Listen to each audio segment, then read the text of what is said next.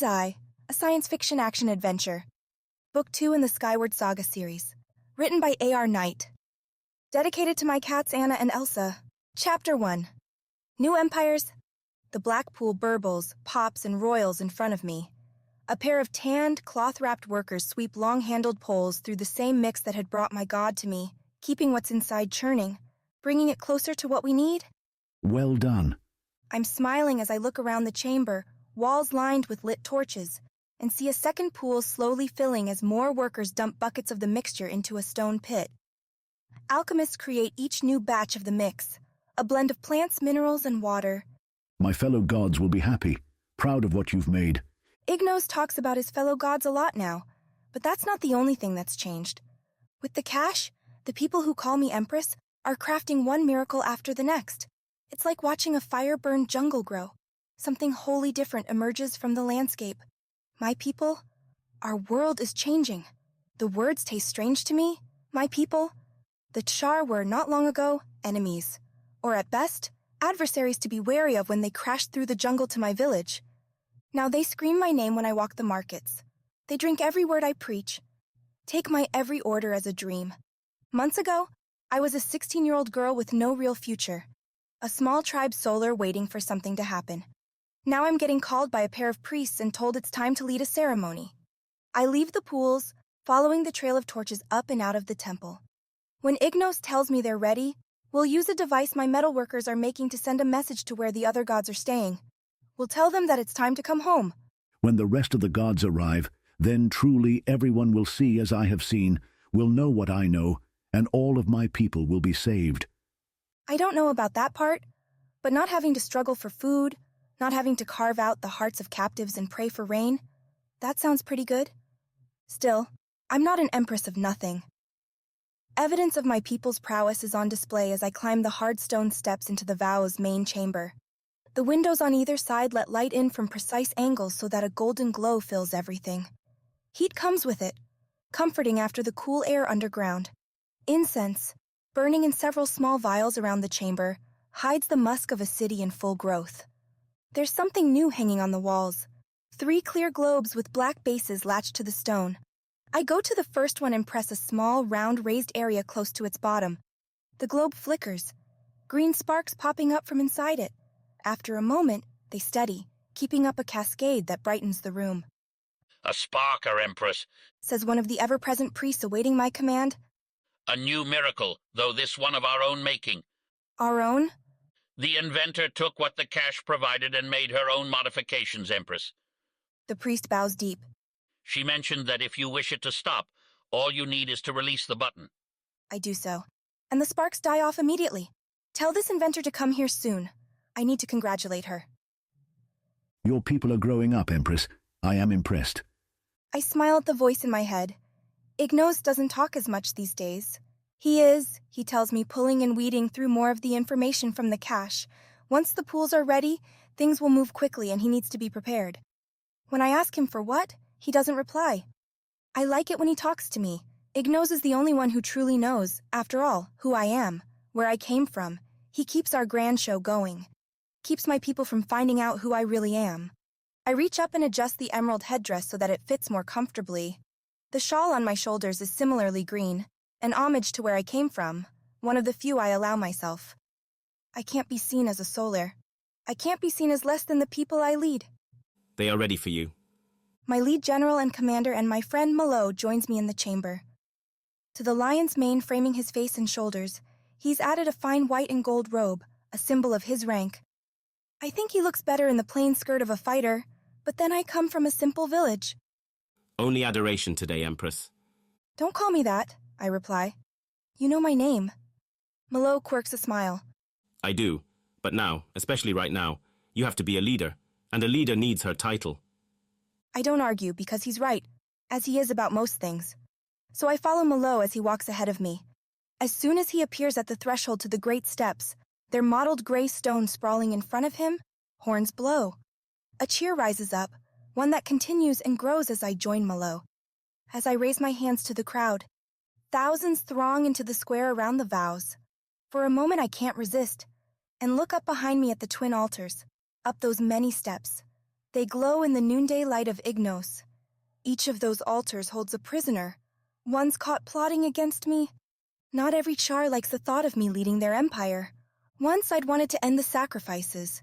I'd never relished holding the black glass knife, making the cuts. Ignos, though, warned me to wait, told me that such ceremonies might be useful. He is right. I walk up the steps, the crowd cheering behind me. Today I'm grateful. I won't be wielding the knife.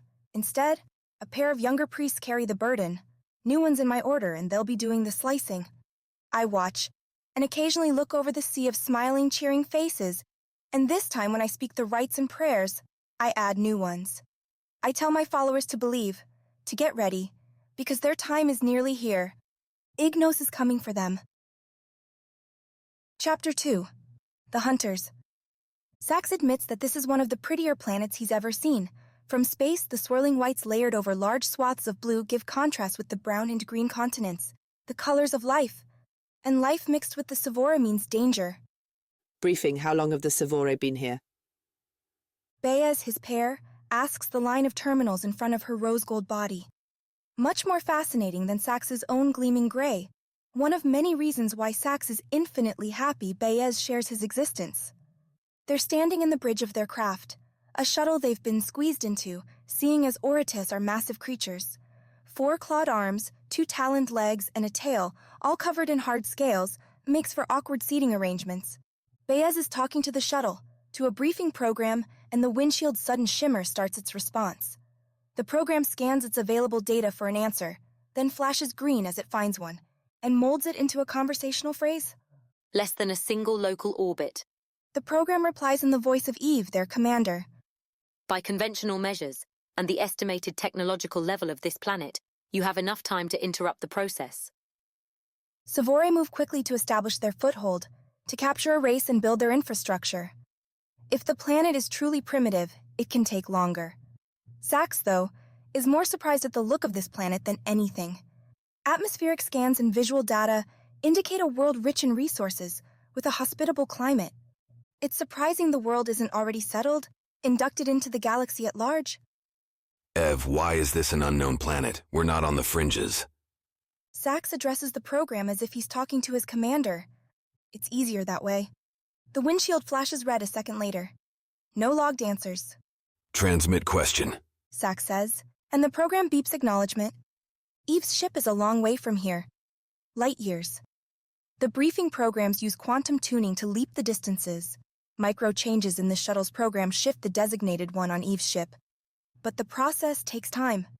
Every letter of Sax's question would be sent one by one, registered by Eve's program, and then Eve's answer when she chose to send it would be received by the shuttle in the same way. It's why memory dumps are more efficient. Simply spew everything about a given mission into the designated briefing program before leaping away and make it easier for the team to look things up. Of course, this is only necessary because the Venturae forces split up. They destroyed the last seed ship, a mobile Sevora breeding ground, and now Sax and Baez have to clean up a Sevora that escaped. Which is why the Oritis have come. One Sevora, left alone, can rebuild the entire race. It's happened before. From orbit, they spend revolutions scanning the planet and find the only real concentration of civilization is in a broad belt just north of its equator, an east-west stretch that covers a range of climates. They pick up structures, movement, and even some signs of energy use. It's strange to see life so concentrated in this one part when there's a whole world to explore. But Sax isn't here to ask questions, isn't here to learn why these people chose to do as they have. He's here to make sure they can continue to make their own choices. And if they can't, he'll save them from that fate too. Chapter 3. Ignos' Bounty. The high, healthy stock signal a great harvest is on the way. I point across a rolling hill, covered in yellow wheat, towards a roving herd of goats farther off in the distance. There are several dozen of them, roaming around a couple of shepherds. If I had a pair of the new telescopic eyeglasses our metalworkers are making, I could likely see the silver collars around the animals' throats, and the shock buzzers in the shepherd's hands. Are they yours too? I ask the man standing next to me, who laughs. There's real joy in that laughter, a big-hearted chuckle that says more about the state of my people than anything else. No, Empress. I tend the crops, and they tend to the goats. In exchange, I give them food and they give me milk. It works for the both of us. It works for the Char. Viera, standing behind me in her emerald leather armor, hand perennially on her pistol hilt, says, Looks like you're having quite the year. The farmer laughs again, dishes Viera a knowing look to say he doesn't begrudge his own success. It's been a wonderful year for everyone. Ignos has favored us, and the alchemist's fertilizer has made our stalks grow tall, hard, and strong. This season will be the best we've ever had. Not one in Demontem will starve. And none of your purses will be empty, I say. The farmer nods but says nothing else. Societies must either be desperate or thriving before they'll invest in something new. Be happy yours is on the latter side of that equation. Have we seen enough for one day?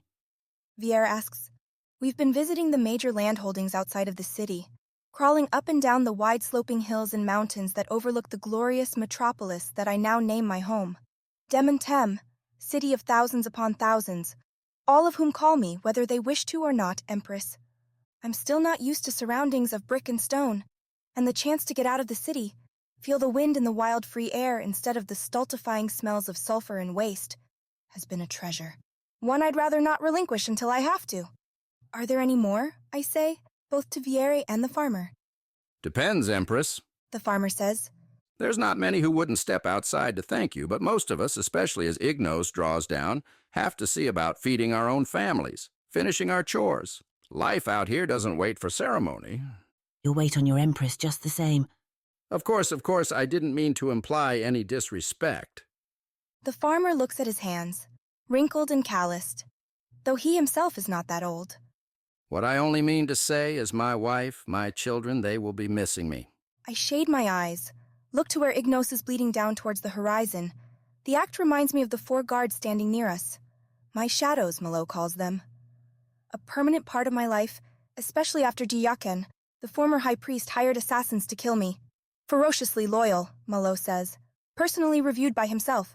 I trust them. I trust Viera too. A Lunare traitor who, nonetheless, has helped me become who I am. As I look at her, what really holds my attention, what draws a frown to my face, is the pistol looped through a leather belt on her waist. We are advancing through ages, faster than you could ever imagine. Guns are a necessary evil. Simple, deadly. They'll keep you alive long enough to get to better ways of waging war. Though with the Lunare driven back, I don't know who we're going to be fighting against. It's clear my people don't either. There's been parties in the streets, celebrations. Trade is booming with the jungle tribes, and new routes are opening to peoples in the west and north. It's a good time to be a Char. It's a good time to be an Empress. Chapter 4. First encounter. They land the shuttle in the dark of night over the crater where the seed crashed. Baez found the site from orbit, a rippling, fresh pit where the devastation from the strike is still visible beneath new growth.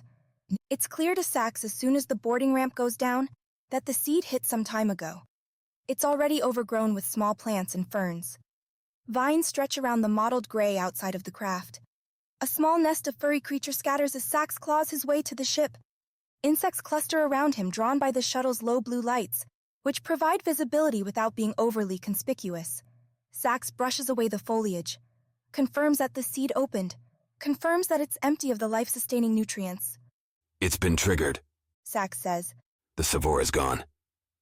Baez, waiting at the top of the pit, doesn't seem surprised. We detected plenty of evidence of life on the way here. Likely someone stumbled upon it. It's been here a while. If the growth is consistent with other worlds, enough time for the Sevora to immerse itself. The subtext, the 2 Oritas have to be ready for resistance. They return to the shuttle, gear up with a pair of miners, heat-blasting rifles apiece, and Sax grabs his black bars, the ones that, if needed, can cut through anything this planet would care to throw at them. The Oritas head into the jungle. There's no trail, and the thick, snarled plants mean it's been some time since anything has made its way to the crash site. So instead, Sax listens. The sounds of the jungle crash over him in waves, the hoots of mysterious creatures, sharp chirping calls of others, the whistling of wind shooting between tree trunks, making branches and leaves clatter their way from canopy to ground. It's a lovely chorus even if it doesn't help Sax determine where to go. But there's something else beneath the sounds, a low, consistent pulse that shakes his legs. Music. Baez hears it too, and they both glance at each other, their eyes acknowledging their shared intuition, then head towards the sound. It's slow going, the growth is thick, and the two Orites commit to staying quiet. It's unclear what kind of resistance they might face. What level of technology? Best to surprise a potential enemy than the other way around. As they close, the music grows louder, and now there's singing to go with it. Words Sax is surprised to find he recognizes. A cheerful song of harvests and thanks, of gifts. Sevora gifts. Baez hisses. Sax agrees. They keep moving and Sax falls into the mystery of the hunt. The strange sweet zone where time dilates and all of his instincts come into focus, where the slightest whisper of wings feels like the loudest thunderclap. Which is when he notices they are being tracked. Sax looks to his left and sees a strange species standing there. Counts 2 arms, 2 legs, and what appears to be a head growing out of a sizable torso. Smaller than Sax himself. Though going by the steady eyes staring back at him, this species is not afraid of the Oritus. The creature holds a short spear, and it angles the weapon towards Sax, shoves the spear, point first, toward the Oritus. Not close enough to hurt, and Sax recognizes the warning. Step closer, the creature is saying, and that point will make its way into Sax's chest. Sax's mask would likely turn the spear, and Sax would doubtless be able to tear the creature apart. But if Sax can see one, there might be others. Starting an uncertain fight in the dark, risking their lives and health, would be a poor plan. Though he wouldn't mind if the creature did it first. What are you? The creature says. Sax is momentarily stunned to hear the galactic common tongue spoken on this strange world. It signals Sevora, and Sax tenses. Stop. Baez says as she senses Sax's plan. No Sevora would ask what we were. It would know. It would react. She's right. Sax straightens, and notices the creature has fallen into its own battle stance. One hand up to its lips, forming a circular gesture, and the other holding the spear, point towards Sax, low and ready to stab. We are visitors. Baez hisses. Newcomers to your land. Who are you? We are the Solar. This is our jungle, our village. Why have you come? Neither Sax nor the warrior relax. Both ready to jump at each other's throats. Baez, though, lets her tail touch Sax's his own. Calm down, the gesture says. Don't make enemies we don't need. We are called Orites. Baez answers. We come from far away, beyond the sky. We are searching for another who came from the stars, who promises wonders. Baez's answer works. The creature steps forward, but as it does so, it raises the short spear's point up. I'm sorry, but you are too late. Who you were looking for left long ago. Sax straightens up as well. The one we're looking for? The creature seems to remember something. Its face flicks towards the village, towards the music and sound. I'll take you. There are others here who would be better at explaining than I. We would be grateful. They follow the creature through the last bit of jungle. Along the way, they ask and the creature tells them what they are. Humans. Their tribe and people named Solaire. Men and women, daughters and sons. The man speaks so freely and Sax doesn't understand why until their escort calls them gods. Sax does nothing to dispel the thought. They head into a wide clearing from which rise a number of crude stone buildings and one strange tall mass of wood, moss, and rock. In front of it appears the rest of the tribe, the whole group of them dancing and chanting around pleasing pits of fire. Roasting meats, fruits, and burning incense fill the 6 breathing vents stitching Sax's chest with smells. At least for a moment, because all of it stops as soon as Sax and Baez come into the firelight, as soon as everyone stares at them. In the quiet, there in a clearing, Sax picks up rustling from around them. He looks, and at the borders of the village stand other humans, holding bows with arrows aimed at the 2 Orites. They've walked into a trap. Chapter 5. The warning. I put too many peppers on the fish again. The white meat is littered with the green circles, but I can't take them off. Not with Viere watching, her face already breaking out into a grin. So I take the whole thing, the fish, the maize, the peppers, and the bits of cabbage, and shove it into my mouth. With none of the dignity and refined class that an empress ought to have. But we're alone. Our only company, a pair of flickering braziers. It's the same chamber I used to share with Jaqen. In the Vows, the grand temple in the middle of de Montem. I haven't made the move to the Emperor's palace yet, and I don't know if I ever will. There's nothing about that place that I like, and all it brings with it are bad memories. Ghosts. Not that I knew the Emperor well, but there's something about going into a dead man's house that feels strange. Uncomfortable. The heat builds in my mouth. I meet Viere's mocking stare and suffer through it. The tingling burn coats my cheeks and goes down my throat as I swallow. Why do you do this to yourself? I ignore Ignos. This is a moment for concentration. Some battles are won with weapons, some by smarts and sneakiness, but this will be won by fortitude. You want some of the goat milk? Viere taunts. I shake my head. The fire increases to an inferno writhing around my tongue. I don't say a word. You sure? I think I see a tear in your eye. She's not wrong. I feel the moisture on the edges. I blink once, keep my stare, my smile locked. Finally, the spice begins to die.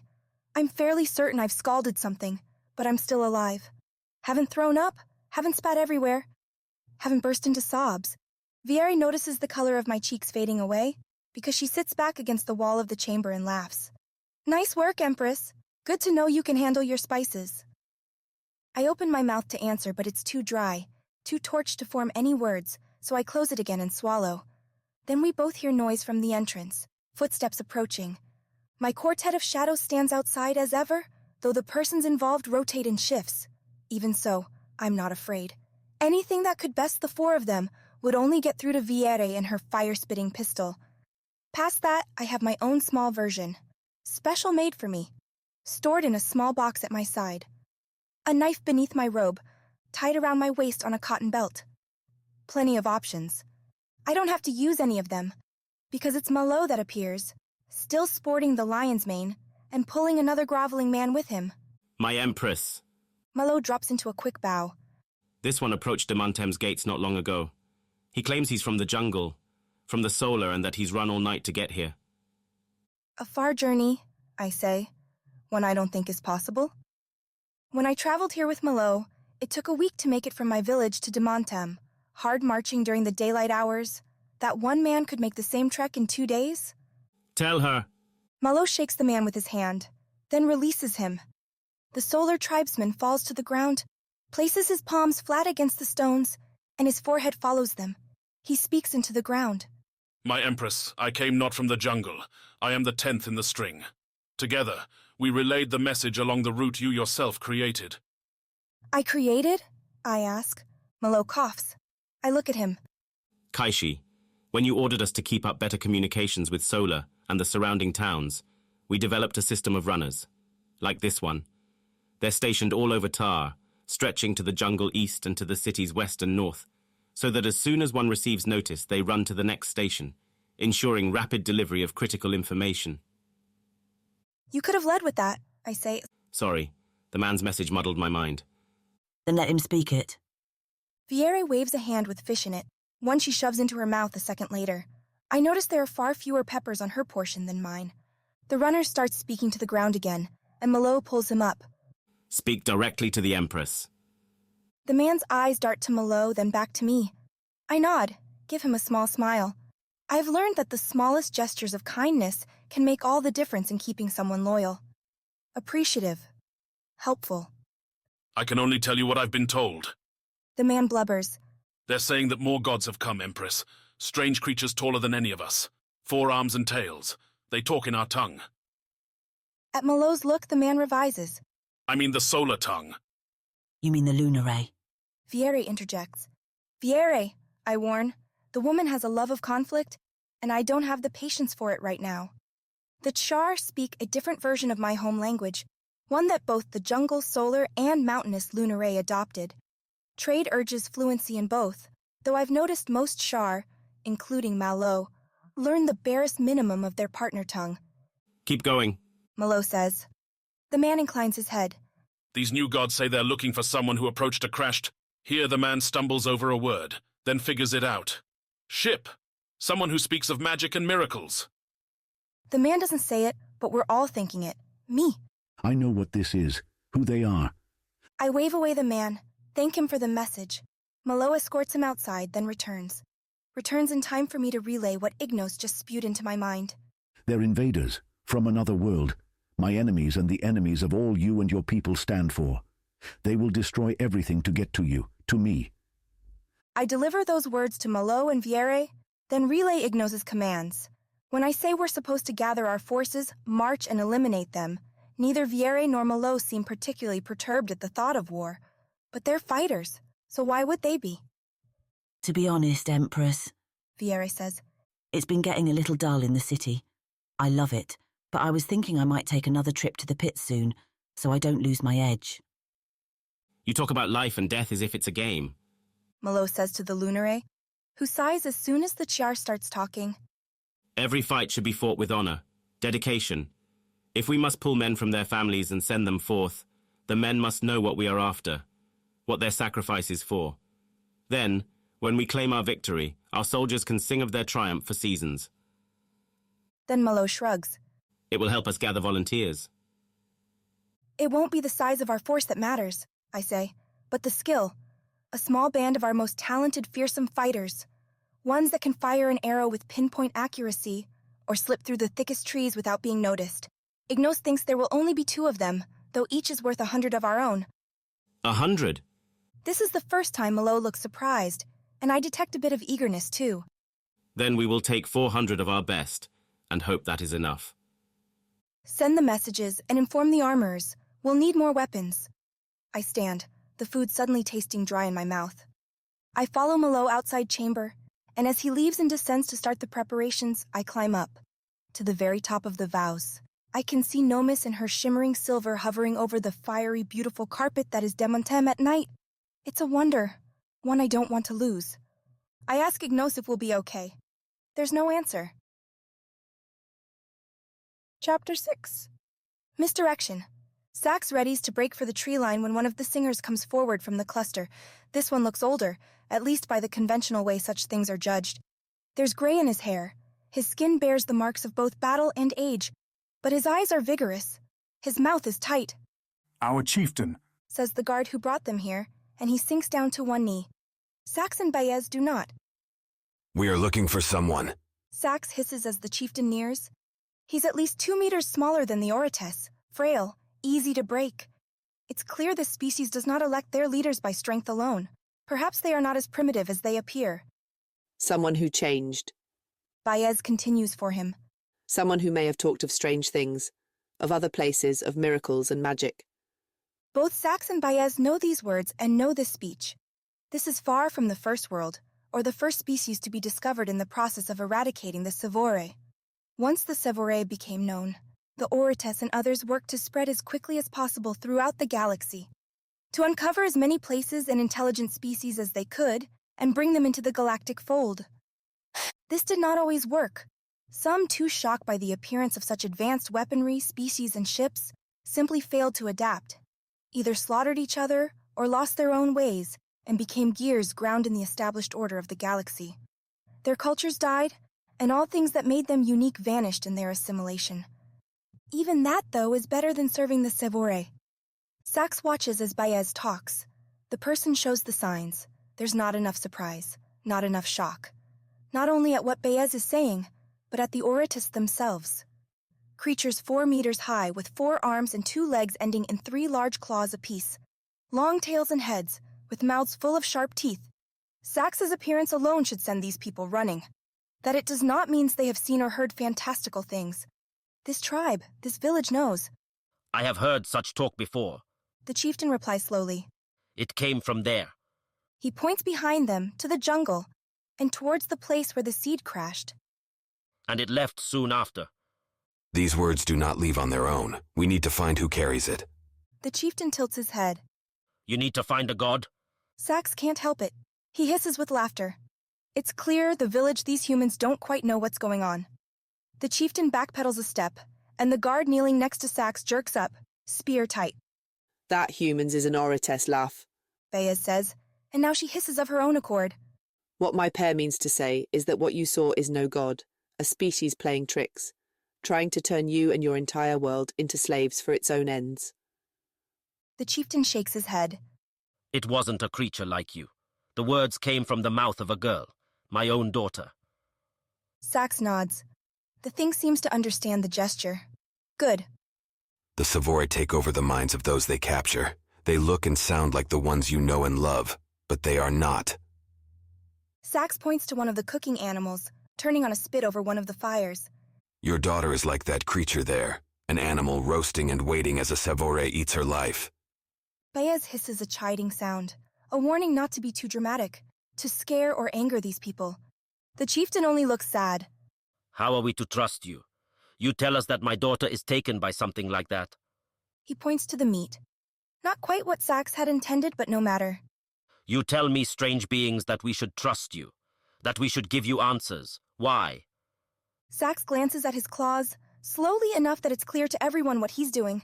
Because this creature must be destroyed. Because it is a threat, not only to you and your world, but to all the others. Once again, the words fail to faze the chieftain. Your daughter, Baez says. She's better with these sorts of connections. You say she spoke of a god?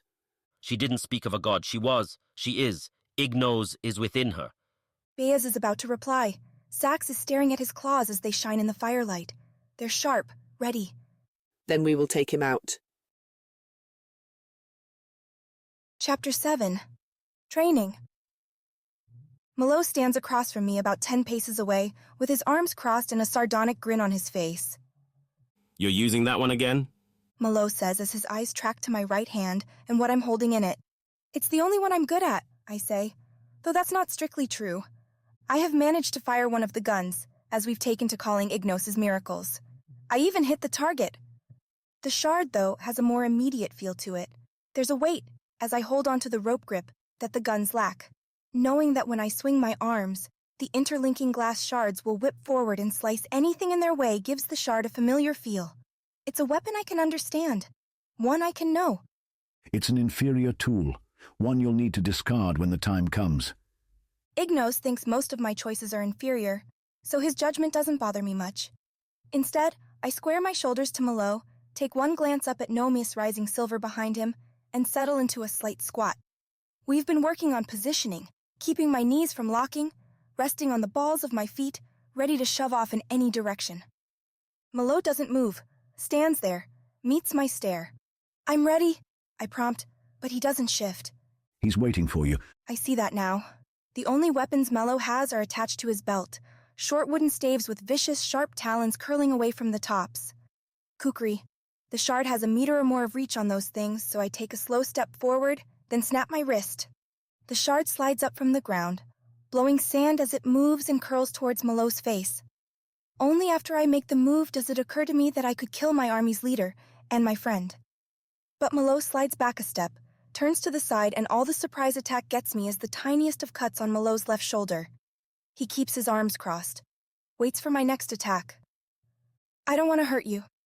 I let the shard settle back into the sand, then pull it back towards me. That is my problem, not yours. Malo replies. What did you do wrong there? I almost had you.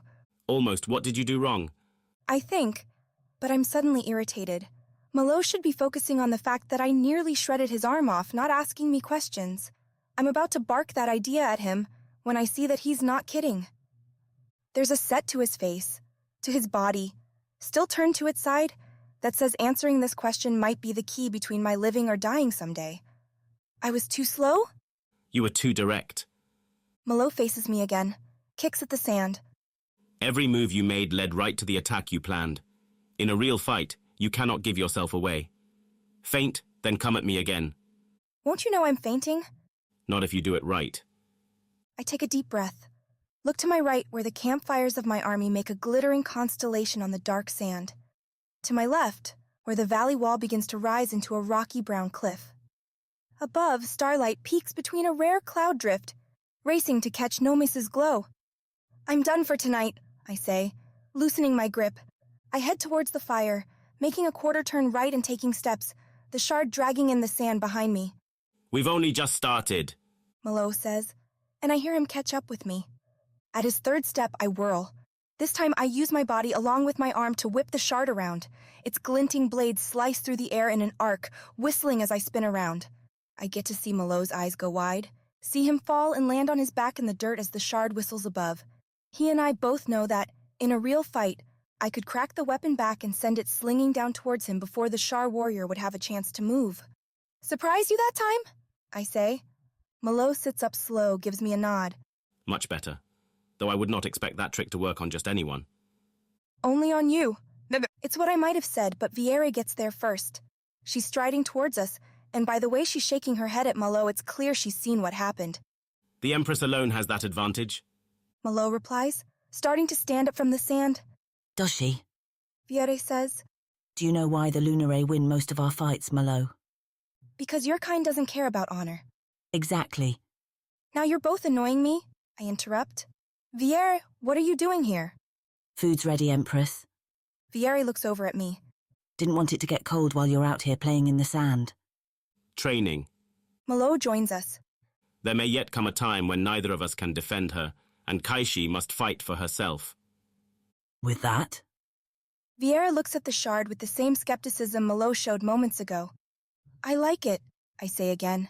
It's effective. You want effective, try these. Viera pats her pistols. Instant gratification. No need to get up close, especially when your enemy has breath like this guy here. Malo sighs, then looks to me. Tomorrow, Empress, I'd like to revisit this. Viera has a point. You must be able to feint away an adversary, not only your teacher. He brushes by us before Viera can come up with another insult. Why are you so hard on him? I say to Viera as we watch the warrior go. Hard on him. Malo doesn't care what I say. I think you're wrong. I put my hand on Viera's shoulder to forestall her opening mouth.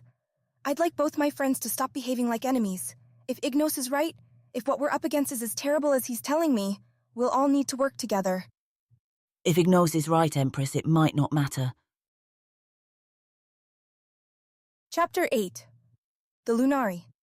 Dawn finds both Sax and Baez tired.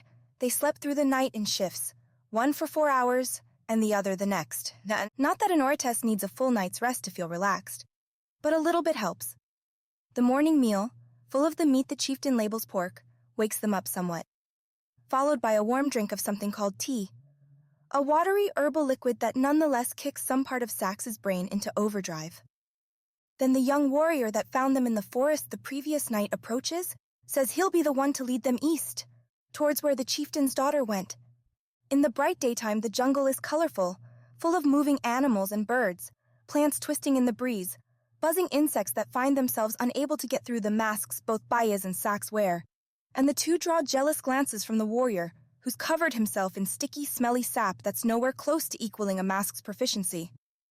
They step across ferns and vines, and trails barely visible until they are already upon them. At one point, they hop over a series of stones to cross the shallow river.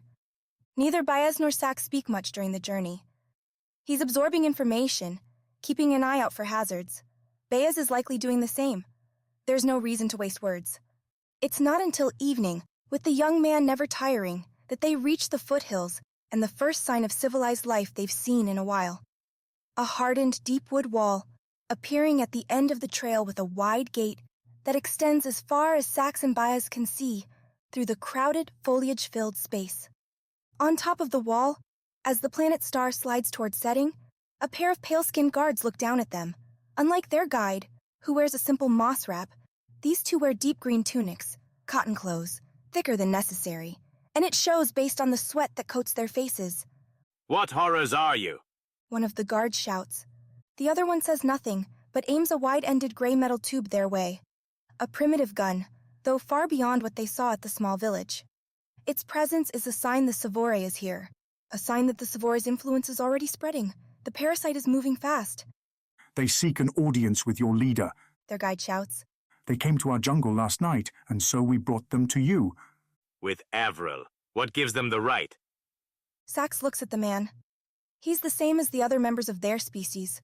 Soft, simple, and, Sax has no doubt, easily intimidated. He punches his legs and leaps, high up to the very top of the gate where he digs his claws into the wood and clambers over. Now he towers over the one who'd asked the question. Staring down at him, Sax opens his mouth ever so slightly, just enough to give a sure glimpse of all the teeth inside. Sax senses the other guard aiming his gun and cocking its hammer, and Sax whips his tail, knocks the weapon from the man's hand and sends it flying. We seek an audience with your leader because we want one. Sax hisses. This Avril will meet us or they will die, along with all of you. The man's look slides from Sax's face to his left. Sax follows. On the other side of the wall is a sprawling tent town. Simple fortifications. Small buildings made of wood and cloth. Not a long-term settlement. A military camp. There are plenty of soldiers staring up at them. Some are fishing for their own guns, but Sax isn't worried. Even if the bullets could pierce the mask, which Sax doesn't think they can, a few quick shots of his own miner would doubtless render them petrified. I can tell her. The guard stammers. I can send the communication.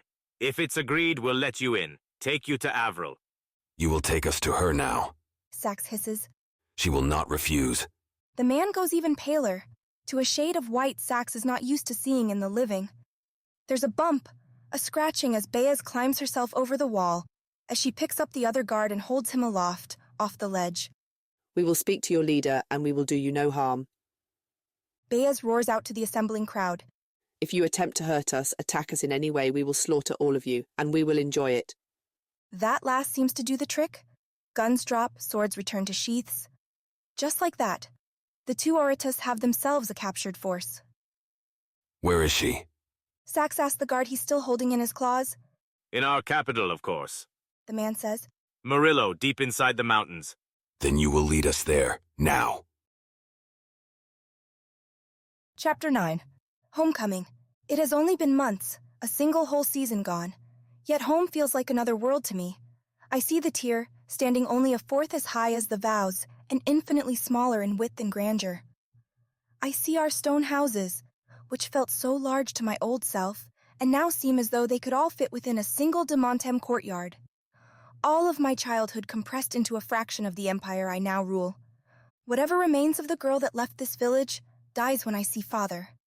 When I last left him, he had looked down on me from the tier, watched, along with the rest of my village, as I had gathered up my meager pack, my moss wrap, and marched away with the Char soldiers, Malo included, from my home. Now he sees me at the head of great force, sees me dressed in fine robes, with emeralds hanging from my ears and neck, wearing more on my body than the worth of his entire village. Father doesn't see his daughter anymore. That much is clear. You have grown beyond him. I wince at Ignos's words. There's a difference between knowing something and having it told to you. Father and mother beside him lead a small band of our village's hunters. Faces I recognize. People who once asked me to do errands, who ran with me through the trees during games. Now they stare at me with guarded faces, hidden souls. They walk towards me as I stand on the edge of the clearing, with Malo and Viere by my side, and several hundred Char warriors at my back. Common solar respect dictates a visitor should not enter a village without the permission of its elders, and despite the ability of my army to raise my home a dozen times over, I hold true to that custom. Kaishi. Father says as he comes up to me. I see a flash of recognition as he notices Viera at my side. The Lunare had been trading in our village prior to Malo's arrival, but I cut off any further words. I step forward, wrap my arms around Father and pull him in tight. Release and do the same for Mother, who, I notice, enters into the embrace more willingly. She is only hugging her daughter, whereas Father hugs the leader of a rival empire. When I stand back, though, I notice both of them can't resist small smiles. Their simmering happiness warms my heart more than anything. They were here. Father continues, guessing at why I've come. Who were they? What were they is the better question. Father replies, and I hear a cascade of murmurs make their way through the village hunters behind him. Murmurs that only grow louder as Father describes a pair of monsters, taller than any man and with 4 arms, a tail, and claws as long as Malo's kukri blade. But they are no longer here. Malo states as Father concludes his description. We sent them away, to the east. Father can't resist looking at Viere. You sent them to my people. Viere says. Of course. Why not, when confronted with devastation, pass it on to somebody else? Better our enemies than ourselves. Then we will follow them, I say, trying to keep Viere in check. Either we'll catch them before they reach the mountains, or we'll help the Lunare fight them off. It might even be a chance for our 2 empires to come together. Perhaps with both of your armies working together, you might win. 2 empires? Father asks. The Char, the Solar, and the Lunare. 3 peoples with the Solar stuck between more powerful neighbors. No one, Father included, could believe the Solar would survive should either the Char or Lunare let the other have the jungle. Mutual fear keeps my old village alive. Ignos has been telling me the time for that is at an end. I have his guidance, and I should bring the solar and their resources into my widening grip. It will be better, Father, I say slowly, measuring his reaction to every word. With Dashar resources and the miracles Ignos provides, the solar will be happier, healthier. There will be no more fear.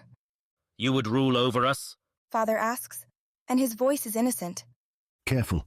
I don't need Ignos to warn me. This man is my father. I've had 1,000 arguments with him, watched as he dismantled the verbal parries of 100 traders and visitors from other villages. Getting into a war of words with him is a choice I do not want to make, so I stop the fight before it can start. I am ruling over you, I say, as your daughter and your Empress. When we turn back the Lunare, the tribes with them pledged their loyalty to me, as have the Char people. As we have not. Father stands straighter, as you will do now. I push hard iron into my voice. The jungle goes still for a long moment. You know we cannot resist you, Kaishi. Father says finally, waving his arm back at the village behind him. We are small, simple. All we have is our independence, the right to determine for ourselves what is right. Which has brought them nowhere. You will make them better. You will make the world better, with my help. When the Lunare come again, what will happen? I say. Whose daughter will you give up next time to send them away? I can see those words hurt. My parents do not meet my eyes. Even Malo, the hardened warrior who took me from this place, glides a concerned glance my way. I don't back down. Don't look away. There is no other choice, Father, I continue. You will join, as will all the other Solar. Together we will make a better world. He's not giving in. I see him put a hand on Mother's shoulder, and I know what's coming next. I came here to help Father, not kill him. So I speak first. You told me when I left not to resist. Told me that everyone here would suffer if I did. I speak softly, so that those behind Father have to strain to hear. I'm telling you the same thing now. Join me. Help me find the monsters who came here and save your village. Save our people. My words douse the fire in his eyes, and once his spark is out, Father nods. For the first time in months, his hands clasp mine, but I feel no love in their grip, only sadness. They will understand, Kaishi, when you deliver them from their harsh existence. They will love you for it. I hope, but I don't believe. Chapter 10. Into Darkness. 10 humans guide them through the caves, 5 in front and 5 behind, a ratio Sax is comfortable with, as the narrow caverns mean his tail alone could knock all trailing him to the ground, while his claws deal with those ahead. Baez being beside him only means any attempt at resistance would be so futile, so useless as to be unimaginable, which the stance of their guards, their low shoulders, and huffing, nervous breath conveys. Their fear fills the air, mingling with the cool, rusted scent of mineral water coming from the stream sharing their path. The trickle coats the stones on their right, occasionally pooling and then rushing onward again, further and further down. The state of this world and the creatures on it leads Sax to expect darkness, and he's ready to switch his mask to an infrared spectrum as they descend past the point of daylight, until he notices glows of a blue and purple cast coming ahead of them. The guards make no mention of this, but keep trudging forward. Sax refuses to ask questions, and his patience is answered seconds later when the source comes into view. Mushrooms and moss, glowing on the rocks in patches. The stalks shimmer blue as they rise from the ground, from cracks in the stone or from the patches of dirt mingling in the crannies. The moss clings to the ceiling, a phosphorescent pink, its shine bright enough to give some idea of where they're going, if still too dim to lay out the path as clear as day. Cultivated? Sax says to the guard leading them, the one he took hold of on the wall, as they pad along. Throughout Lunare, yes. The guard replies, a bit of pride making itself known. They're the only way we get light down here, short of torches. You'd be surprised how many sticks you've got to burn to keep an empire lit. So you plant these things along your routes? Living beneath the rock doesn't come naturally. As if to illustrate the point, the guard steps carefully around what looks like rubble from a fallen boulder.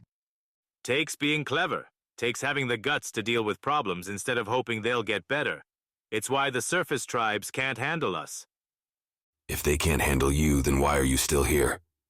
Baez touches his tail again, but Sax ignores his pair this time.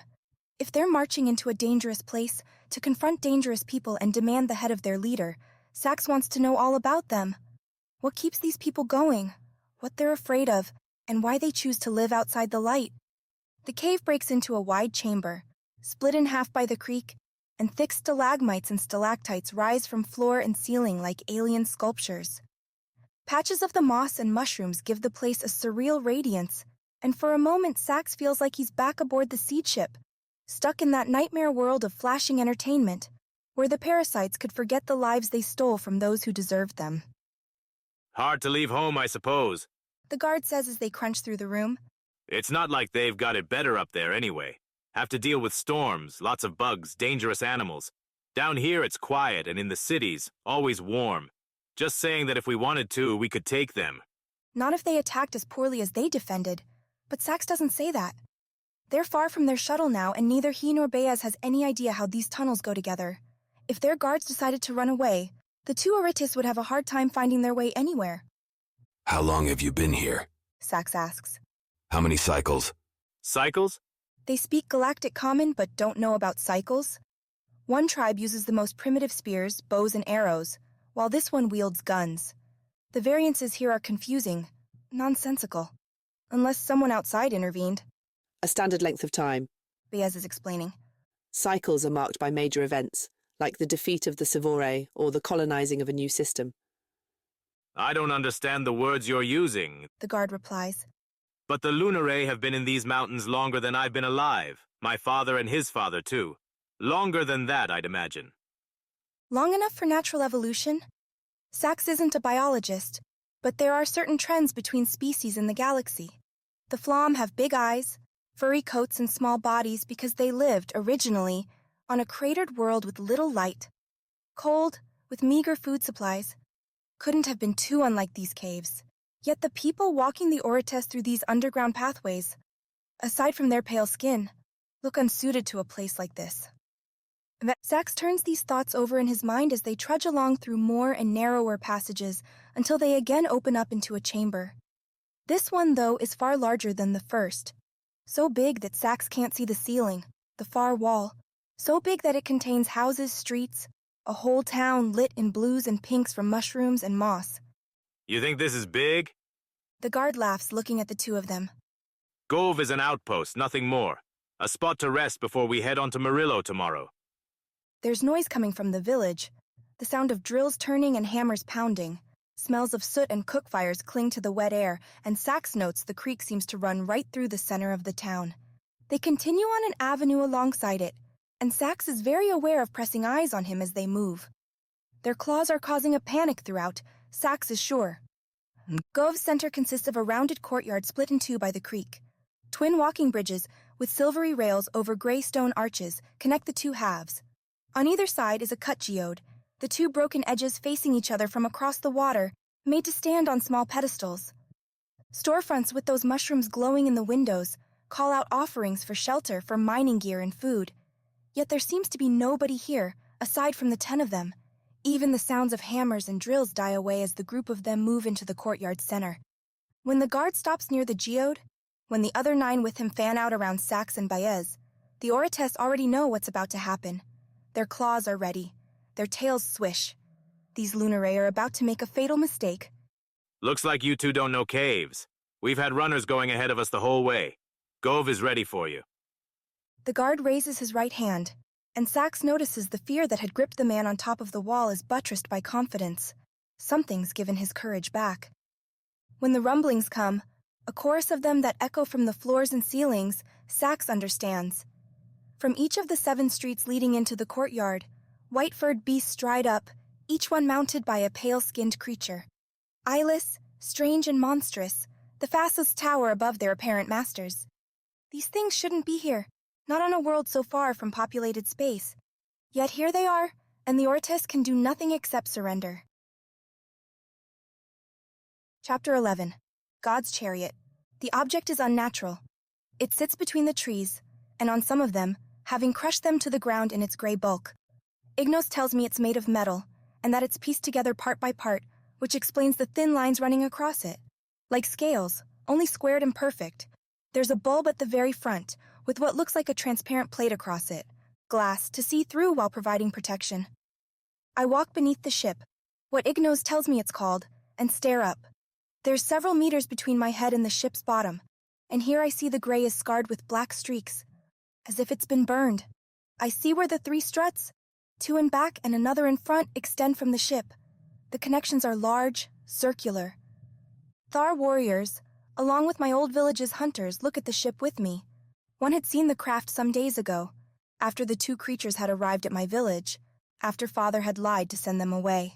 Now I'm here with Viere, Malo, and some of my force to try and learn what we can about the new gods that have decided to visit our world. Gods. It's not the name Ignos wants for them, but it's what the tribesmen say. What else, after all, could be so different? Could arrive in a craft so vastly unlike anything that we have? I care about you. They do not. I will give you miracles. They will take your lives. Good and evil don't determine what makes a god. I put my hand against the front strut, feel the metal and how hot it's getting in Ignos's light. The ship ruined the canopy here, and the light is so bright my left hand is ever present above my eyes, shading them. Doing that, I can see that the jungle isn't wasting any time in claiming the ship as its own. Nests are forming in creases, bundles of leaves and branches. Ferns and vines are making tentative forays up the struts from the ground, wrapping around the ship's feet. It's been here for some time already. Well, more than a week. Kaishi, Malo says, joining me beneath the front bulb. Can Ignos tell us what's inside? Or how to get there? I can't. This is not a door I can open for you. At my shaking head, Malo sighs. All this adds, then, is questions. It answers one, I say, and Malo waits for me to continue. Why they came here. Look. I point to the remnants of the crashed seed, the hole where I found Ignos so long ago. They didn't choose this place randomly.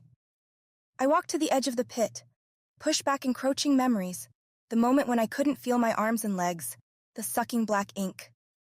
They wanted this seed. They want Ignos. We knew they wanted you. Malo isn't impressed, apparently. But not me. I look down at myself. At least I don't think they want Kaishi. What they want is Ignos, the god inside of me. Malo tilts his head. Ignos is inside of you, physically. I don't know, I say. When I met Ignos, I found one like this, but much smaller. Ignos says it was his, so he must have come inside of it, right? I did. Why would a god need to travel inside such a small ship? Malo asks, then turns back to the larger, newer one. If these gods come in something so much larger, then perhaps we really are in trouble. Father said there were 2 of them. Do you think we could lose to so few? Malo shakes his head. A season ago, I would have said no. Now, with what we've seen, with what we've unleashed, I don't know, Kaishi. I don't know if we have any place with warring gods. I nod. Ignos had implied much the same, which makes what I say next easier. Malo, if they've come here for me, for Ignos, and we can't stop them?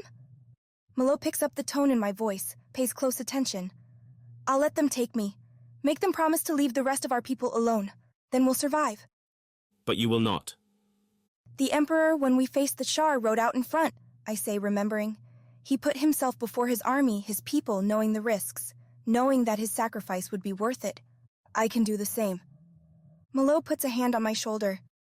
Then, my Empress, we must not fail. We will drive these gods from our lands and make them understand that we are not their prey.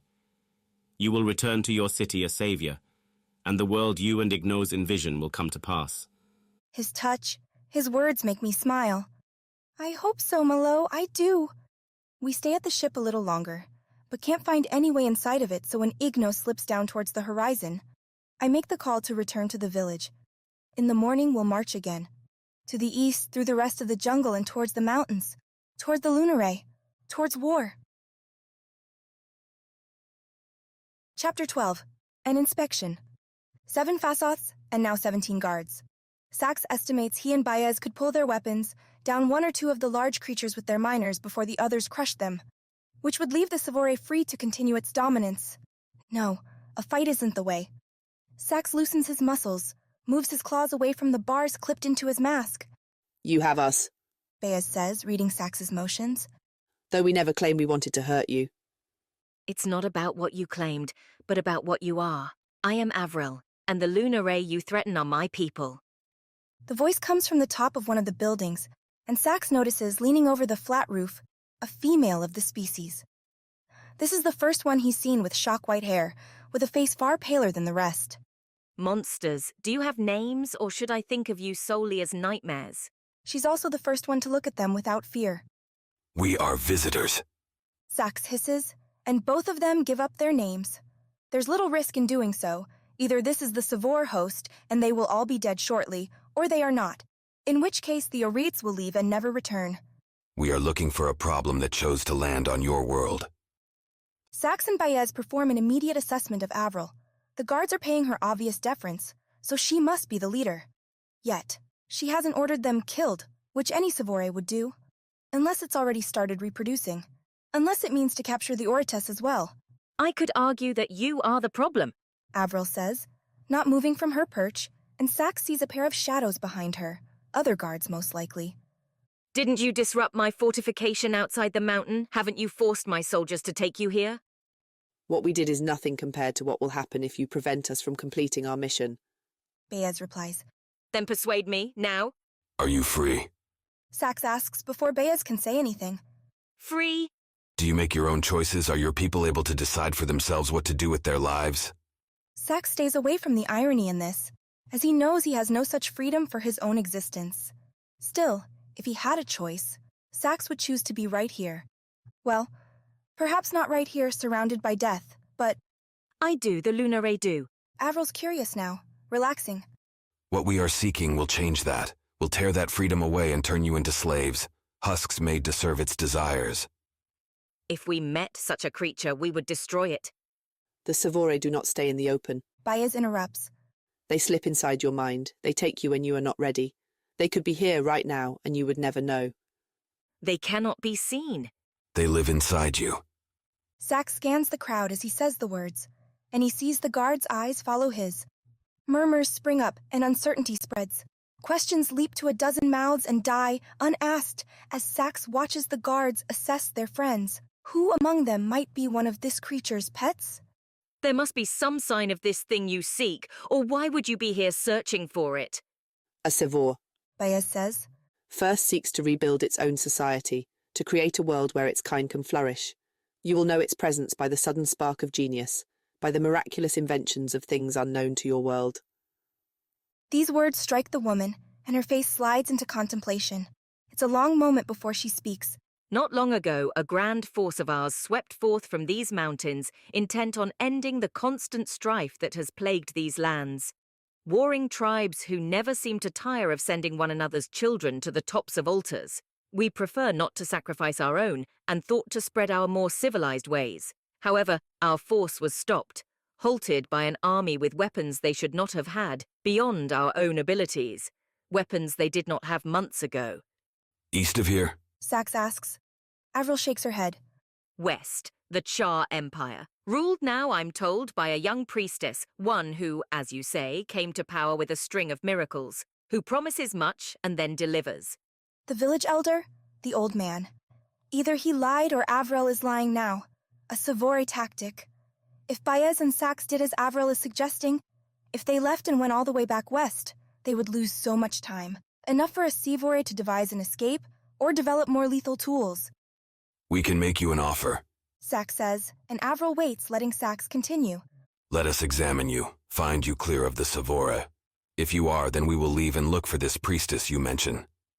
And if I am not? Then you will not feel anything. Your death will be swift, painless. Yours would not be, Avril says. Kill me here and so many will descend upon you. My people will grind you into nothing. Then let's hope it doesn't come to that. Avril takes the words without emotion, but vanishes from the rooftop. Moments later, she pushes open the front door of one of the nearby shops, strides towards Sax, who looks down at her with toothy determination. What is your test? Stand still. He reaches behind him and grasps a thin silver bar attached to the back of his mask, takes it forward and holds it next to Avril's head. The guards around them tense, and the facades lean forward against their saddles, ready to charge at the slightest command. With his right foreclaw, Sax turns the silver bar so that it's level with Avril's left ear. She's staring at him now, close, and he can see that her eyes are a kind of pinkish red, a fascinating color. Sax moves the silver bar so that it touches the woman's ear, And then he presses in on a slight indent a third of the way up the device. It hums, a frequency too high for them to hear, but Sax feels the vibrations. A Sevora would feel them all down its many nerves, shaking and dislodging the creature, spurring it to escape the twinging agony. Nothing happens, and Avril continues to stare at Sax until he pulls the bar away. Tell me more about this force to the west. Sax hisses, and the corners of Avril's mouth curl up into a smile. Chapter 13. Two forces. Several more marching days pass before the Lunare outpost's wooden walls fade in through the morning jungle fog. A barrier my force can easily pass by burning it down. I hope we don't have to. A pair of Lunare standing atop the gate with their guns held ready stare out at Viere, Malo, and I as we approach. There's a chance they'll just shoot us. So a trio of Tishar warriors holding thick, long, and wide shields march in front.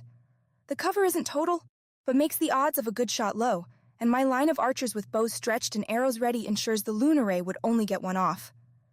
"We're here to talk," I shout, as the two guards say nothing at my approach. "A lot of people just for talking," the right guard replies. "It's a dangerous subject," I say. "Where is the leader of this outpost?" "Busy." "You know who you're talking to?" Viere interrupts. "This is the Empress of the Char. You'll treat her with respect, or I'll shoot you where you stand." I'm at once annoyed and flattered by Viere's response. It's nice to know she cares, though I don't want to fight here if I can help it. I didn't bring the thousands upon thousands of warriors I'd need to assault the Lunare. It's a surgical force, with a single objective. "I know perfectly well who I'm speaking to," the guard says. "And I'm not a part of the Char Empire, so I'll talk to her as I damn well please." "Viere," I say quietly, firmly, "leave this to me." I'm a little surprised when, with a slight bow of her head, my friend acquiesces and keeps her mouth shut. I take a breath, look back to the guard who's now wearing a stupid grin, like he's won a fight. "Two things may have come this way," I begin. "They would have looked strange to you, unlike anything you've ever seen. They were searching for me. They've been here." The guards are giving it away with their glances. Even I catch the quick flash between the guards, a moment of blinked congress to decide how to respond. That they aren't clueless or confused tells me all I need to know. "We've seen what you're talking about. 2 of them. Mean-looking monsters." The guard points over his shoulder, towards the mountain rising up behind the outpost. "We're leading them into Lunare right now. They wanted to chat with our own leader, Avril." "A chat?" I ask. "Don't know if it's going to be more than that," the guard says. "Point being, they're on the other side of these walls, which is a place you won't be seeing anytime soon. I'd take your army and go home if I was you." I have 2 options. I can order an assault, attack the wall, and maybe win. I'd lose men, but we prepared for this last night. Or I can back off. Wait to see what happens. "They are here for you, for me. Whatever they find in that mountain won't be what they're looking for. We do know, though, that they'll come back once they know you're here. We can use that. Prepare." "Can you carry a message for me? From the Char Empress?" I say to the guard, who shrugs. "To Avril or to those creatures if they can be found. Let them know that I'm here waiting for them." "You want to stick your army in the muddy jungle? Be our guest," the guard says. "I'll send your word along, and when those things tear you apart, we'll come right behind. Take what ought to be ours anyway." I'm tempted to raise my hand. Let the arrows fly. But an empress can't give in to temptation. She has to think about her people first. That's what Father did. And that's what I do now when I order our band back. The 3 warriors holding the shields raise them up, casting shade over my back. "You mean to have us wait?" Malo says as soon as we're under the cover of the trees. "Sit here while the Lunare plan an ambush, or a full-scale assault?" "We can't march back, Malo," I reply. "Have our warriors set up camp, start cooking fires, and rig defenses." "So you do expect to fight here?" Viere says, and she doesn't look too disappointed by the idea. "Ignos thinks these creatures will pursue us regardless. So yes, once they realize the Lunare don't have what they're looking for, I think they'll come for me." "Which is why we should return to Demontem," Malo argues. "There we have strong walls and thousands who will fight for you. Coming this far was a mistake." "Thousands who will die for me, Malo." I lean against a tree, its cool bark something I felt too little of in my months with the Char. I can't take the chance these things would destroy Demontem to get to me. "I think she's made her choice, Lion Man." Viere moves next to me and matches my stare towards Malo, who flicks his eyes at Viere. Kaishi, you asked me to lead your guards, your armies. Malo's talking evenly now. The tone that says he wants my close attention.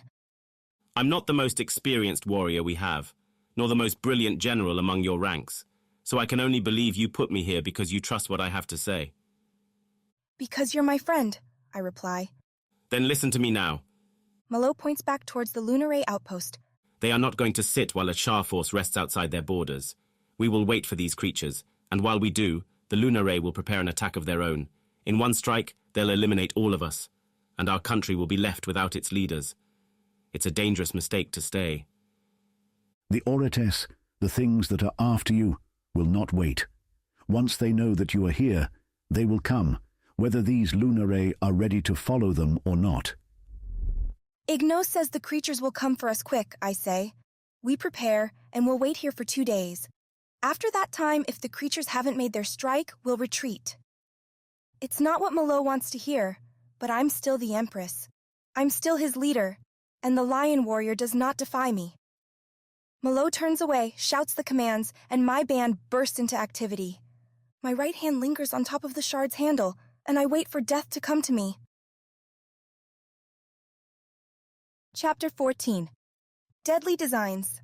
Daylight is far brighter after a long time spent underground. It only takes a moment for the mask to adjust the filters for Sax, shading his vision and allowing him to see down the front of the mountainside clearly, where the arrayed Lunare forces wait behind their wooden wall. Several Fasoths stand amongst the guards, hitched with thick ropes to towers that sit on large rolling wheels. Lunare soldiers clamber around on them, taking up positions, as if they expect an attack will come at any moment. The enemy is waiting right beyond our walls, Avril explains as she notices Sax and Baez watching. The Lunare leader journeyed back with them, and she's peppered them with questions every moment of the way. At first, Sax splintered in some of his own, interjections about Lunare culture and methods, how they grew and developed under the mountains. Avril's answers, though, proved unsatisfying, vague and full of unknowns, though Sax figures that her wandering explanations are as much because Avril lacks the knowledge as any desire to mislead the Orites.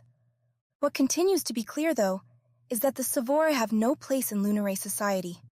None of the methods, the systems employed by these cave-dwelling people, match what Sax sees in the parasites. They're clean, even if the presence of things like the Fasoths strikes Sax as strange.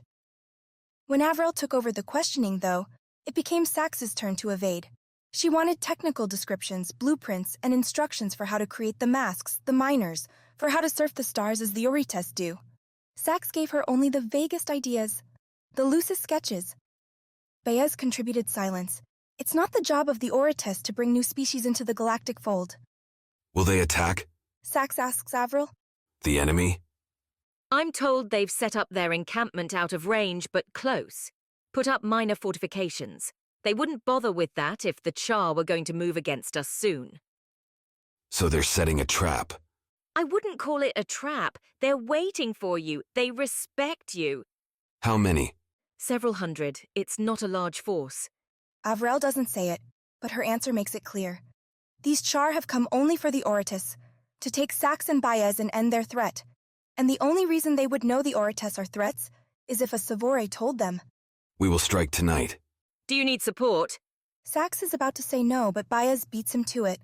We do not need anything, but if you are prepared to offer it, distraction would make it easier. I think we can provide some. Avril points at the mobile towers. They have cannons, loud, large, and perfect at getting attention. They're almost down the mountain path now, stomping along the gravel rock. Ignos drifts in its afternoon descent, and clouds are chasing after it, promising rain. Better cover for their assault. Avril. Sax tries the name, but the hissing mangles it. Why are you helping us? Because without their Empress, the Char will fall. Sax pauses, surprised at the lack of deception. No attempt to disguise her naked ambitions. Then again, Sax doesn't care what happens on this planet or to this species. What's important is that the Sevora do not gain control. Does that worry you? Avril asks, seeing Sax's hesitation. My mission has nothing to do with your power struggles. Sax says. So long as we find the Sevora, nothing else matters. Rain and darkness both fall soon after, with the clashing bangs of thunder and lancing bolts of lightning joining in. Sax and Baez assemble at the head of the Lunare force, with Avril watching from atop the wooden wall. It's a quick check to make sure both of them, freshly fed on fungal soups and jungle creature meat, are ready. Masks tuned to low-light vision, miners charged and operational, stim vials at hand if necessary. Sax lifts his right foreclaw towards Avril, who lifts her right hand in response. Then the two Orates leap, first up to Avril's level. As they crouch ready to scramble over, Sax hears Avril say, "Good luck, gods. I hope you find what you came for, and I hope I never see you again." Agreed. Sax hisses back, and then they're over the wall. Both Sax and Baez catch the ground in a squat, then burst to the left, out of the main pathway and into the trees. They don't go far before scaling a pair of thick-trunked leafy ones. Climb all the way to the top, where the two of them poke out above the canopy, where the wind and rain pelt their masks. From here they can see, even in this storm, the spotted orange glows of fires. At ground level, beneath the canopy, enough of the pouring water is blocked to allow such things.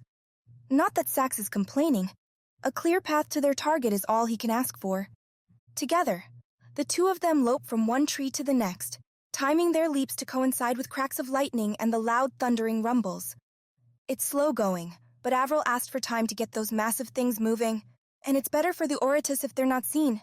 But these humans are not fools, or the Sevora have instructed them well, as before long Sax leaps onto another tree and nearly winds up landing on one of them. The warrior is covered with bark and grime, though the rain washes it off in streaks.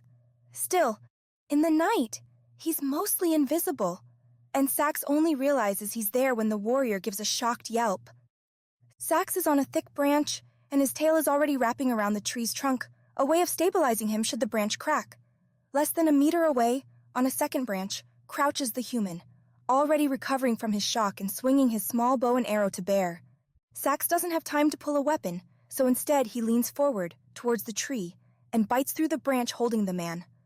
Ortez's teeth can cut metal, and the wood shreds like fluff in the face of those razors. The man vanishes, crashing all the way down to the jungle floor. He might live, but when Sax watches for motion, blocks out the rain and focuses the mask on the body, there's no sound. They have scouts in the trees, Sax says, the mask linking him with Baez and sending the words to her. Did you see one? I did. He fell.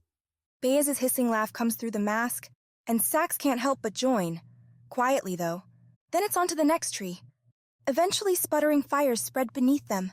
Clusters of warriors dressed more simply and sparsely than the Lunare huddle around the flames. Lean-tos and small tents covered with animal skins dot the area, the little concession to shelter here. As Avril said, this is a camp, but it's not a settlement. Nothing here is made to last. It's not hard to spot the quartet of guards in front of one fire farther apart than the others. The four stand at taut attention, with spears in their hands, looking outward, even upward. But Sax and Baez, who is high up in a tree 5 meters away from her pair, are too far away to see in the dark. To Sax, the guards appear as bright green forms, and behind them, kneeling around the fire, are 2 others. One is smaller than the other creatures. Avril and the other Lunare suggested the Sevora host is young. This size would fit. A rolling rumble of thunder is followed moments later by a louder, more direct bang. Something breaks through the trees far to Sax's right. The Lunare plan to fire wide of the camp, to avoid hitting the Orates. Their targets don't ignore the sound. The warriors sitting beneath Sax burst to their feet, grouping together into parties and scrambling out into the forest. The 4 guards around their target shift in the noise's direction, but don't abandon their posts. Well trained, Sax hisses. They will not pose a problem. And now there's a 5th one, dashing from the ranks of scrambling warriors. The quartet parts for him. One more to take care of, and quickly. The Lunare are not committing to an attack. It's a distraction and nothing more. The Orates do not have a long window.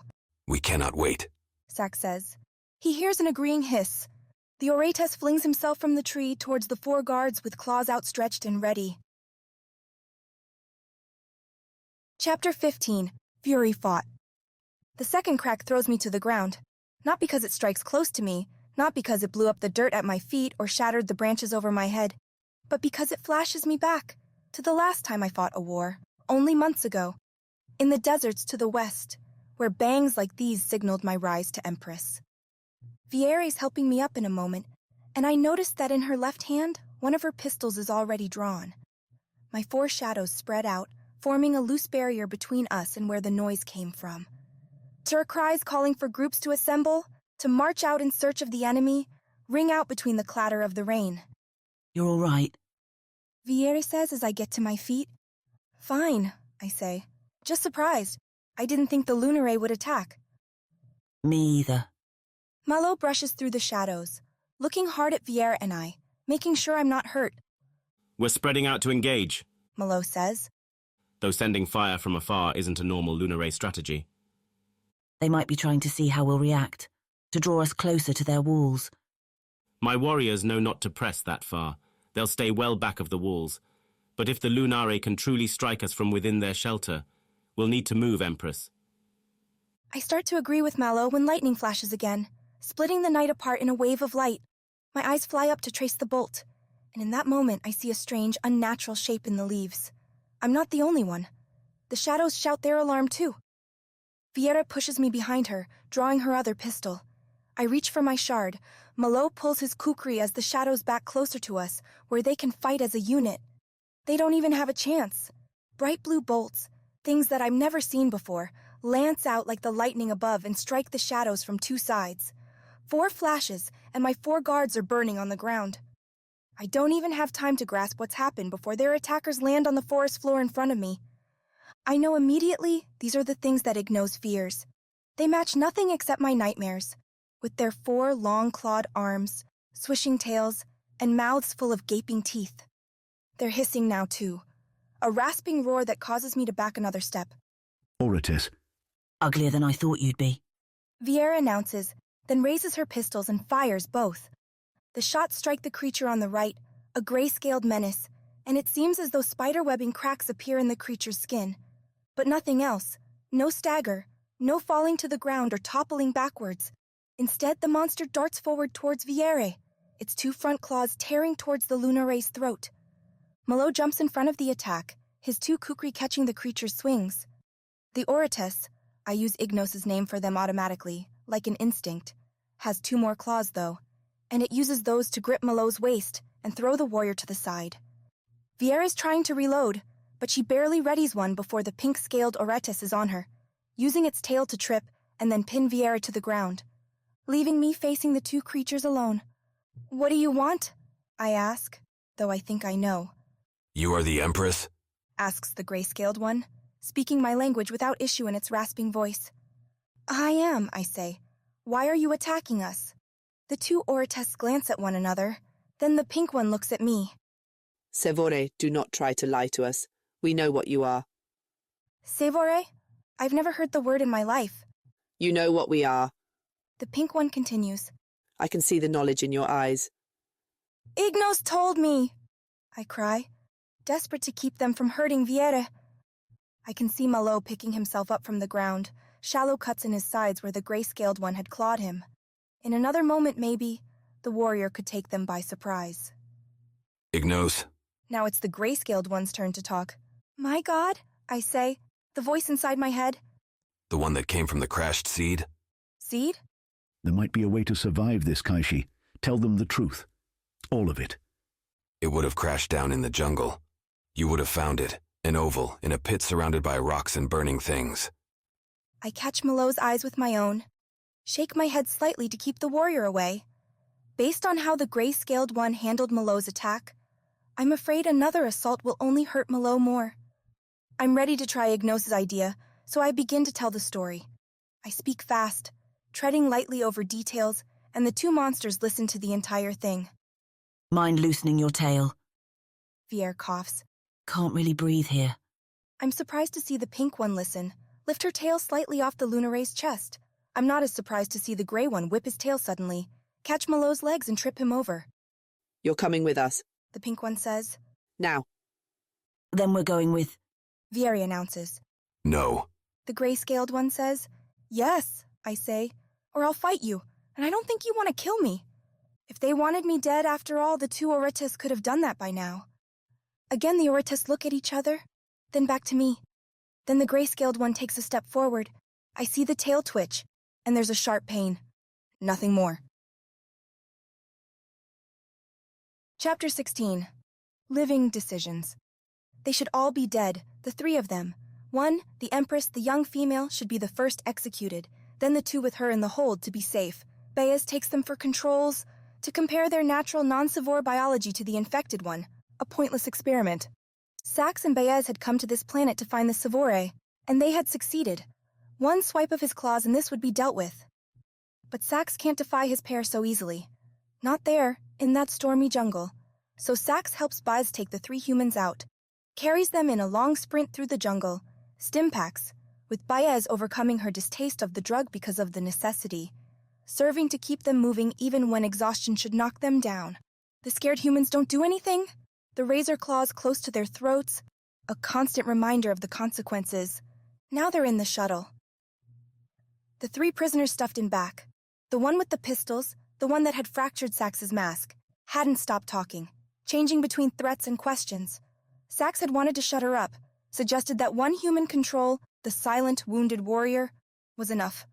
Again Baez refused, said that they should try to learn as much as they could. She somehow thinks this is a key, that the Sevora can be taken care of if the Orites can only figure out what makes these humans so special. Sax looks from the terminal in its briefing program to Baez. He's finished sending in all the information, which is transmitting through to Eve's ship. They'll have to wait in orbit to see what Eve orders next, to see what the Orites commander wants to do with this new species, with this new problem. You think I'm being too soft?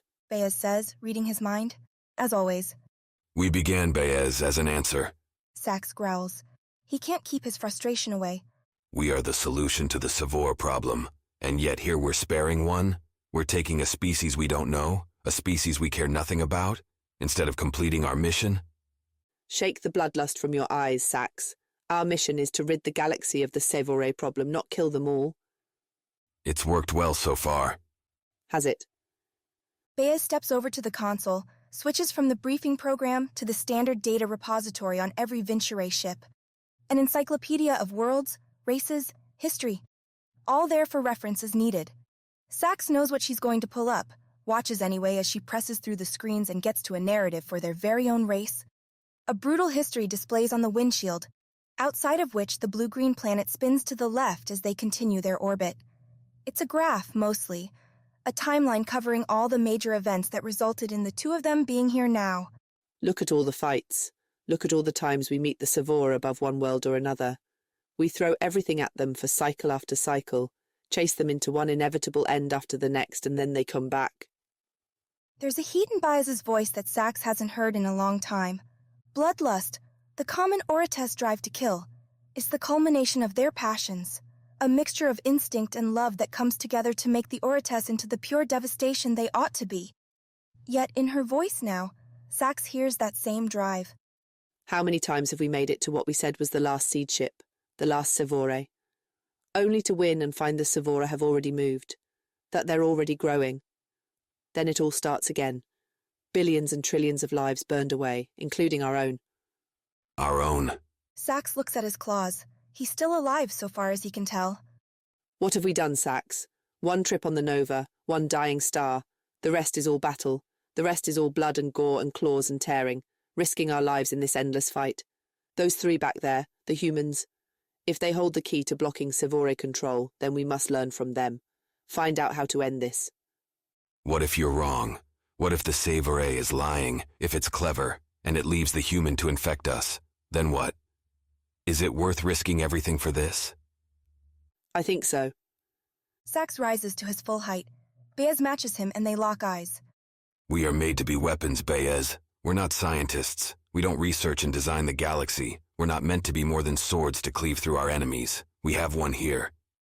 Seeing no sway in Baez's face, Sax adjusts course. Let's compromise. If the Sevora has the creature under its control, then it's a risk. Even if it is resisting the Sevora, who's to say for how long? We can kill the infected one now, complete the mission. Then tell Eve about the other two. They can be studied. More can be gathered from this planet. How long will that take, Sax? How many cycles more? Baez isn't budging. You don't even want to try. I don't want to lose us. I don't want something to happen that doesn't need to. We've almost won this war, Baez. Let's not lose it now by risking ourselves. He's not making a dent with her, so Sax again ups his offer. We do this, Baez, and I'll request time. You know we've earned it. Eve will give it to us. We can go back to the Nova or somewhere else. See some of these wonders that we've been missing. And let those who know what they're doing deal with these. The war might even be over by the time we come back. This last overture works, though Baez accepts it with a heavy flaring from her vents and a narrow-eyed nod. She still believes, Sax knows, this is the wrong decision. But there are measures, degrees to this. Letting a Sevora break free and take over either one of them is a risk they can't take. So Baez agrees. They'll eliminate the infected one and keep the others for research. The transition to the shuttle's cargo bay means squeezing through stacks of supplies. Crates and containers full of nutrient goop and stim. In the back, using straps to keep material stable when landing, are the 3 prisoners. They're tied, sitting in a line with their backs to the wall. What do you plan to do with us now? The talkative one says. She told Sax her name was Viere, but Sax has trouble forming the word. Finally decide to off us. I see that mad gleam in your eye. You take us prisoner and then you kill us in cold blood. Not you, Sax says. He points at the infected creature who's just coming back to consciousness. That one. There's no point in waiting anymore. Sax raises his right foreclaw, ignores Viere's sudden shouting. The third captive, heretofore sullen and silent, catches the mood and adds his own protest to the mix. But there's one sound Sax cannot ignore. The sharp ding of a received transmission. Sax pauses. The noise rings throughout the shuttle, making sure it's heard throughout the ship. There's no way a response should come this fast. No way Eve should be responding. He left a long message, one that describes everything. Yet, as with every official communication, because of the transmission time, Sax must start with the most important information. That a new species has been found, one the Sevora do not seem to be able to control. Sax. Baez starts. Yes. Sax sighs and he lowers his claw. Let's see what she has to say. The reply message is short, no doubt because Eve thinks Sax is going to do just what he's planned. Minimize the risk. Remove the hazard.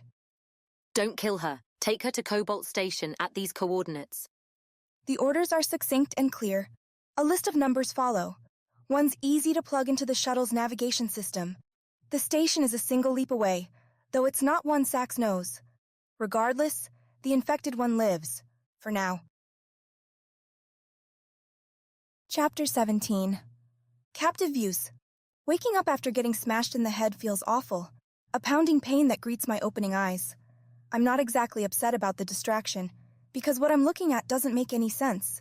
It's not the stone-yellowed walls of the temples I've known, or the green and leafy jungles I've walked my entire life. Instead, it's a plurality of colors twined together with hard gray. Large cubes are stacked around me, striped labels bearing words that I can read. Nutrients. Water. I shake my head, jumble my brain back into place. Ignos mashes words I don't understand, apparently waking up just like me. Are you awake, Kaishi? It's Viere talking. A cool waterfall of relief cascades through me as I realize both she and Malo sit nearby. How are you feeling? Alive? I think so, I reply. They haven't killed us yet. Why? I don't have an answer for this question. I'm too busy staring around. Other boxes surround us in this dark space, and green lights glow in globes on the ceiling. Dim. There's a thin breeze going through, though the air lacks any of the flavor I'm used to. It's plain stale, no scent of anything. My ears catch a steady churning sound that I feel in my bones. Unnatural and constant. Things moving around me and underneath. I fight the urge to panic, if only because Viere and Malo are looking at me with concern. And if they are stable, if they are not shrieking and yelling and crying, then I can't be either. Where are we? I ask. I heard them call this the shuttle. Malo replies in Shar tongue, though he's learned more of mine and the Viere's language in the last month. Mostly, I think, because he's tired of not knowing what we're saying about him. After they, knocked you out, they took Viere and I. We couldn't fight back. Malo looks away, and I can tell he's ashamed. He failed as my bodyguard. Failed as the leader of my warriors. You tried, I say. You stood up for me. You fought for me against something you had no hope to defeat. No hope is putting it lightly. I flash back anger against Ignos' comment. No hope to defeat them? Then why? Why weren't we prepared? Ignos had to know this was coming. Nothing I could have done would have saved you. I was trying to move your people forward as fast as I could. We ran out of time. This strikes me as weird. Ignos is a god. He can control time and everything else. How could there not be enough? How could we not be prepared? Because I'm not the only god. Because there are others who seek to fight me, and they do not wish me or you to succeed. You're right, Kaishi. Viera says again. Is Ignos still talking? I would have thought he'd shut up about now, seeing as he's done nothing to help you. I'm trying to figure that out myself, I say. He's not making sense. Gods seldom do. All at once, the green globes shift to red, and a low tone echoes throughout the shuttle. Words I am recognizing yet don't understand, play out. A hissing voice calls for preparation. Says we will be leaping soon. Leaping? It's best if you close your eyes. It's easier that way. As if I'm going to follow anything Ignos says now. Not after what he's done. Or rather, what he didn't do. So I keep my eyes open and regret it. It's as though the universe tears.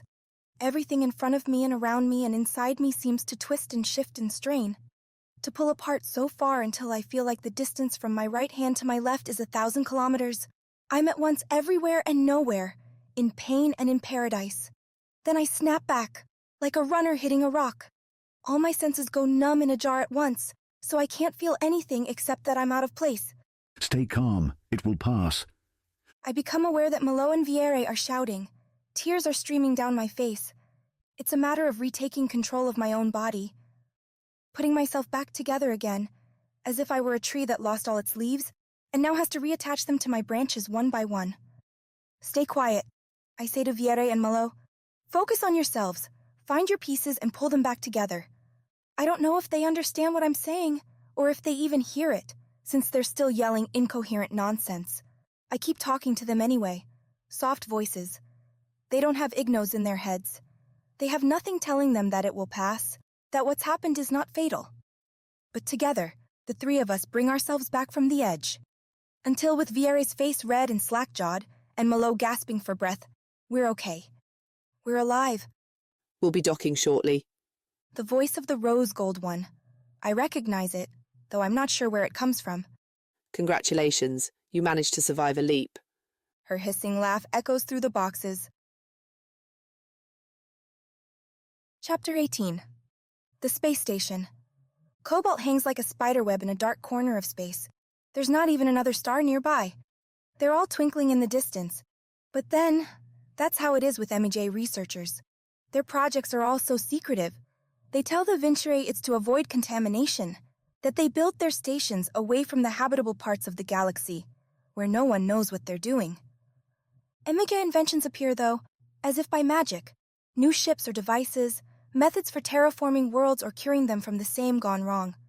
Sax knows all of his weapons. The mask came from Emega pursuing their own ends and passing along the benefits to the Vincere and the rest of the galaxy. What everyone also knows, though, is that the MEJ choose what they pass on to everyone else. What they keep for themselves? Well, Sax has no time for speculation. Eve's orders are clear. Now that they've completed the leap, the briefing program picks up more from the commander. Sax plays it, with Baez listening nearby. I presume you saved the specimens. Deliver them to the station. Make sure they're taken care of. The Imager there will handle the tests. We'll look to see if there's anything we can glean from it. There's a burst there, static. When Eve's voice comes back, it's something different.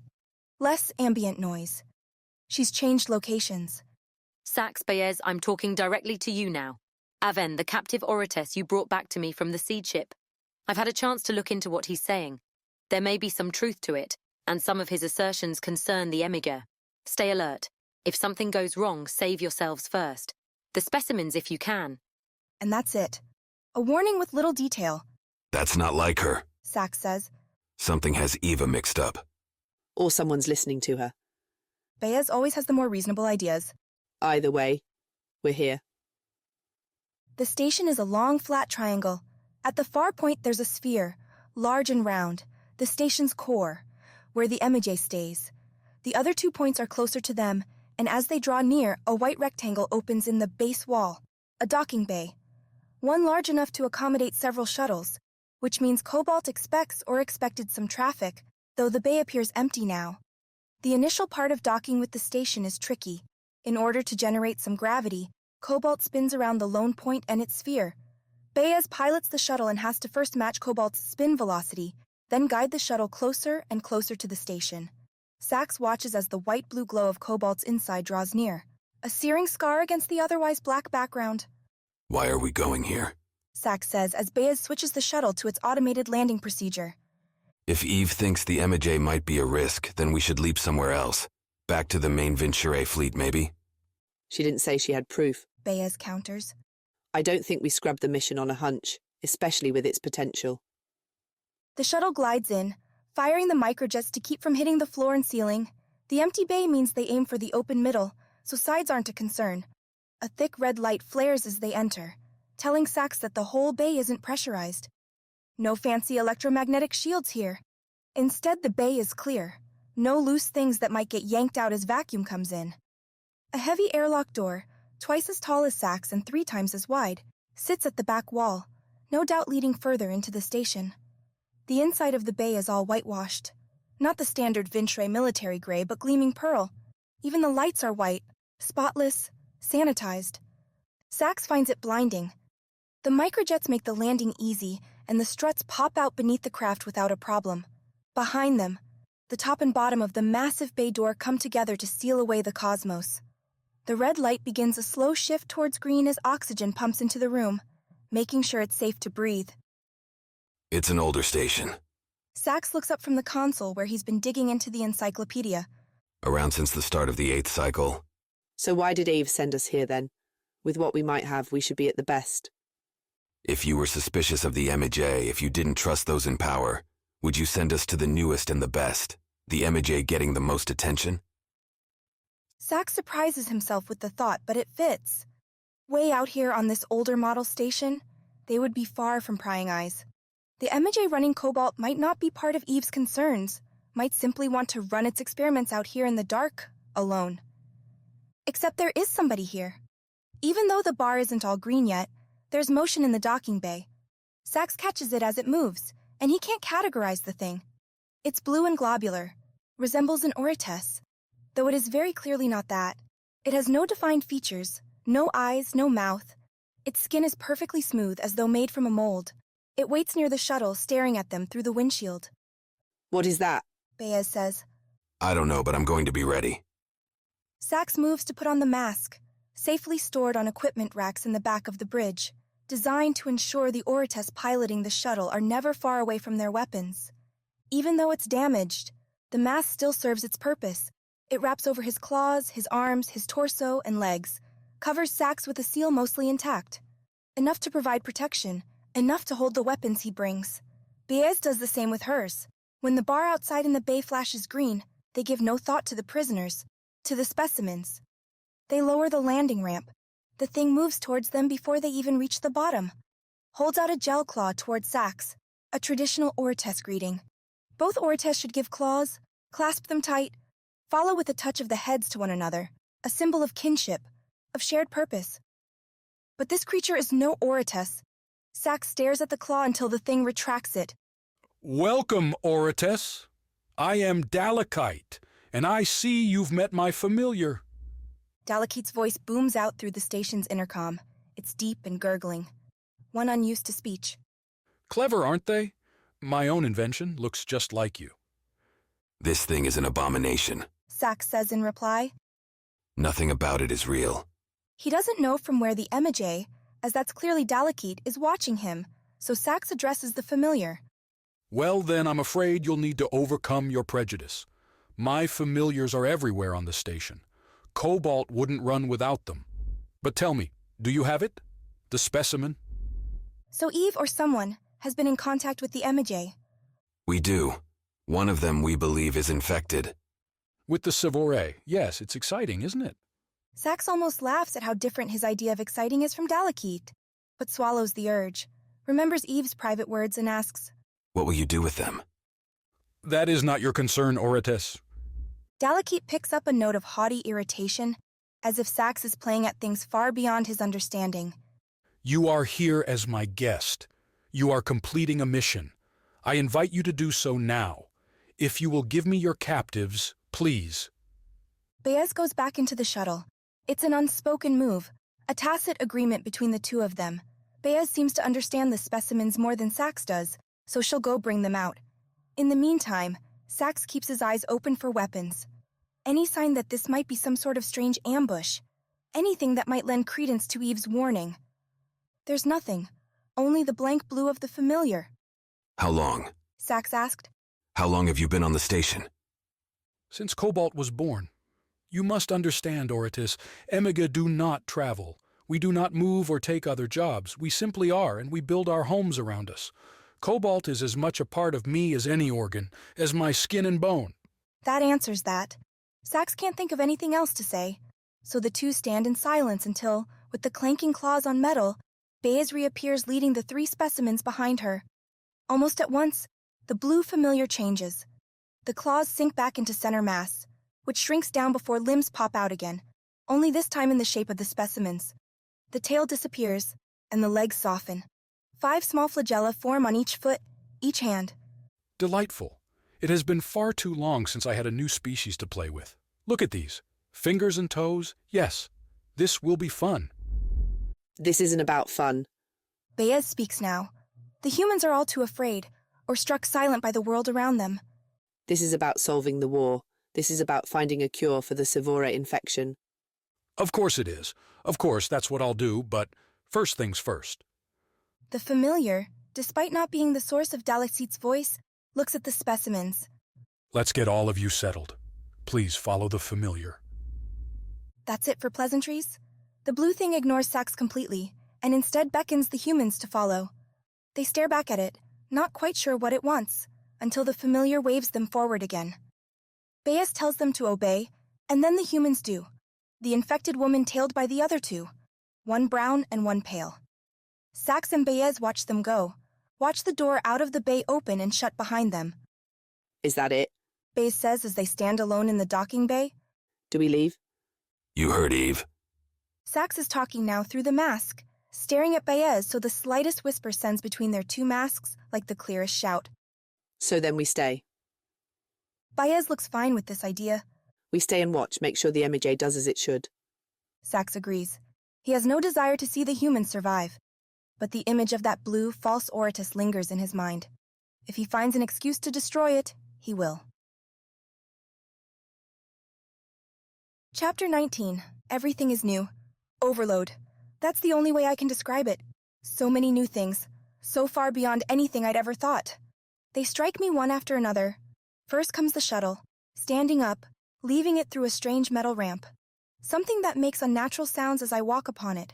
My legs, my arms feel light, and with every step I feel as though I might float away. Instead, as I walk, I force my feet down. Every time I hit the ground, it's a victory. Where do I walk into? A place unlike any I've ever been before. A pure glow pours from above, and yet somehow it seems lifeless. At first, I think that it must be Ignos, but then I look up as we walk out from beneath the shuttle and see that no, like inside the creature's ship, there are globes in the ceiling producing these rays. The floor is a glossy black, so shiny that I can see myself in it. The only break in the alabaster walls comes from a strange green line that seems level with the glass covering on the front of the shuttle. Malo and Vieri, like me, stay quiet. There's nothing we can say that is relevant to the moment. There's nothing here that makes sense. We're clinging to our sanity now. This is a space station. This is what it's like to live outside your world. Ignos is muted. The explanation is perfunctory. It's not hard to see why. I'm still angry at him. Still incensed that the god of my people can keep such things from me. That he could leave us so unprepared for what was coming. I'm starting now to wonder what kind of god he is. If Ignos is not all-powerful, then what is he? I'm a guide, your friend. The only way you'll get through this. In that, Ignos has a point. He at least seems to know what's happening. He seems to understand and urges me to follow when the strange blue creature waves us forward. And when the pink-gold monster seconds the command, I do. The floor is cold on my bare feet. My skin breaks out in goosebumps as the chill air plays upon us. None of us were wearing much back in the jungle. It was the summer season. So here we are, in thin cotton capes and wraps, freezing. We head towards the door, which is plenty tall and large for all of us. We could walk abreast if we wanted to, though something compels us to stay in single file. We're moving towards a destination, not walking for conversation, and all of us are in our own worlds. There's magic when the door opens. In one moment, a collection of pressed silver boards stands in our way. In the next, they do not. It shoots up, I think. But I'm not sure as it happens so fast. A hallway lays beyond, with branching paths and more white globes glowing in the ceiling. There's nothing on the walls except that same sterile white. I wonder if perhaps we died in the jungle, and this is the beyond, an unknowable blankness. You are very much alive, Kaishi. Do not forget it. Or you may not be for much longer. The blue thing, which looks like a child's drawing of her father, leads us through. Once in the hall, its arms begin to wave, and a voice erupts out of the air.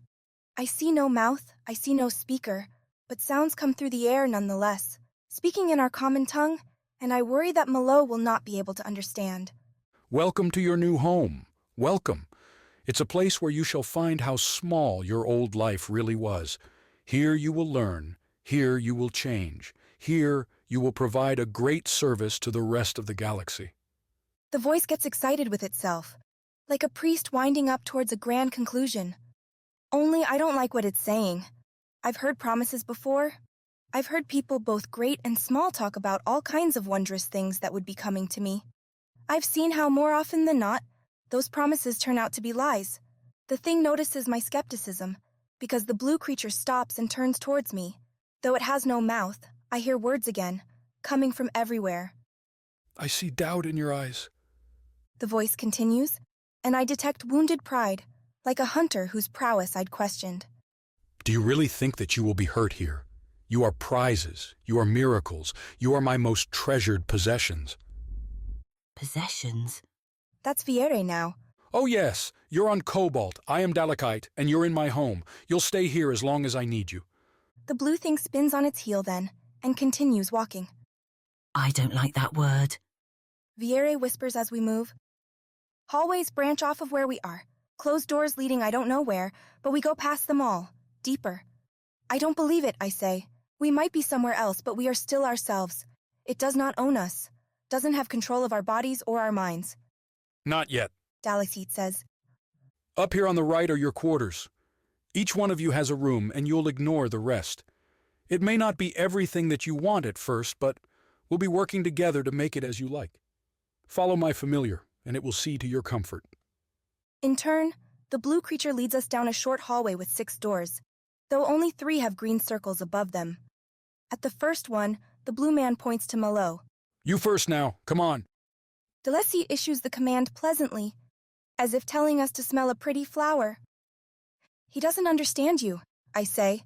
Malo's looking at me, and while I don't see fear in his eyes, I see wariness, confusion. I translate for the creature. It wants you to go inside. Should I? Malo asks. I'd rather stay with you. I don't think we have a choice. Not now. Malo accepts the order of his Empress.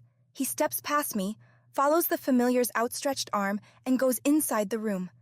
The door shuts behind them as soon as he enters. We repeat the process at the next one, with Viere stepping inside, and the Lunare promises to come see me in a minute. Now we're at the last one, my room. The door opens as the familiar approaches, and inside I see what looks like a bed. It's not a mat, it's not stuffed cloth full of cotton. It's huge, and appears to be some sort of silvery mass within a metal frame. The rest of the room is taken up by a wide black screen on one wall. On my left, across from the bed, is what appears to be a table. I know it seems spare, Dalekite says, but you will be spending much time here. Sleep as your species requires. A place to spend the occasional bit of time between sessions. You'll come to like it. What happens next? I ask the familiar, because even if Dalekite's voice doesn't come from it, I need to look at something. Next we discover who you are, how you fit together in the universe we know, then perhaps some sleep, some food. After that? I say because everything Dalekite describes sounds unimportant. Then we find out what to do with that thing inside you, the parasite that can't seem to control your mind. And my world falls apart. Chapter 20. A change of plans. If the Oritis are going to stay on Cobalt, They'll have to find a way inside. They're looking at the closed door out of the docking bay. Sax wants to take his claws to it, see whether the door can handle an Orites raking its metal, but he doesn't. This is a research station, and in the hierarchy of his galaxy, the Amija stand apart. They are neither above nor below the Orites, but equal. Therefore, Sax cannot go tearing up the station, not unless he wants to pay the consequences. They'll kill you. Baez reads his mind, says what he's thinking. You damage this place, the MJ itself might do it, or Eve, once word gets back to her. That's the problem. They put weapons in a place where weapons don't belong. How is it my fault if I do what I'm made to? Sax walks over to the door, takes 5 long strides, each one sending tingling shivers up his legs as the claws click and resonate on the metal floor. It's a sensation that he's become used to. Living in space will do that. Carpet is too expensive, too unnecessary. The door has a red light over the top. A standard make for these stations, for Venture ships. Red means locked, green means open, and blue means only for the right person. Sax guesses there's not many people on the station, so blue doesn't show up much. Sax. Baez's caution isn't necessary. Sax won't attack the door. Not yet, anyway. Instead, he raises one hand, clenches his claws together to form a fist, and is about to knock when the door swings open. It's too late, though. Sax's fist is already flying forward. The blue familiar, still looking like a human, appears in precisely the wrong position. Sax smashes the familiar's face. It's like punching water. Sax's bony, scaled knuckles drive ripples in the familiar's face, and it blows apart. Blue ooze showers the hallway, Sax, and everything else. The mess lives, though, only for a second. The goop reverses direction, comes together, racing back towards the familiar. Rivulets returning to their owner. Sax watches a line slick its way down his leg to the floor, race over and absorb into the familiar's foot. Now that wasn't very nice, Dalekith says. I don't know what they're teaching you Orites now, but it used to be we didn't greet our partners with fists to the face. Sax opens his mouth to make an excuse, but the MJ tramples on. Not that it matters. In fact, you performed a valuable service. I've always wanted to see how my familiars would handle a strike I didn't deliver to them. And look, they're brilliant. Biomatter. I've made it myself, right here on Cobalt. It will always come back. Electrical pulses, you see. They connect the cells, and when they're close, the energy spurs them to knit back together. Sax can't argue with Dalekith's results. The blue familiar is collecting itself, and already looks as though Sax didn't touch it. I didn't mean to. Sax grits out the apology, then moves to what he wants to say. We're staying at least for a little while. Good, good. Upon reflection, I've reconsidered my earlier position. Dalekith's enthusiasm hits Sax wrong. Why would the Emija want them around? The answer comes a moment later. I have many experiments that need testing, and, as you might imagine, not many find their way out to this far corner of the galaxy. Isn't it your choice to be here? Baez asks, stepping up to join Sax. Of course, but it comes with costs. As I said, though, there'll be plenty we can do. Also, with those other specimens, it might be useful to have you around. Extra security. As if this thing needs extra security. Sax isn't stupid. He figures Dalekith has more than one of these familiars. Those hands, watery though they are, look like they could hold a weapon if they had to. Maybe this is what Eve was talking about. Maybe this is what she meant when she said to stay ready. The familiar leads them down the hallway, and they take a swift right instead of going straight. They walk through a wide room with several tables, clearly a dining hall, and meant to hold far more than the 0 occupants it has now. Baez asks the obvious question. Where is everyone? Like I said, Cobalt is an old station. The research I perform doesn't require much in the way of extra crew, so why pay for all the nutrients? Why pay for the extra facilities? We disembarked the last batch of scientists a cycle ago. As you can probably tell, it's been lonely. I'm happy to have you here. Sax is unimpressed with what he can see of the food stores. The same sort of nutrient goop they have on the shuttle, and it's not even the flavored kind. This is an old station. He starts to tell Baez that maybe they shouldn't stay here all that long, or they might go crazy, but then notices the familiar is staring right at him. Even without eyes, Sax can feel the thing's attention, and it makes his tail twitch. The experiments, friends. There are things I've been trying to train with my familiars. You see, They are my first and last line of defense. They are also my greatest project. Yet sparring against myself is somewhat limiting. Would you mind? Would we mind what? Training my familiars. The design, I mean. A little bit of exercise will teach them quite a lot. Think of it as a way of paying me back for using my station. For eating my food. It's a leap to call this food. And it's a leap to say your pleasurable company. We're both making compromises here. So let's do the best we can, shall we? Sax glances at Baez and his pair shrugs. Both of us? Oh no, just one of you. For now. This familiar will guide the other to your quarters. I'll unload the shuttle if you want to take the first round. Baez says. Sax knows that means Baez is going to go and get herself armed. Get ready to blaze to the rescue if Sax needs it. It's an easy ask to accept. Then the familiar is guiding him back out of the mess and into a deep maze of hallways. The first thing Sax is going to do when he gets a moment is pull up the map to this place and memorize how to get from here to there. He doesn't like being lost. It makes it all too easy to fall into a trap. Or an ambush. The familiar leads Sax into a large room, cavernous even. Unlike the other rooms, light green padding covers the floor and walls.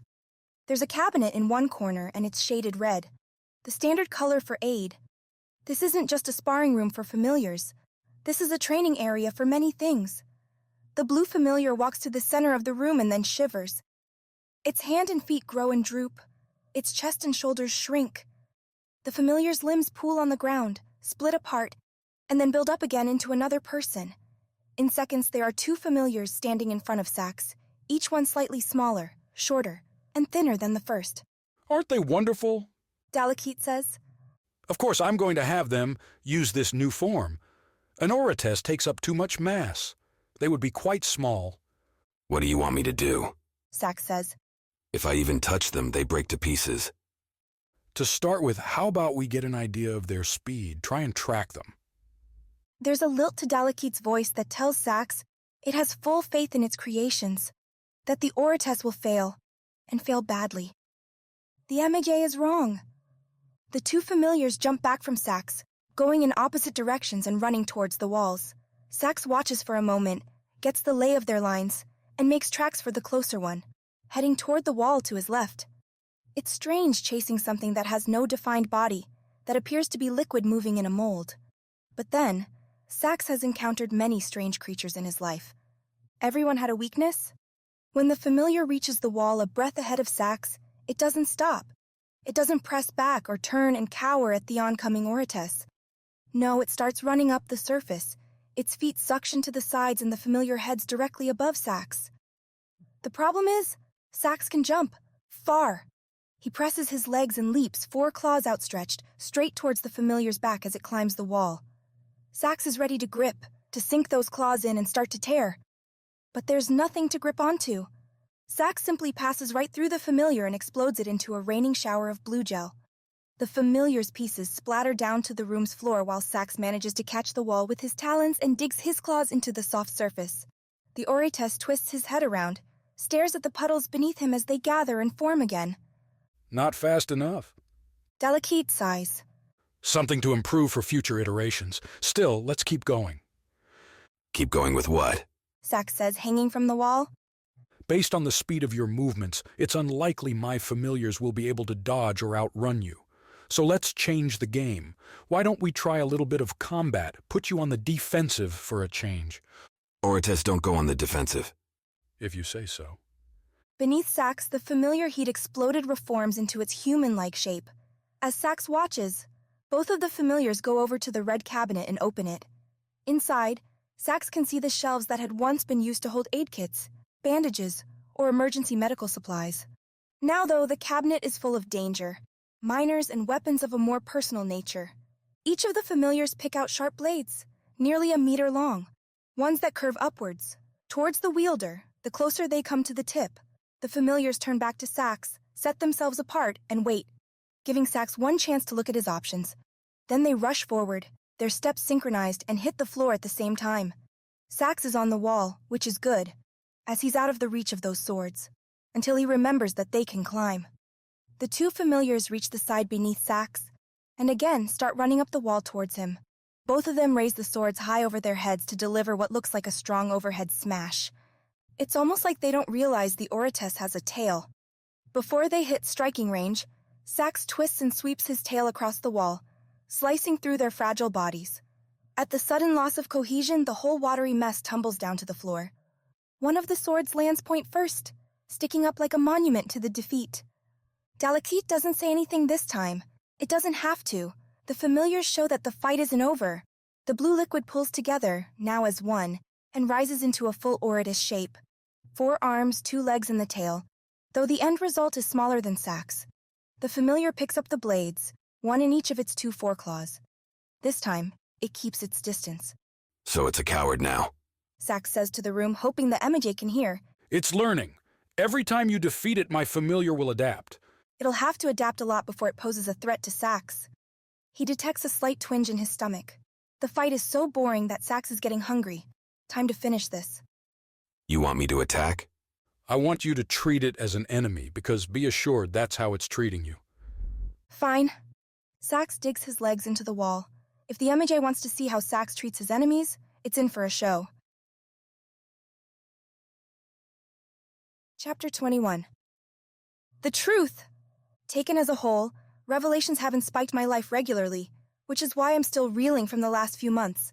I've been torn away from my family, shoved into the highest points of a rival civilization, and then stolen away by things spawned from the darkest nightmares in less time than 2 seasons. Through it all, I'd had Ignos, either directly in my mind, or, before that, as a source of strength when nothing else worked. Kaishi. Is it all a lie? My father's belief? My tribe's faith that the world we live in is presided over by a just, if uncompromising force? You need to calm down. Think. Listen to me. The sacrifices, so many people, so many hearts torn out on the stone slabs, all of it for nothing. I can't... Stop. I blink. My world shifts back from hazy tears. They blur the blank walls, and the otherness of my gray-white prison threatens to jar me back into despair. It's true, Kaishi. I'm not your god. Perhaps it's the frankness of the admission, or maybe, like a boulder on the edge of a slope, I'm about to lose control anyway, but the words bend my confusion towards anger. I have a target. So I fire. It's not words I send after the thing in my mind, but indistinct heat, torching rage and betrayal. Shot after shot of broken trust and shattered spirit. If this thing had been standing in front of me, I would be screaming. As it is, I clench my hands so tight that I feel my nails biting into my own skin. I don't let up. Ignos, I know now that's not its name, but I can't think of another at this blind fire moment, recoils. Whether I'm actually causing it pain, I don't know. I don't care. It needs to know what it's done, how it's ruined everything. Have I, though? Of course it has. Look at where we are, what we're doing. You saved your people, didn't you? Your tribe? Yes, that might be true, but the way... Your work forged an alliance between your own people and the Tiar, did it not? And the miracles I gave you, won't that ensure their strength for seasons to come? Ignos hammers me with logic, and I struggle to keep up my raging. At home, in the jungle, and surrounded by friends and family, I would have brushed aside those arguments, would have pushed and fought and scrabbled until my point was made. Here, though, where I'm on unstable ground, Ignos' words stabilize, present the possibility, the proof that, perhaps, I'm not a complete failure for trusting some strange creature from beyond the sky. I realize my panic, my tears and anger are not because of my people, my family, or the solar. It's all about me. A knock on the door comes through muffled light, lifeless, without the cords of real wood. Still, I look towards it, and the act helps keep the clouds at bay. "You can come in," I call. There's a moment's hesitation, then a reply comes through. I don't think I can, actually. It's Malo, and I'm up in an instant. The door sits in its frame, a raised pearl band looping around an entry twice my height. Compared to the openings in our family home, and even the great Shar buildings, it's massive. There's no handle. I try pushing on it, but the door doesn't react. "Do you know how to open it?" I look around the door as I ask the question. There's a black nub to the right of the doorway, a protruding half-sphere that seems to stare at me. I touch it with the tip of my finger and it's hard, cool and smooth. Too smooth for natural rock. When I approached my door, it just opened. Can you see anything? It's me. I pause.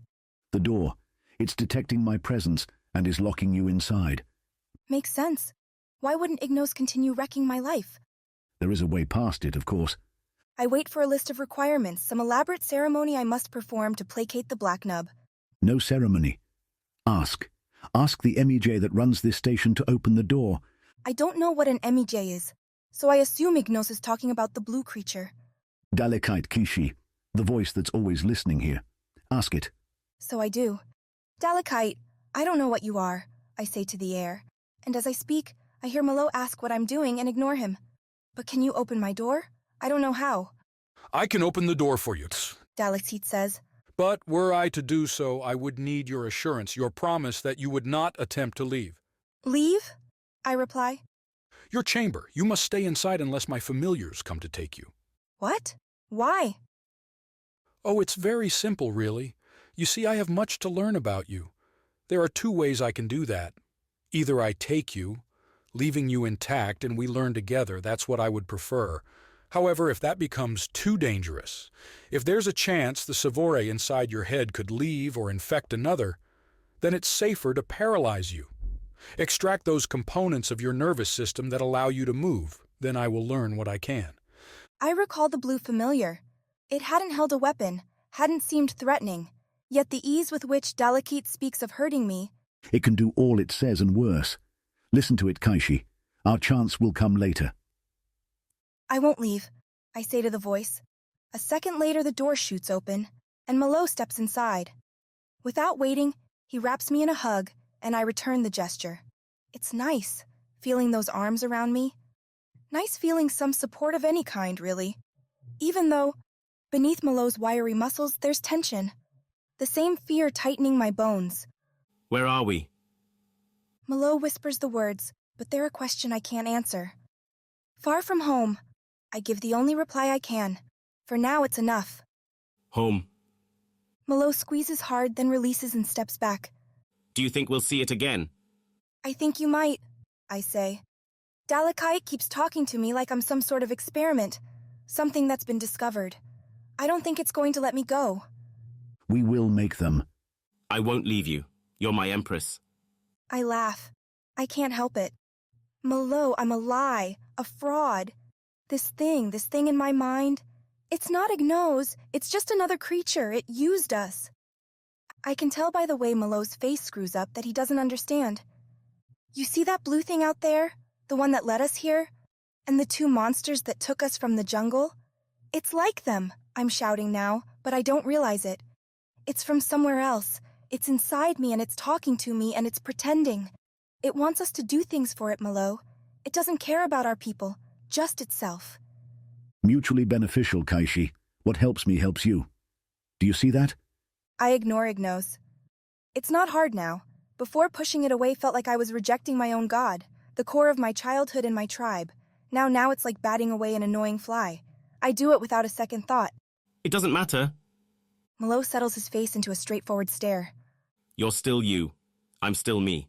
We'll think of some way to get out of this. You're still you, I say. But I'm about as far from me as I've ever been. I left my family, my people, all for this thing in my head. But you still have friends. You have me. I hear a shunt from the hallway, and before I can deliver another surly, annoyed crack to Malo, Viera appears. Her eyes crisscross between Malo and I, and then her mouth curls into a sardonic smile. I see it let Malo out first. Viera says in Lunare. Talk so Malo can understand, I reply to Viera. Only saying that it's nice to see you two. Viera replies in Thar. Suddenly there's tension in the room. I don't know why Malo only replies to Viera's words with a curt nod. It seems like we should all be sticking together, that we're so far from what we know, that the three of us are all any of us has left. So I try to cut it. I'm sorry, I say to Malo. I'm torn right now. But you're right. We have to help each other. If we want to go home, we'll have to work together to find a way. Be careful what you say, or rather, how you say it. I make the connection. Dalekite, the voice that comes out through the walls. It talks in the same tongue Viera and I use. But the Char, Malo, their language is different. The voice might not understand it, might not know what passes between our lips. I warn the other two to stick to speaking Char, and there's no argument. We know one way off of the station. Viera says. That's the way we got here. I remember how to get back to it. Malo says. If we can get there, perhaps we can figure out how their thing works. We fumble for the words, for a way to describe the ship. I realize I'm still wearing the answer. I look down to my bracelet, the cache. It's still on my wrist. I have this, I say and nod at the artifact. It can help us, but I need time. Time to learn how to use it, to understand the station. Then we'll give you time, however much you need. I will defend you. Defend? I'll be happy if we just don't die. Vieira looks back down the hallway. Speaking of dying, one of those blue things is on its way back. Guessing this meeting is about over. Vieira isn't wrong. A few seconds later, the Lunare steps inside the room to make way for another blue familiar. It doesn't even look at either my friends, but points at me with a smooth aqua finger. Time for your first session specimen. Please follow the familiar. Dalekite says over the speakers. I feel my friend's nervous stares, but they can't do anything for me here. Dalekite said it prefers me alive, so I have to trust that I'll stay that way. At least for a little while. Chapter 22. Sample Test. A long leap carries Sax over the familiar's head, above the swords that could swing and catch him mid-flight. Sax rolls as he hits the ground, using his tail to push him along the somersault to the far end, near where the red cabinet sits ajar, gleaming with weaponry. He hears the familiar's feet along the ground, though it's a sad, soft pounding, not true Oritus claws. Sax could use his, but those swords have reach. Instead, he darts for the cabinet. Sax reaches in and grabs a pair of short miners, spins around as the familiar closes and pulls the trigger. The familiar should blow to pieces. Energy should glance out and pierce that silky, smooth blue skin and burst it into puddles. But when Sax pulls the triggers, nothing happens. There's a quick click, but the deadly rays don't come. The familiar continues moving forward, sweeping those swords up and sending them crashing towards Sax. So Sax does what he can and throws the miners up to block. The swords strike with a loud shrieking noise as they cut into the metal weapons. They don't get all the way through. The blades catch on the bottom half of the barrels. Sax feels the jerk and gets an idea. With his foreclaws, Sax throws the miners to the left. The swords caught within, yank out of the familiar's grasp, and fly along with them. They hit the wall, but Sax isn't seeing that. He's already moving forward, his mid-claws taking swipes at the familiar. The weakness of Dalekite's creation is made plain. It tries to intercept Sax's attack, tries to catch Sax's claws with its own, but there's no strength there, no solidity. Every one of Sax's claws runs straight through the familiar and tears apart its arms, rends its legs, until the Orites, or what was supposed to be one, is yet again a splatter on the floor. Do you know what your issue is, Emige? Sax calls to the voice, blue slime dripping from his mouth after an eager bite. Your familiars don't have weight, enough reality. You want to fight something like me, then you need to give your familiars bodies that work. There's nothing for a while. The familiar cells flow together into a pool and stay there. Sax, bored at the silence, goes over to where the miners and swords sit and picks them up off the ground, separates them. Takes a closer look. The miners are standard issue, if like so many other things on the station somewhat out of date. They lack the power of Sax's own weapons, unable to punch through heavy walls like the siege ship gateways. The swords, meanwhile, are nothing better than training weapons. They're missing the capability of the ones Sax has used before. A slot in the hilt to allow the blades to retract and extend. Wiring for heating in case the blade has to cut through metal. A feature that should have let the weapons carve through Sax's improvised defense. Minutes pass and Sax goes to the door, but it's not open. He can't find any way to make it so. He tries calling out to Dalekite, but receives no response. For a moment, Sax wonders if he's going to die in there. Starve out or suffocate as punishment for the insult he's delivered to the Emige's creations. I am sorry, Dalekite announces with no warning. I had to deal with another matter. I see you've made short work of my experiment. Short work is an understatement. Yes, but my familiars are new. You have had cycles to develop and refine. I will not be discouraged. Neither is it fair to expect an Orites to fight like a robot or punish you for your success. I'll unlock the door and you may proceed. I'm doing this to be nice, Emige. I'm not your prisoner or your plaything. Next time let me come and go as I please. Of course, Orites, of course. The door shunts open and Sax leaves the training room, heads back down the hallways, this time using his vents to guide him. Smelling the scent of cooking food, of nutrient goop heated up into its edible state. The smell of Baez, a sweet, strong scent that says his pair has been busy too. When he comes to the kitchen this time, Baez has an array of colored bars spread out on the table. Nutrient goop starts out as such, a soft, spongy liquid, but when heated, hardens into a cracker. One packed full of vitamins and energy. Stimulants and steroids to keep muscles strong in space, where such things, with little gravitational resistance, fall into rapid decline. I've unloaded what we need, Baez says as Sax enters. Found our quarters. I won. Sax waits for Baez to congratulate him, but his pair only laughs, a short hissing sound. Are you expecting an award? I'd have been more insulted had you lost to something that MJ made. Sax would agree, but the fight is sticking with him. How quickly the familiar changed and adjusted holds a headache in Sax's mind. So he tells the narrative to Baez, explains the back and forth, describes how the familiar could split, and how it could use the weapons. The miners weren't charged this time. Sax finishes. But they could have been. They will be one of these times, I have no doubt. Dalaseed is going to try to kill us. If that's as you say, then we're outnumbered. You and I can kill an army, but not one that keeps coming back. Unless we eliminate the source. Not yet. Baez says. Not yet, Sax. We can either kill Dalekite now and render this whole trip worthless, the specimens unexamined, and our potential solution to the Sevora problem unexplored. All for a hunch. All because you're afraid. Or we prepare. Prepare? This makes more sense. Hope for the best, be ready for the worst. Common wisdom. Sax has an idea for that. Did you happen to find where the humans are? Yes. Baez nods to a side of the kitchen where a console sits in the wall. Its black screen displaying nothing. The blueprints for the station are on there. Maps. I think I know where they are. Then after this, I'll see to our preparations. Sax sits down at the table, wraps his tail around his waist, and begins to bite into the flavorless, crunchy bars. They're better than the blue familiar ooze, but not by much. Chapter 23. Sessions. The room is spherical, with a small platform extending out from the door into the middle. There's nothing there on the platform, except for the shiny pearl metal that covers everything on Cobalt. The familiar directs me out to it anyway. The voice hasn't talked much on the way here, as if it's become distracted by something. I make the walk to the platform in silence. Ignos, though, keeps talking. This is an immersion chamber. They'll test... Stop it. Be quiet. I'm still reeling from learning what Ignos really is, and every time the creature buzzes my mind, I start to panic. Worry that Ignos is going to manipulate me again. Tell me something I want to hear that helps its own ends.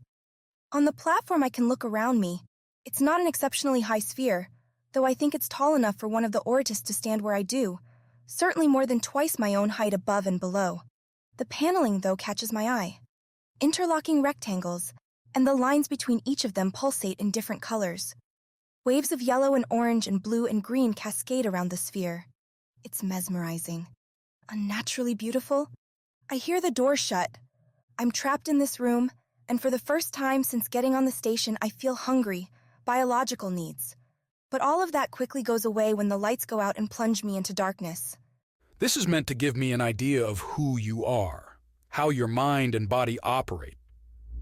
Dalekite says these things with a falling edge, as if it's reading a script while doing something else. I don't have a chance to ask what that is, because novas appear in front of my eyes. A series of wild flashes, and I'm about to stumble back when I realize the platform I'm on has changed. My feet were on smooth metal. They're now locked. Bands have come over them, sealing me down.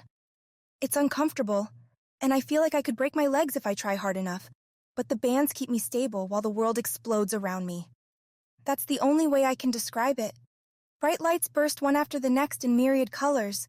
After a few seconds of this, I shut my eyes, squeeze them tight, and try to make it go away. Even behind my eyelids, I can see the splashes until they stop and darkness returns. When I open my eyes, I see nothing, but now I feel a breeze. Wind picking up, though I'm not sure where it's blowing from. The air whirls around the chamber and it gets very cold, so cold that I shiver and my teeth chatter against each other. Stop, I try to say, and my words gasp out as steamy breath in front of me. As if Dalekite is listening, the wind slows to a crawl, then stops entirely before starting back up in the opposite direction. This time, hot. So hot. I begin to sweat as it feels like I'm standing in the desert. Underneath the burning heat of Ignos, it's still black. Before I can breathe, before I can say anything, the air stops, and the room equalizes its temperature. Back to the same cool nothing as everywhere else on the station. A small circle appears in front of me. A light. It begins to move. I follow it around with my eyes, as there's not much else I can do standing there on the platform. I wonder at the point of all this is, but I'm trapped, and I'm scared, and I don't know what else to do. So I watch. The circle goes too far left, to the point where I cannot follow. My head turns, and then I twist my body to track it until I can't rotate anymore without snapping my hips apart. The dot hovers at the edge of my vision, then swings back and does the same in the opposite direction. Then it centers directly in front of me, grows brighter, so bright that again I squint, and then it dims suddenly and disappears. In the dark in front of me, images appear. Things I don't recognize. Strange vistas, orange and green. Churning oceans with white ice formations arcing across in the background. More and more flash in front of me, staying only for a second or two. Until one that makes me gasp. One that makes tears come to my eyes. It's a grove of trees with the vines hanging from their branches, sloping towards a fern-covered ground. In the back, almost hidden, I can make out a small river flowing by. I've not seen the exact place, but it feels to me of home. It is so much home. The picture fades away to nothing. I hear clanking and grinding machines, a word I've come to know from Ignos' inventions. I feel things running along my body. Cold, metal, poking at my skin, and I try to reach to brush them off, but as I do so, something grabs my arm. More bands. In the dark I cannot see, but they feel to me as if they're coming from the same place. The same platform that is still holding my feet. Pain. Brutal, sharp, and brief. It travels from my arm down my body to my legs and back up again, as if testing each and every part of me. Very good, Kaishi. Dalekite says as the pain fades. You are a fascinating specimen. Something I never expected to see. I have one final test for you. One last thing. So if you would please, relax. But that's all I can manage. My body's exhausted, my mind burns after what's just happened, and all I can do is slump into the metal holding my arms and legs. The door opens and footsteps come towards the platform. I turn my head to look, but as I do so, the door shuts again, and anything coming close is shrouded in dark. A moment later, I feel chill fingertips touching my head. Only these are not the fingertips I know. These don't have the rich texture of human hands. These don't have the warmth of a human's body. No, these are lifeless and slick, like being grabbed by a drop of water. They hold my head straight. I feel something long begin to sneak into my ear. It keeps going and going and going, and fear pours out of Ignos, so much that I'm nauseated by it.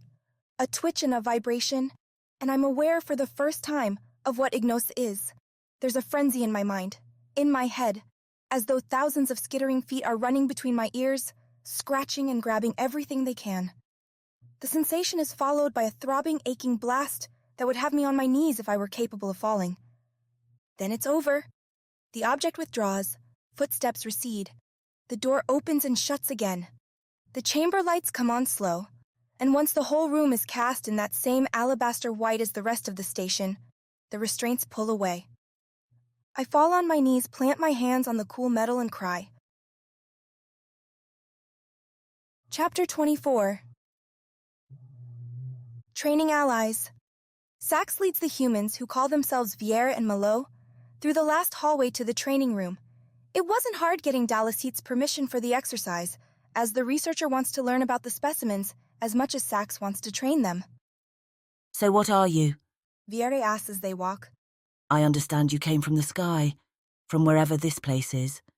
I did not come from here. I live, if you wish to call it that, far away, on a ship much larger than this station. Station ship. I'm thinking these mean different things to you than they do to me. I'm guessing you don't paddle your way around. Paddle? Malo, the other one, mutters something Sax can't understand. I'm not joking, Viera says. It's a question. Rather than sit silent like you, I'm trying to figure out what's going on here. Sax glances from one to the other. The humans exhibit courage in the face of danger and unknown circumstances. A healthy sign. Sax gives them a quick lesson on space travel, on how leaping creates folds in the universe to take a ship from one end to the other, and by the gradual glazing of their eyes, knows when he's said enough. Another thing. Viere says as soon as Sax falls silent. The other one, with pink scales. She comes from the same place as you. Is she your sister? We are called Orites. The pink one is my pair, my mate for life. Yeah, we humans try to do that too. Viere shrugs. Always seemed too much trouble to be worth it. Sax stops, presses the tip of his tail against Viere's chest, and turns to look at her. I don't care about your society or your species, except as it can help us stop the Sevora from infesting the galaxy. So would you say Baez is the nice one? This is wasting too much time. Sax doesn't answer, but lopes on. When they reach the training room door, the light above already shines green, Delekite following through on its promise. Sax leads the way in and gestures with a single foreclaw towards the center. Stand there till I say otherwise.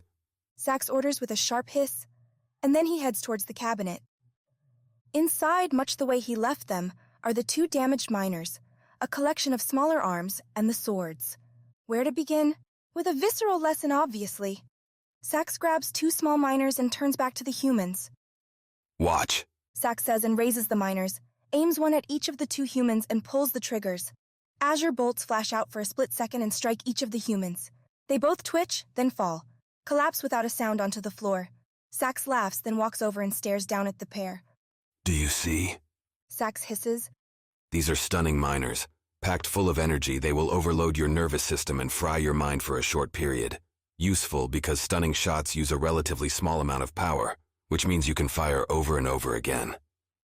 To demonstrate, Sax points the weapons at the humans, and just as Viere and Malo start to move their eyes toward the Orites, Sax shoots them a second time. These will not slow down a large creature at all. They will not keep anyone even at your small size paralyzed for long, so it's best to use these in an emergency, to buy yourself time, or to surprise someone expecting something different. Sax replaces the stunning miners in the cabinet and pulls out one of the heftier weapons. One not broken. He strides back to the middle of the room. Viere and Malo are blinking now, coughing, trying to find their nerves. This a full miner. It can fire like so. Sax pulls the trigger and bright red flashes out and digs into the side of the room. The laser light burns into the padded walls, leaving the metal beneath clean. Quick, lower-powered shots still capable of doing plenty of damage to the right target. Or if you don't mind burning through your power, you can use it like this. Sax adjusts where he places his claws, causing a different set of small colored circles on the side of the miner to illuminate a deep red, and he pulls the trigger. This time, instead of a single flash, a steady stream of molten energy shoots forth. The frothing red beam torches the padding, disintegrating it as the beam moves. Sax keeps blasting for a few seconds, careful to shift his aim so as not to actually burn through the room's wall to the other side. Now that's a weapon, Viere says from the floor, or rather tries to. Sax catches the words, interprets the meaning, but the sound is more a squeaking rasp than anything. Her vocal cords still not working the way they should. Both of these will help you should you need to fight. Sax says. Later you'll have the chance to fire all of these. Learn how not to blow yourself to tiny, tasteless ash. Sax goes and gets the swords.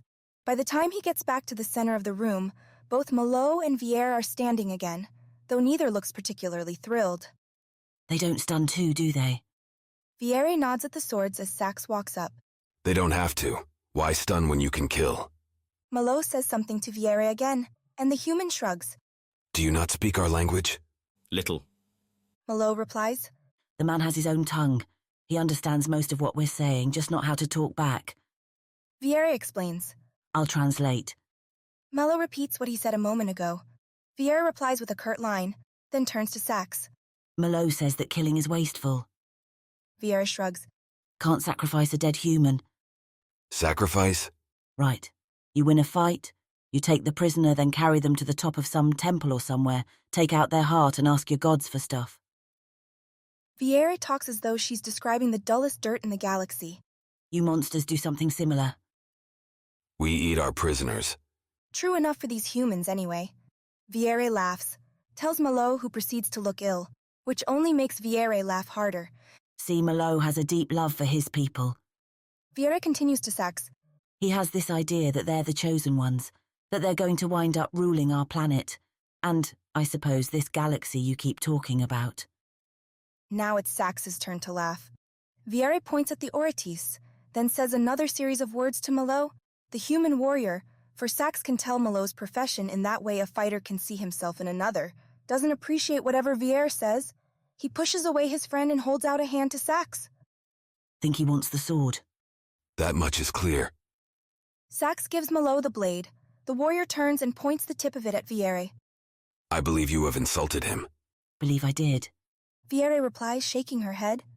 We would have wiped his civilization away if Kaishi hadn't found a creature with all the answers in her head. Guessing Malo is still feeling sore about that. A rivalry with a deeper anger to it. These emotions are dangerous, not something Sax wants to contend with if or when. He needs these two fighting alongside him and Baez. Best to purge such feelings early. He holds the second sword out to Viere, who takes it and spins the hilt in her hand. You'll find gravity is lower here than on your homeworld. Your moves won't have quite the same speed. Swing light and learn from each other. Sax steps back until his tail touches the room's wall and waits. Viera looks at her sword, then over at Sax. What are you wanting us to do? Whack away? Sax nods. Malo says something then, and Viere sighs back at the warrior, spreads her feet and sets the sword in the middle, with both hands on the hilt. Malo bends his knees slightly, leans forward, and holds the sword at a flat angle. There's time for a single breath. Viere makes the first move, steps into a sweeping cut at Malo, but the gravity is low, and the momentum from her lunge is too much to stop. Viere floats as she tries to swing, tumbling forward. Malo, looking to take advantage, swipes up his sword for an overhead cut. But that motion too brings Malo up off the floor just a bit, enough to throw him off balance, and together the two of them fall gently to the ground in a crumpled heap. Sax can't help it, he laughs, loud hisses ringing through the chamber. The two fighters untangle themselves, once again taking up their positions. Viere lets words fly, and Sax catches the name, Kaishi of the third human. Interesting. Perhaps she is the real center of this conflict. Malo relaxes his guard, opens his mouth to unleash some retort when Viere charges. She doesn't even lead with the sword. Instead, she bends her right leg and shoves off, throwing her left foot into a kick that catches Malo's face. The warrior flies back, bounces into the wall. The gravity gives Malo enough time to catch himself, plant his hand on the ground, and kneel, looking up towards Viere, who's laughing. This gravity thing, it's great. Viere says to Sax as she hops, goes a meter in the air and sinks back down. Malo yells something full of heat, and then he's on his feet rushing forward. Viere touches on the ground just as Malo arrives, the charging warrior swinging his sword in a crossing slash, with enough control not to send himself spinning. Viere manages to block the swing, angling Malo's weapon down to the floor. Viere follows the guard with a left-hand slap, again to Malo's face, and the warrior staggers back. Don't get angry now, Tar. There's a reason the Lunare were winning before Kaishi intervened. You're outdated. You're all pathetic. Sax can see something, though. It's in Malo's eyes, in his bearing as the warrior stands back up. Viere continues to fling insults, though Sax thinks Malo isn't hearing them anymore. He's in the fight, as any true warrior should be, and this kind of fight ends only one way. Sax needs to stop this now.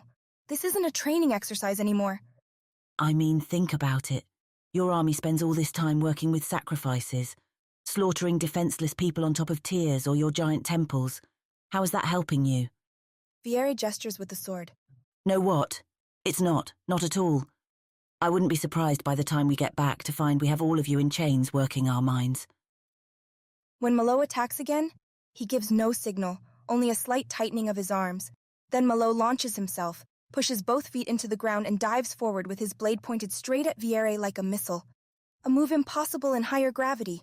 One Sax suspects Viere has no training for, no preparation, no idea how to defend. She swings the sword, tries to block, but Viere is too slow. Malo strikes, dives the point deep into Viere's chest, and Sax fears he's killed a human. Chapter 25. Ordinary Extraordinary. I step through the halls. A familiar guides me. Its blue hands reach out and hold mine, pulling me along as I try to fix myself. I'm reaching through the stories of my childhood, the ones about our god Ignos, about humans and animals and survival and triumph that provide examples of how to deal with this sort of trauma. I find nothing. There's no solar story for this, no legend or tale told around the fire that says what to do when you find out how easy you are to break. I was poked and prodded on that platform, tested and torn, my body made to dance for some unknown reason for some creature I don't know or understand. Which brings me to a question, which gives me a way forward. What was that? I asked the familiar, my first word since I left the platform. I'm getting to know you. Delisai replies from the walls around me. The familiar keeps us walking. The start of a long and fruitful relationship for both of us. Fruitful. Long. I'm not sure I'll last through more of those. As if it's reading my thoughts, Delisai continues. These first conversations might be difficult. Painful even, but that's natural. What discoveries happen without such hardship? Where would we be without the willingness to endure strife to gain what we need? I don't see you enduring anything. Careful, Kaishi. This one has the power to kill us at any moment it chooses. Which might be a relief. In any case, I've said the words, so while we walk, I wait for the voice to respond. I'll forgive you that one, specimen. Delicite chooses not to use my name. What I've endured is beyond your comprehension. What I have lived through, sacrificed for the good of the galaxy, is so far beyond your short trial that it doesn't bear mentioning. Go now, recover, and know that you have much more to give before you can claim yourself a martyr. I don't want to be a martyr. I don't care about the galaxy. Something I didn't know existed until hours ago. I just want to go home. Then fight your way back. I will. We're not heading back to my room. I only notice, as most of the hallways look the same, because we've been walking longer than it took to get to that terrible platform. Where are we going, I ask? But the familiar doesn't stop, and Dalexid doesn't respond. Eventually we reach another door, and the familiar opens it with a blue palm on a black box to the door's right. A whoosh, and it's open. I freeze. A creature stands on the other side. The pink and gold one. Outside of the jungle, of the panic that consumed us all that night, I can see how beautiful those scales are, even as clenching fear tightens my throat. Is this another test? Has Dalexid decided it's my time to die after all? But the creature only stares at me for a moment, then gestures at a high silver table. On it, piled like small buildings, are stacks of thick-colored bars. Oranges, browns, yellows, it's like a warm-colored rainbow. The familiar, I notice, disappears as I step in and shuts the door behind me. They will fill you up, the pink-gold creature says once we're alone, its voice a soft hiss. Provided, of course, your body functions like ours. My body functions? It's not a term or phrase I've heard before, but I'm thankful for something to take my mind away from the tests and terrors I've been through. Yes, functions. Surely you know and understand that all things are a product of what lies inside them. The ever-present motion churning to keep those eyes of yours blinking, that mind thinking. The creature's voice is a mix of hisses and growls. It sounds strange in my ears, but then so does everything else on Cobalt. How does yours function? I ask. I am Baez, an Orates, as is Sax. We are living weapons. We exist to enforce the laws of the galaxy, to keep it stable, harmonious and peaceful for those who live in it. That sounds like a speech. It is. Baez laughs, a sort of half-hiss, half-snort. Now sit down, eat. We can't have our prize specimen dying on us. I follow Baez's orders. Or rather, try to. The table doesn't have chairs, and it's far too tall for me to eat at. The colored bars sit at the level of my eyes, and I'd have to reach up and over to get to them. I do notice, though, that there are gray-shaded plates in the floor alongside the table. I walk over to them and glance at Baez, hoping she'll give me the answer. Simply sit. They will rise to greet you at whatever height is most appropriate. I do so, bend my legs and my knees, as if I'm going to sit down. Something rises from the floor, forms a perfect mold and pushes me up to meet the table. The nutrient bars are now perfectly positioned for effortless snacking. That's neat, I say, because it is. Try them. When you're done, you can use the facilities there. Baez points to a small door off the kitchen with a green frame. I devour 3 of the bars, hunger rising in me at the food, even if it tastes dry and dull to demand I stuff myself full. After I use what Baez calls a lavatory, a strange experience where, once again, Smooth-shaping molds move to accommodate my needs without my asking. Eventually, I rejoin Baez at the table, where she hands me a large bowl full of water and bids me to drink. You and Sax have strange names, I say after I take a full gulp, with some of the water splashing over the sides onto the table. Baez doesn't pay any attention to it, so neither do I. Strangers still to give them and not receive one in return. Baez says to me and I blush. Kaishi, I say. Baez smiles at me, which, with her rows of sharp teeth, makes me twitch. Baez watches me take another drink, and when water splashes again, this time bouncing off of the edge of the table onto my clothes, still the cape and robe I've been wearing since we left home, she laughs a second time. I usually drink from something smaller, I ask, nodding at the bowl. I'm sorry, Kaishi. It seems Cobalt is not ready for your presence. Baez replies, spreading her claws in what I think is a shrug. I'm sure Dalekite will strive harder in the future to accommodate your species. It's an admonishment. I can tell that much by her tone. Still, I shelve my pride to ask other more important questions. What is this place? I ask. A station? What's Dalekite? A creature you don't know. If we are the weapons of the galaxy, Dalekite and its brethren are its mind. MEJ runs stations like this, control our governments, lead teams searching for scientific discoveries and determine what we should do with them. You obey them? I enjoy slashing my claws through an enemy, exploring a new world, or diving into a battle to see it won. The MEJ like none of these things, so we make ideal partners. And one of them runs the station? One of them is this station. When an MEJ chooses a home like this one, it's built around them. They are literally embedded inside so that they can see and sense everything. It's why we brought you here. So it could study me. So it could find a solution.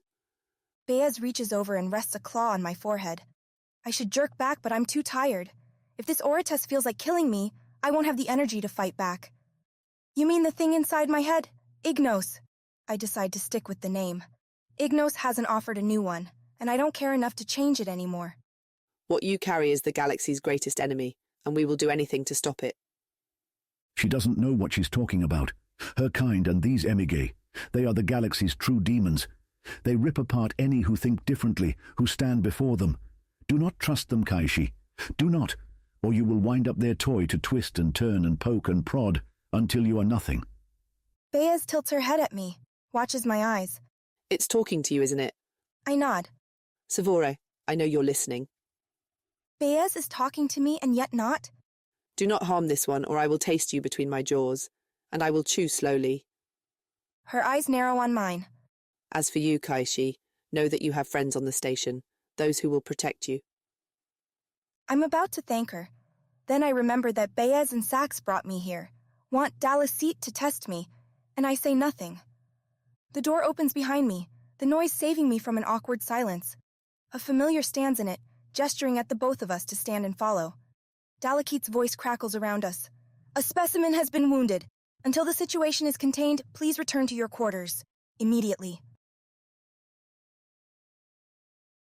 Chapter 26.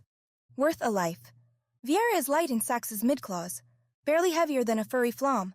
The weight means Sax outruns Malo, leaving the warrior behind as he dashes through the hallways. Dalekite already knows what's happened, and panels in the floor change green in front of Sax to guide him towards Cobalt's medical bay. When he needs to move, Sax can be very, very fast. His claws bite deep into the floor, leaving scratches but propelling Sax forward in long heaves. His tail catches lips in hallway intersections and pushes Sax in the right direction. Even his foreclaws empty, grab what they can and push.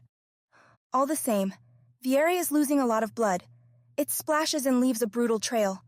Sax feels the thick, hot liquid on his skin, and he resists the urge to lick it away, to take a small bite of the specimen so vulnerable in front of him.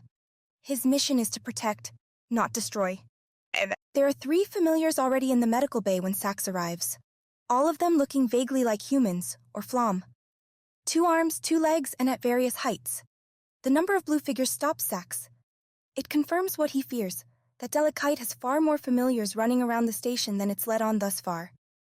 Any or all of them could come after Sax with swords or minors. But that's not important. Not right now. What's worse is that Cobalt is old and its treatment's outdated. The medical chamber is a single large room with a split bed in the middle. It's large and wide, with thin lines visible where, if necessary, the platform can break apart to hold multiple patients. Right now it says one, and it's where Sax lays Viere. As the human body hits the bed, lights above Viere grow bright. Machines and equipment wheel forward from the corners of the room under their own power.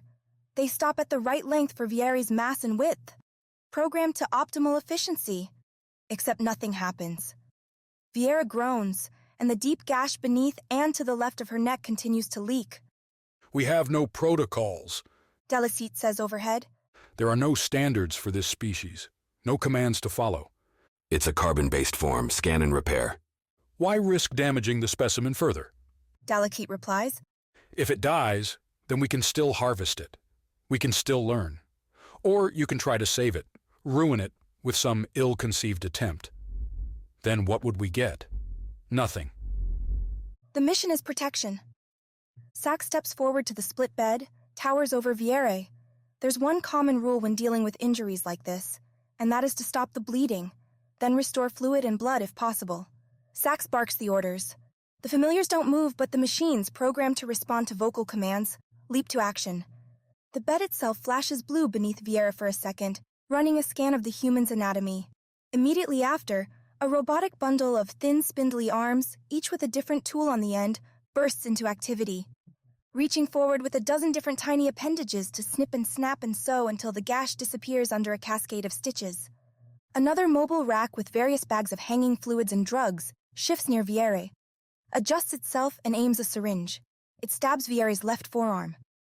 The syringe pulls back some of Viere's blood and, like the bed, flashes blue for a microsecond. The bags shift on the rack, one with a deep crimson coming forward and slotting into the tubing leading down to the syringe. Synthetic blood.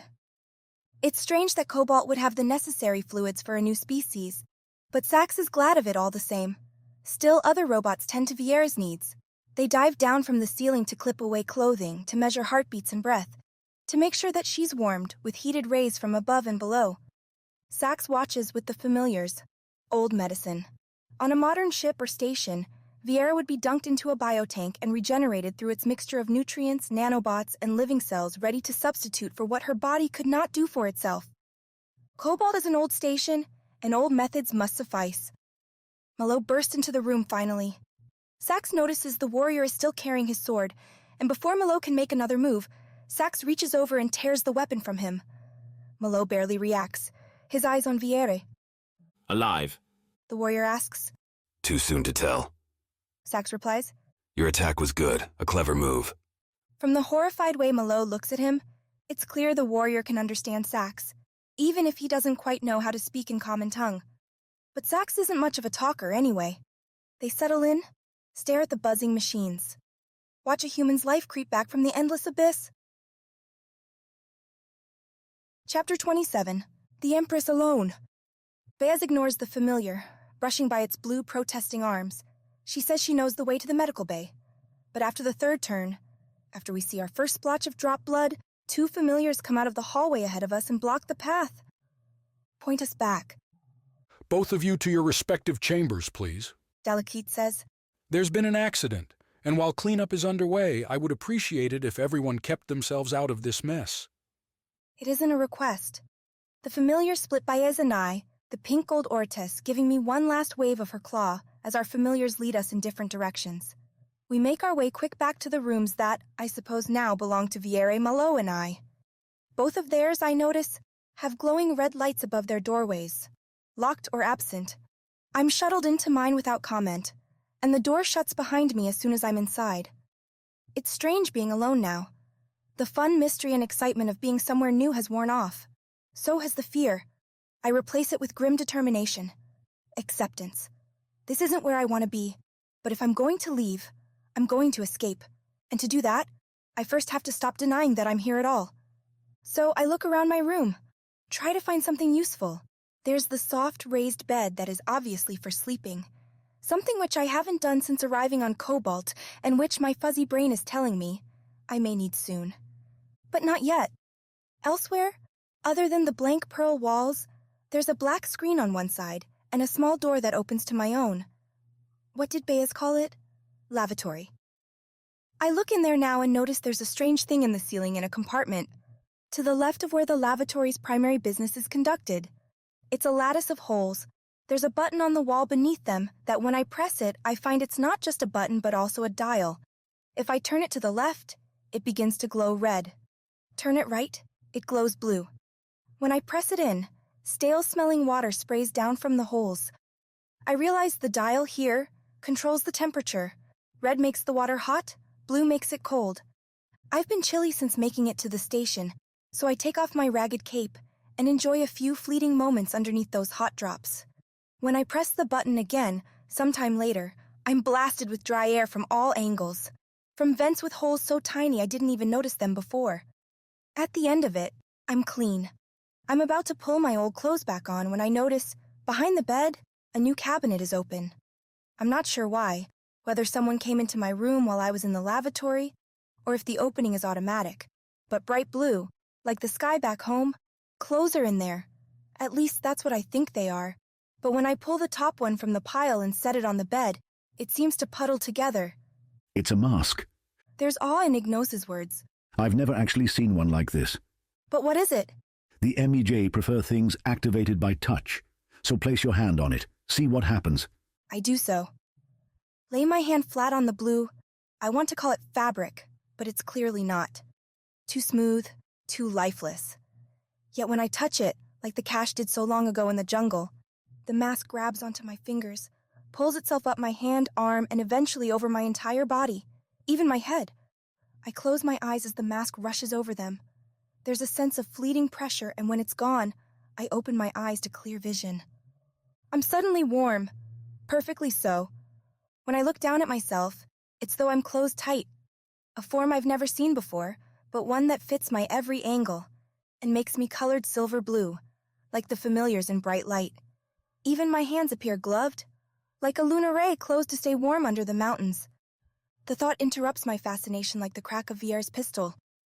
One of my friends is hurt, and here I am, playing in my room, forgetting all about them. If you want to learn what's happened, use the console. I stare at the screen on the wall to the left of the door. It's blank and dark. Remember Kaishi? Place your hand on it. I do so, laying my right hand flat against the screen.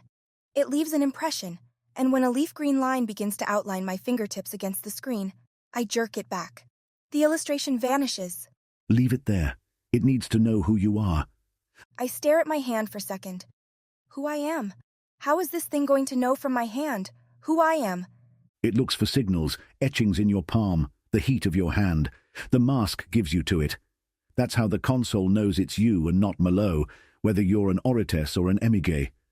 I still don't quite understand, but I press my hand again to the screen. Once the green tracing finishes, the black fades away to a soft white background similar but not quite matching the tone of the walls. Against it are colorful symbols. One is a shifting spiral.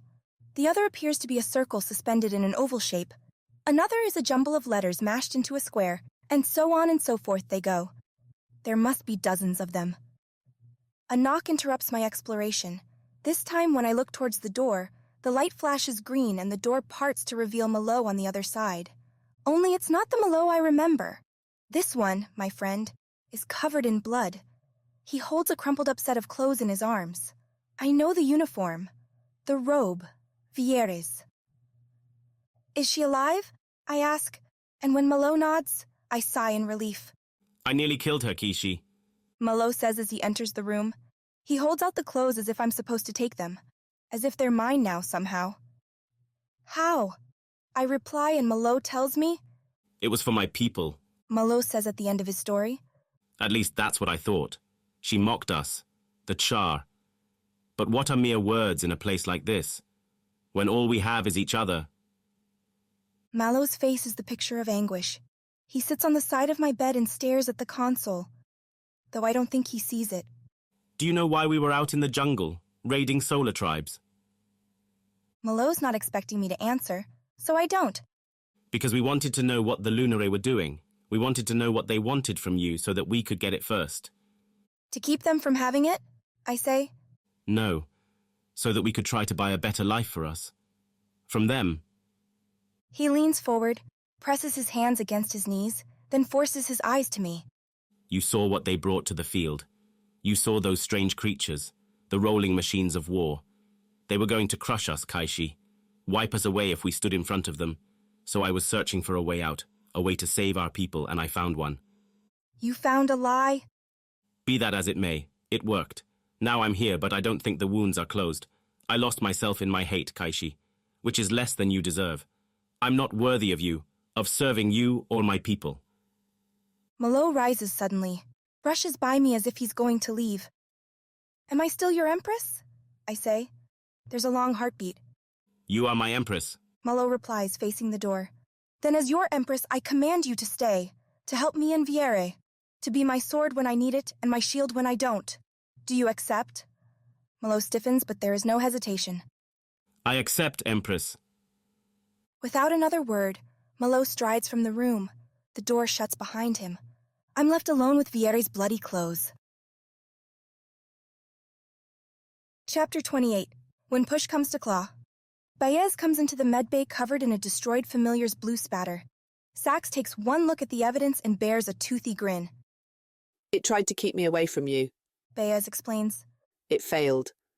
On the table in the middle is the human, still being monitored, still being worked on, though the intensity of the machines dies down as Viera gets further and further away from losing her life. The three familiars stay, staring at the human, and so Sax and Baez will stay too. The MJ wants to let her die. Sax says. Take her for parts. Baez does a slow pan through the room. Not a terrible plan. I put her in this mess, a training accident. Not the way for a warrior to go. Sax clicks his claws against each other. Besides, I thought we wanted them alive. Insofar as they serve our needs, Baez replies, and then goes on to relay the details of meeting Kaishi. How she thinks the human is definitely not captive to the Sevora and may actually be coming to hate the thing inside her mind. She smells of sadness. Not quite despair, but not far from it. She needs an objective, something to aim at, something worth living for. They both turn back to the human on the bed. Do you think they pair like we do? That one mentioned something like it. It sounded awful. You can't judge other species by the greatness of your own, Sax. Yet Sax feels he can. It's justified, in fact.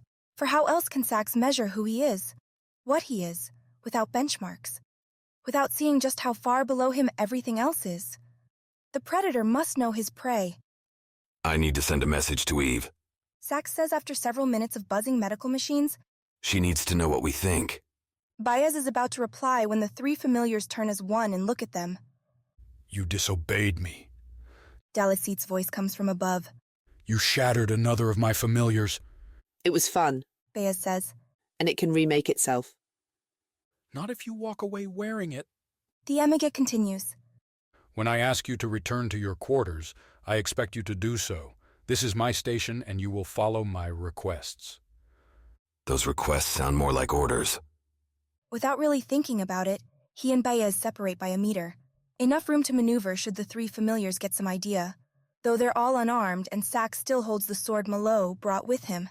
If any fight breaks out, winning would be quick and easy. Call it what you want, so long as you obey. But it's time, I think, to rest. This one's life is well in hand. She's breathing.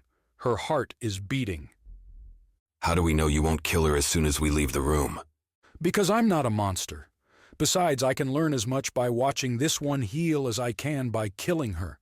See how her cellular structure reforms, what her body does to combat potential infections. All you've done is change the parameters of my studies, not ruin them. Do we trust it? Sax asks his pair. I'm not sure we have a choice unless we intend to fight every familiar on the station. Baez waves a claw at the three blue creatures in front of them. Let's go, I'm tired as it is. They leave the medbay, head back towards their quarters, except halfway there, Sax pulls off, goes towards the docking bay. When Dalakita asks why, Sax says that they left a number of supplies on the shuttle. The excuse pays off, and Dalakite doesn't talk anymore. It's a quiet walk the rest of the way.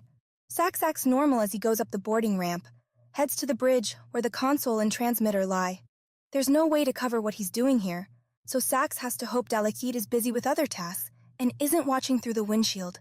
Staring at the bay's bright green light beyond the glass, Sax presses the button to record and begins to speak. He leaves a long message, shares what's happened on the station. Explains how he believes Dalakite is threatening him. that Sax thinks this will fall apart sooner rather than later. When the transmission ends, Sax leaves the bridge, grabs a token crate of nutrient bars, heads back through the twisting hallways towards the quarters, makes it to the last one when Dalikat finally speaks. Suspiciously few supplies, Orites, the Emige says. Had a craving for our own food. But tell me, Emige, do you ever sleep? Are you always spying? Always spying, Orites. Always seeing. Then I hope what you saw met your expectations. There are any of a dozen formal goodbyes. Ways to say good evening and good night. Sax uses none of them. None are worthy of this encounter. None are worth dispensing on Dalekite and its blue creatures. Baez already has her mask off and is lying on the large soft sponge that serves as an Orites bed.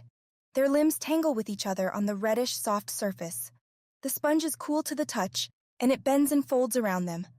Their claws puncture it, but it heals around their points so Sax feels surrounded by a thick glove. As they do every time they sleep together, Sax sends his tail out along the base of the sponge where it meets Baez. They wrap around each other, and their claws dig through the sponge to clasp, and the pair sleeps. Chapter 29. Histories. I'm sitting on the bed, wearing the mask and wondering how to take it off. It doesn't seem right to sleep in such a thing, not that it isn't comfortable, but I feel as though it's monitoring me, measuring what and who I am every second and modulating appropriately. It's a strange feeling, and not one that will lend itself to dreams. Dreams, I think, will already be hard in coming considering where I am. I believe you can take it off. I ask how, and Ignos doesn't reply. Apparently it doesn't know. I glance at the cache, still tight on my wrist. Again, I see a bright green flash, and it's as though I'm in a giant forest of information. Pictures hover in my mind's eye, and the cache attempts to search for what I'm thinking about. The mask. All it finds, though, are fuzzy descriptions. Hunches and speculations about how they work. While I'm in, I focus on the term Emige, and the cache obliges. No pictures. Apparently, whatever created the cache hasn't ever seen an Emige in the flesh, but plenty of text. It's full of adjectives. Scientific, aggressive, impersonal, and focused. There's a curious sentence about the Emige having more to do with the current state of the galaxy than any other species. But when I try to dig further, the cache comes up empty. So I blink it away and turn to the only other thing in my room that might hold answers. The console. Its screen is still on, full of those dizzying icons. Ignos wakes up and begins explaining them to me. I focus on the knowledge databases, like the cache. Using one, I pull up a map of Cobalt and look at where the medical bay is, where my platform room stands. Memorize what I can of it, even though half the terms are unknown to me. I pay particular attention to the route from my room to the docking bay, to our escape. From there, an icon that looks like a spinning circle with numbers and dashes catches my attention. I tap it and see a log of events. Simple, laid out one after the other to the dates themselves, all aligned under what the log calls cycles. The log shows 10 of them. A cycle can last a long time, depending on what happens. Hundreds and thousands of your Earth years might pass from one to the next, or only a dozen. Dalekite built Cobalt in the 8th cycle, deliberately at distance from the rest of the galaxy, a term I don't understand. You and all your tribes are but an infinitesimal part of everything, Kaishi. Yet you may be the most important discovery since the beginning of the cycles. Because of Ignos, or so that's what Baez said. Yes. There's a small burst of frustration from Ignos then, as if the admission pains it somehow. Nothing I can do about it, though, so I look back at the timeline. Cobalt, after completion, went along at first without anything noted. Tests were assigned and completed. Staff stayed and morale reports showed that things were happy. All recorded in brief, bland updates. The first blip occurs not long after the station was built, when half the staff departed the station. There's a short note indicating the scientists were superfluous and were removed to decrease supply expenses. From then on, every entry marks more and more scientists departing. The notes, though, change to indicate the removals were due to increased efficiency. The mystery isn't hard to solve. The familiars slowly replaced everyone. I glide over the remaining notes of staff departures and successful experiments until I come to the very last one. The last of us are leaving, not through our own desires, as we have spent all our lives here, but because Dalekite has decided we are no longer relevant. Its blue familiars are everywhere now, watching our every move, haunting our footsteps. We Sevora may not match the Emiga's intelligence, but we are living beings. We have souls, we have dreams and desires. The familiars have none of these. That Dalekite finds this an advantage is obvious. One is opening the door even now. I bid you goodbye, Cobalt, and may your master drown in the void of its creations. I tap away from the timeline. The only thing on this station then are the three of us.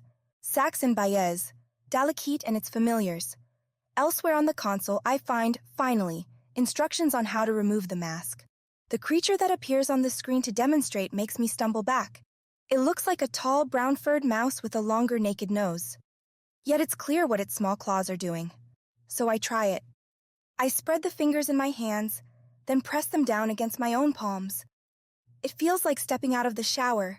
The mask slides off me and clusters on the floor in a bundle like when I first found it. I set it aside, crawl into bed, say the words that make the lights go out. A second later, I turn those lights back on.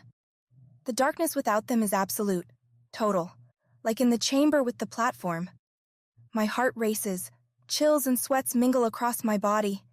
I take a few seconds, long deep breaths. You can dim them. I say the words Ignos tells me, and rather than vanishing, the lights quiet to the level of dying twilight. A soft orange glow, low enough for me to sleep, bright enough to keep from triggering my fears. Though I wonder why Ignos keeps helping me. Because you are still my only way to survive. How can I trust it? You have to choose to. I can't make you, but I will always try to help you, because without you, I am nothing. I have to trust Ignos won't hurt me. I can't get it out of my head anyway. It's with that knowledge that I fall asleep, slowly, waiting for dreams and nightmares. Chapter 30. Weapons Testing. The nutrient bars are the same this morning as they were the day before. Not that days have any real meaning on Cobalt. The lights here shift to simulate day and night, but there aren't seasons calendars to keep track of. Sax is grateful for the protein, for the energy, especially when the familiars show up again. They look at him, at Baez with their blank blue faces. There are two of them this time, and when they point to Sax, he's not surprised.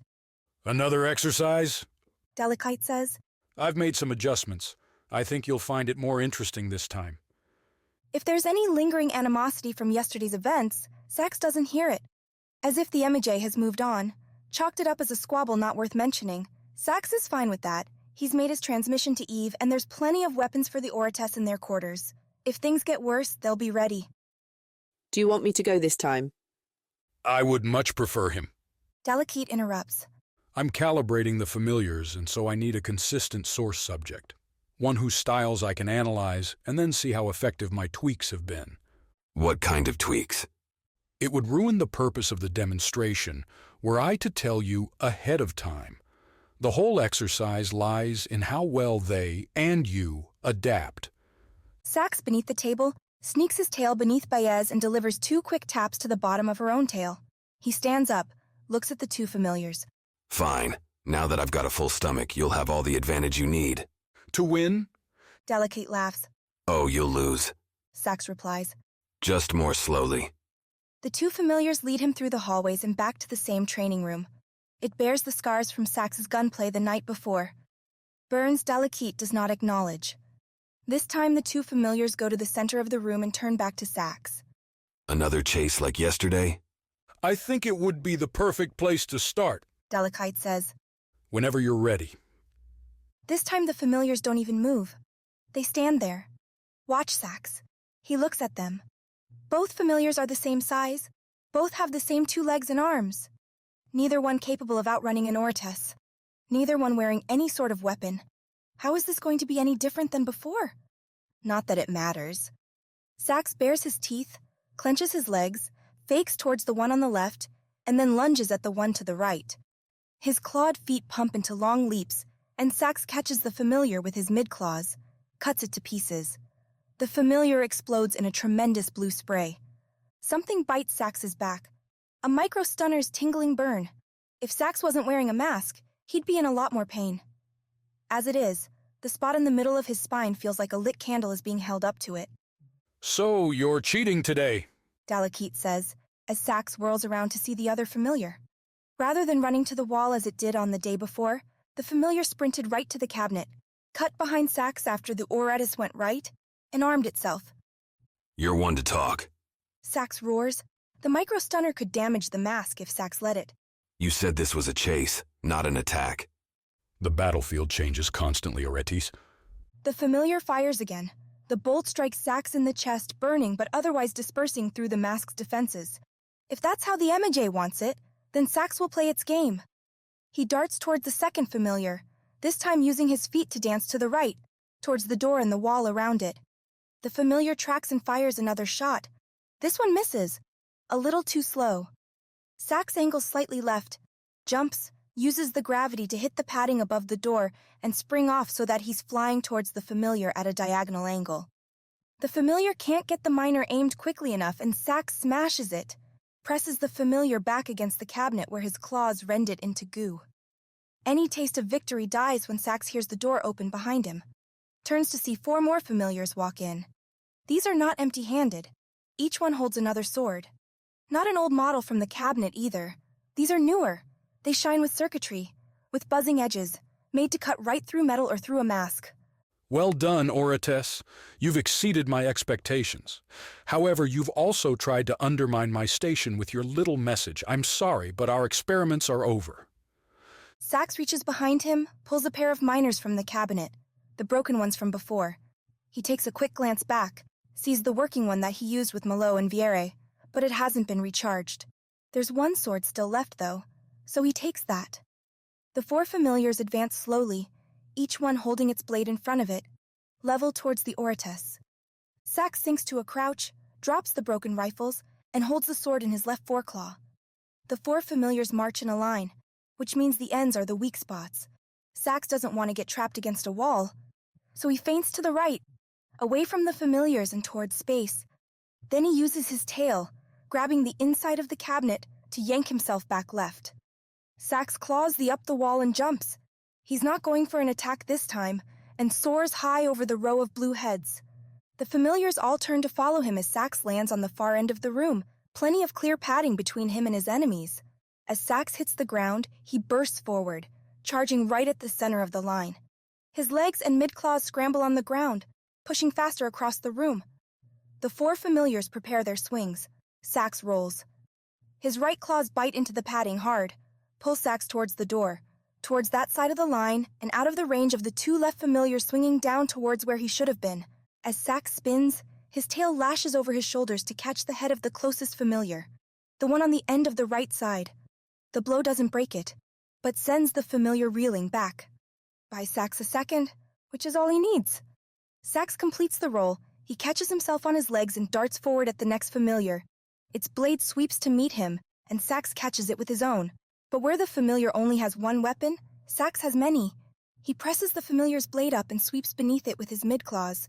The familiar breaks apart, and as Sax's skin is pelted with blue goop, he catches its buzzing sword with his tail as it falls to the ground, and flips it at the next familiar. The sword spins end over end, slicing right through the familiar's liquid middle, which leaves only 2. No 4. Sax counts quick. The other 2 are back near the cabinet, the ones Sax tore apart earlier. They're grabbing the small, stunning miners. So that's it then. Sax sees it all in an instant. The familiars putting themselves back together. They'll keep coming, keep hacking away at him until Sax inevitably makes a mistake, until he gets too tired or simply misses something. He notices a red glow above the only exit. Sax won't leave this room alive. Chapter 31. The Grand Design. The opening door shocks me awake. The lights rise from their dim glow to bright scalding white, and as my eyes come into focus, I see the blank head of a blue familiar standing there, staring at me, or at least I think so, though I can't see its eyes. Time for our next session, Dalekith's voice says. I get out of the bed, and the familiar watches me as I put on the mask. It's the only clothes I have now, and the mask feels better than my old robe and cape. Fewer scratches, less dirt. It warms me up to the perfect temperature. The mask is also, aside from the cash, the only real possession I have. It's a comfort to have it close.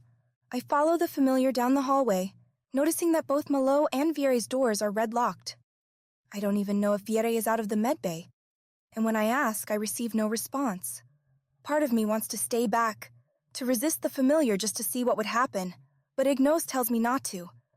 Making Dalekite angry is only going to hurt you more. This time, we go to a different room. There's no platform, no spherical wall, but instead a single long shelf on one side, and on it, a tank full of greenish water. There's nothing else in the room, though I can see some scuffing on the floor, as if furniture had been here at one point and now moved. There's another familiar in the room near the tank. It waves me over. As I go, the familiar that led me shuts the door, and I notice, moves to stand in front of it. I know what's going to happen. I don't. When it does, I want you to remember that I'm on your side. Remember that I want the best for the both of us. I know that. I don't necessarily believe it, but I trust it when Ignos says that its own survival depends on me. It's in my head after all, so if Dalekite decides now is my time to die, it seems likely Ignos would go with me. I get near the tank. The familiar directs me to the center so that I'm staring across the water. The tank itself is about 1 meter wide and nearly half a meter deep. There's nothing in it, aside from the liquid. I don't see fish or anything swimming, no plants growing. The familiar shoves me in. Not all of me, just my face and my head. The familiar holds me down and pushes me beneath the surface. I start to shout, to scream, but then I realize I don't need to. I'm still able to breathe, and it's not hard to know why. The mask.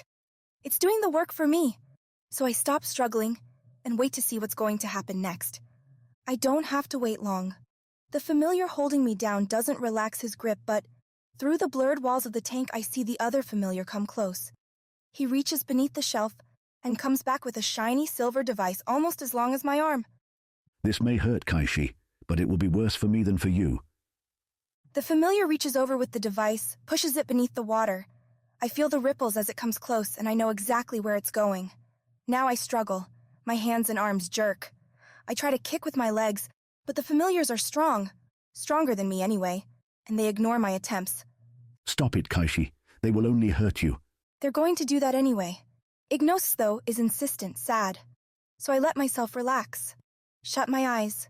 Feel the silver piece slide into my ear. The mask coats my skin, but there's something about the device. Something that makes the mask recoil and creates a hole.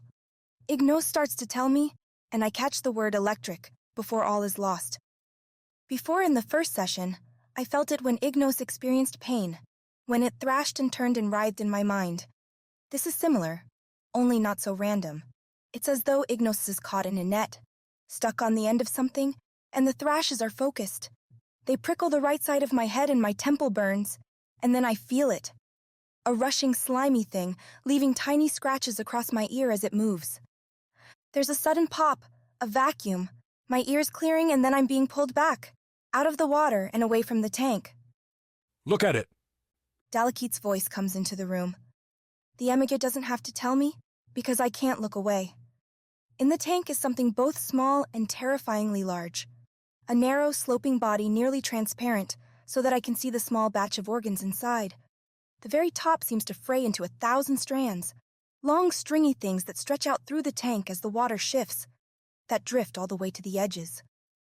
That is a Sevora, Dalekite says. That is what is inside you, what is telling you the things that you should do. That is whose demands you've been following. The thing about nightmares is that they're often scarier when you can't see them. When they travel through the shades of dreams waiting to spring upon you, and you know that they're there, but you don't know what they are. Here, though, here I'm seeing Ignos in the flesh. I'm seeing the thing that was inside me. I know then that when I slipped into the black ink in the jungle, this came into my mind. There's something very special about your species, Kaishi. Delicate says. Something that we have not seen before. Something the Sevora did not expect. Do you see all those fronds there? They wrap and ensnare your nerves. They splice into all that you are and take you, twist you and turn you into a puppet. But this didn't happen with you, did it? I could hear it. We could talk to each other. I remember, of course. I remember after I woke up, with Ignos in my head, when it complained about how it couldn't move me, how I couldn't move my own legs until it gave the control back. Why? That is why the Sevora are the enemy of the galaxy. Dalekite continues. They take intelligent races and subvert them to their own ends, a true evil, a parasite. You and the rest of your species may hold the secret to preventing that. What secret? Somewhere in that body of yours is the reason that Sevora is unable to take you over as it would any other species. It's my job to find out what that is. I'm afraid to ask, but I do anyway. How? There's no answer, at least not a verbal one. But I find out soon enough. The familiars take hold of me again and bring me back to the tank, press me under the water. My eyes are open and I watch. They even let me tilt my head enough to see the Sevora, to see Ignos. It doesn't swim so much as bob, until the strands flutter.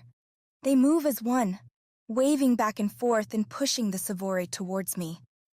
When Ignos touches my head, I feel its stringy tentacles. They press against the mask and then bounce away. The Sevora can't, doesn't try to go back inside, but instead it sits there, hovering near my head. I should be horrified, I suppose. Should be screaming or panicking. I'm not. Partly because I know it's Ignos there. I know that it's had so many opportunities to hurt me, and hasn't. Not directly, anyway. I also have no choice. I can't fight these familiars. Not alone. Part of me, too, is curious. The silver thing comes back into the water, guided by a familiar's hand, and approaches my ear. This time, when it punctures the mask, I can feel it moving around, almost touching the sides of my skin. The mask recoils from it, and the space gives the Sevora a chance to shoot forward into my ear like an arrow. The trailing edges of its tentacles crawl once more into my mind. Into me. This time I know what to look for. I feel a second consciousness tap into mine. The tingle in my nerves as they say they're no longer sending messages just to me. When my head pulls out of the water moments later, I hear Ignos. I'm sorry, Kaishi. Chapter 32. Attrition. He's never going to be able to beat these things. Sax runs around the room, jumping and leaping and rolling, making precise moves when he needs to take out the two familiars that keep trying to get the micro-stunners. The four with the swords chase, but they're slow, sloppy. Sax is going to get sloppy too. His muscles are already burning. His mask bears scorch marks from near misses. He's going to make a mistake and die beneath a familiar's blade. How is he going to get out of here?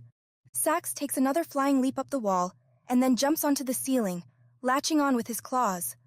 The familiars with the swords head to the sides and begin their weird suction run up towards him. Sax has only seconds to breathe. Meanwhile, the two stunner-wielding familiars are reassembling themselves from the latest thrashing. There's nothing else in the room except the glowing red light over the door. The door.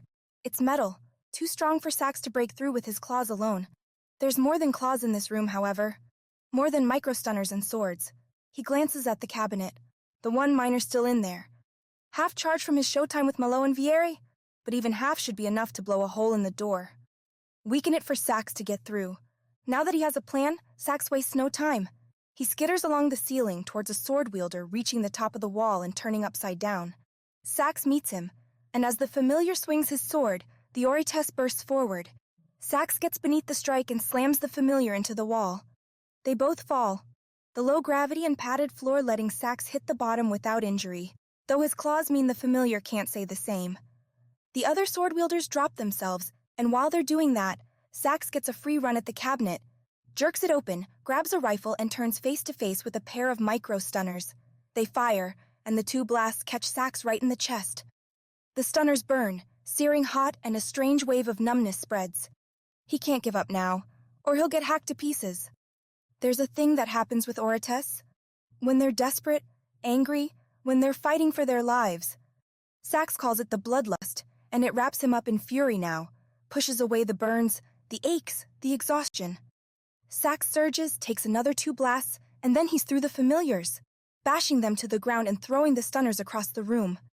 A pair of sword wielders is next, and Sax sidesteps them. Does a quick jump towards the center of the room and swings in the air. He aims the miner at the door, pulls the trigger as he floats and unleashes a lance of azure energy that strikes its target. The door's center right side glows orange before curling and blackening away from the beam, which sputters out a moment later. Older miners suck power like a faceth sucks food. Sax has forgotten how many power packs they used to carry.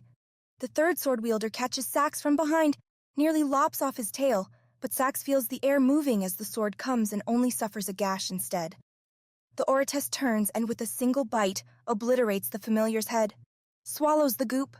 Sax isn't sure if it'll make him sick, but he knows the stuff won't be going back to reform the thing.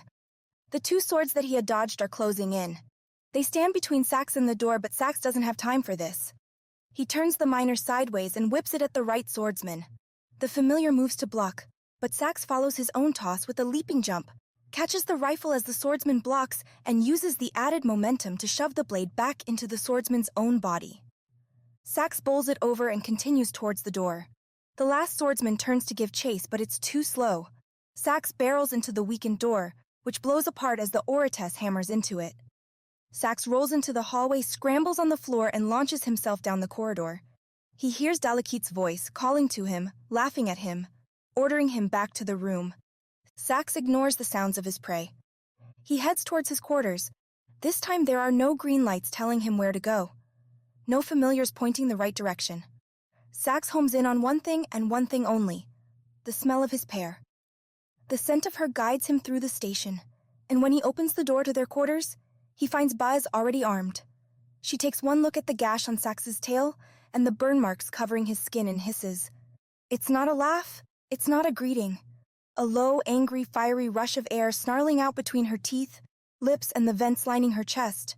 A sound Sax has only heard a few times before, a sound reserved for him and those who dare cross her path. I'm going to kill it, Sax answers. We're going to kill it, Baez replies. Secure the specimens. Sax argues. Secure the shuttle. Make sure we can get off the station. You want this, don't you? She knows him so well. I need this. The prey has been annoying him since they landed here. The familiars are strange abominations. Unnatural. Now Sax can act on it. He gets to put this high and mighty slime into its place. His eyes move to the locker above the bed. There lie a pair of small rifles, and the black bar swords that he prefers. The Amiga began the fight. Sax will end it. Chapter 33. Unsteady. I'm walking back to my room when my too familiar escort pushes me forward with more urgency. There's no answer to my startled ask, no explanation for being shoved through the halls, pressed through doors that shut behind us, closing off passages as we pass through them. I wind up back at my room, no chance for food, drink, or anything else. The door closes and I hear the familiars pad away. Something's wrong. I gather that much. What's more concerning is that the console is dark and doesn't react when I press it. I'd hoped it might have some information on what's happening in Cobalt, but no luck. Left without options, the curious furor dies away, which turns my attention to my own head and what's inside it. Do you find me disgusting? Yes. There's no other answer. Not only does Ignos look terrifying, it's inside me, always there. I now know those long skinny tendrils are wrapping themselves around my body and connecting to my nerves. How am I not supposed to be disgusted? How am I not supposed to be scared? Knowledge, Kaishi, is the antidote to fear. You fear me because you don't understand what I am. Let me change that. I don't protest, so Ignos goes on. Tells me the Sevora's story. The Sevora woke in the distant past. Ignos doesn't know how many cycles ago, and as I don't really comprehend what a cycle is, I don't press it. All it knows is that they exist deep in the caves and caverns of a rocky world. One covered with marshland on the surface. The Sevora there swam through the waters, occasionally finding and devouring creatures that shared their space. Some grew to full maturity and embedded themselves on the ground beneath the vast oceans and swamps and birthed new generations. Ignos itself has never reached that stage. Will never, if it has any choice. Because once you mature, once you burst forth the next generation, you die a long death. Not really, though. Ignos and I have different definitions of death. For most Sevora, death means the loss of new life. After a Sevora matures, it can no longer take a new host, to travel and to see what else the galaxy holds. Mature Sevora grow into their home, like Dalekith and this space station. Once the maturation cycle triggers, everything else stops. I pester Ignos to get back to the story. As interesting as Sevora biology is, I don't need more nightmares. I won't be sleeping as it is. Ignos heads back to the timeline, to the first instant the Sevora had any inkling of their true abilities. The moment came when intelligent life first visited the planet. A flash in the sky similar to what I experienced back home. A ship crashed in a shallow swamp. Bands of furry creatures, ones Ignos calls Flam, emerged. The same ones that I'd seen in the console's videos of how to put on a mask. They stumbled around the swamp, unsure of where they were, and the Sevora took advantage. Stole one, then the next and the next until the entire ship had been made captive. For the first time, the Sevora had thumbs and fingers and ideas for them to steal. They took that knowledge. They took the crashed ship and made more. And spread. Their growth happened unheeded for a long time.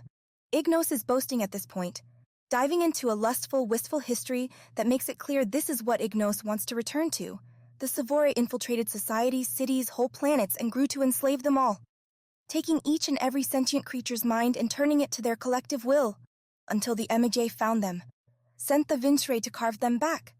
Since that point, it's been a continuous bloody conflict. The Sevora, however, need captives, need bodies to host. The Emige and Ortes, along with all other species, don't have that problem. The lopsided numbers mean the Sevora have been in gradual retreat since the start, and now they're almost gone. Ignos is looking for sympathy, but as a Solaire that's experienced my people's own decline, I don't have any despair. Doesn't help that the Sevora live by using others. I'm repulsed by the thought of being a guest in my own body. Hard to get motivated to help a species like that. Yes, we use species. We take their ideas and expand on them, enhance their technology, purify their societies of problems both physical and cultural. We stop violence, Kaishi, crime, hate, it all goes away. No Sevora, no host starves or wants for medical attention. I think we can have that without losing freedom. Then show me where. I can't. Yet. Ignos doesn't give up, though. You and I are connected to the same nerves. If I feel pain, you feel pain. If I feel pleasure, so do you. The species we take, they live and continue to live great lives. It's like watching something on a console, but experiencing the joys of it, the successes. There's no failure, there's no death. Then why are we here on this station, if the Sevora are so wonderful? My question goes unanswered for a moment. Ignos eventually comes back slow, cautious. We are here because the galaxy does not understand us, because it sees us as a threat, as enslavers rather than liberators. What am I then? How does Ignos see me, someone whose will, whose mind it can't take? An anomaly, but also perhaps an answer. You present a choice to the galaxy, Kaishi. You present the hope of an equilibrium. If we could give the option to a species, the choice of a life lived without stress, or fear or worry, or one with all those things but with true freedom, then perhaps the Sevora would not be hated quite so much. I don't see how anyone could choose the former, but Ignos laughs. You've seen the pits of Demontem, the desperate person who wishes for something better, who is at the very end of all of their dreams, who, given the choice, would abandon what little their freedom has given them, and instead choose comfort, happiness, peace.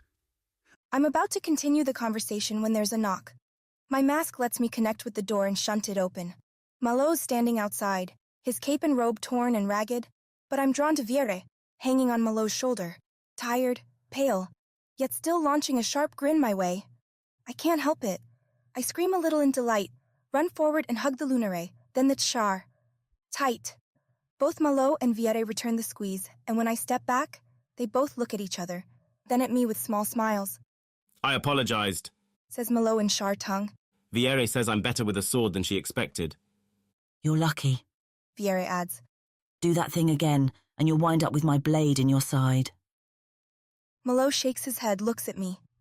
What I've learned, painfully, is that it's just us here. No matter how terrible Viere might be, it's better to have her than to lose her. Come in, I say. Partly because I've noticed, in the hallway, there are two familiars standing at the end of our section. They're watching us with their blank blue faces, and it's causing twitchy chills. Malot and Viere step inside, and the door shuts behind them. I keep the conversation in Thar, hoping Dalekite can't make sense of what we're saying. Tell me, I speak to Viere. Tell me what it was like. Unpleasant. A sharp pain and unconsciousness, and then the slow-growing sensation of 1,000 things happening to me. I flickered in and out what must have been 12 times. Imagine opening your eyes and seeing strange metal limbs coming towards you, pulling back, poking and prodding your skin. Looking to the left and seeing a tube leading from your arm to a strange bag full of red fluid. I'll have nightmares about this forever. She showed up at my door. Malot says. Moments ago, like this. The familiars brought me. They said I should get some rest, but since when have I followed orders? Certainly not mine, I say. Obviously. I'm your advisor, not your servant. Viere clicks her teeth. And as your advisor, I'm wondering, When do we get out of here? It's a question I've been pondering since the first session. At once, I'm fascinated by everything around me.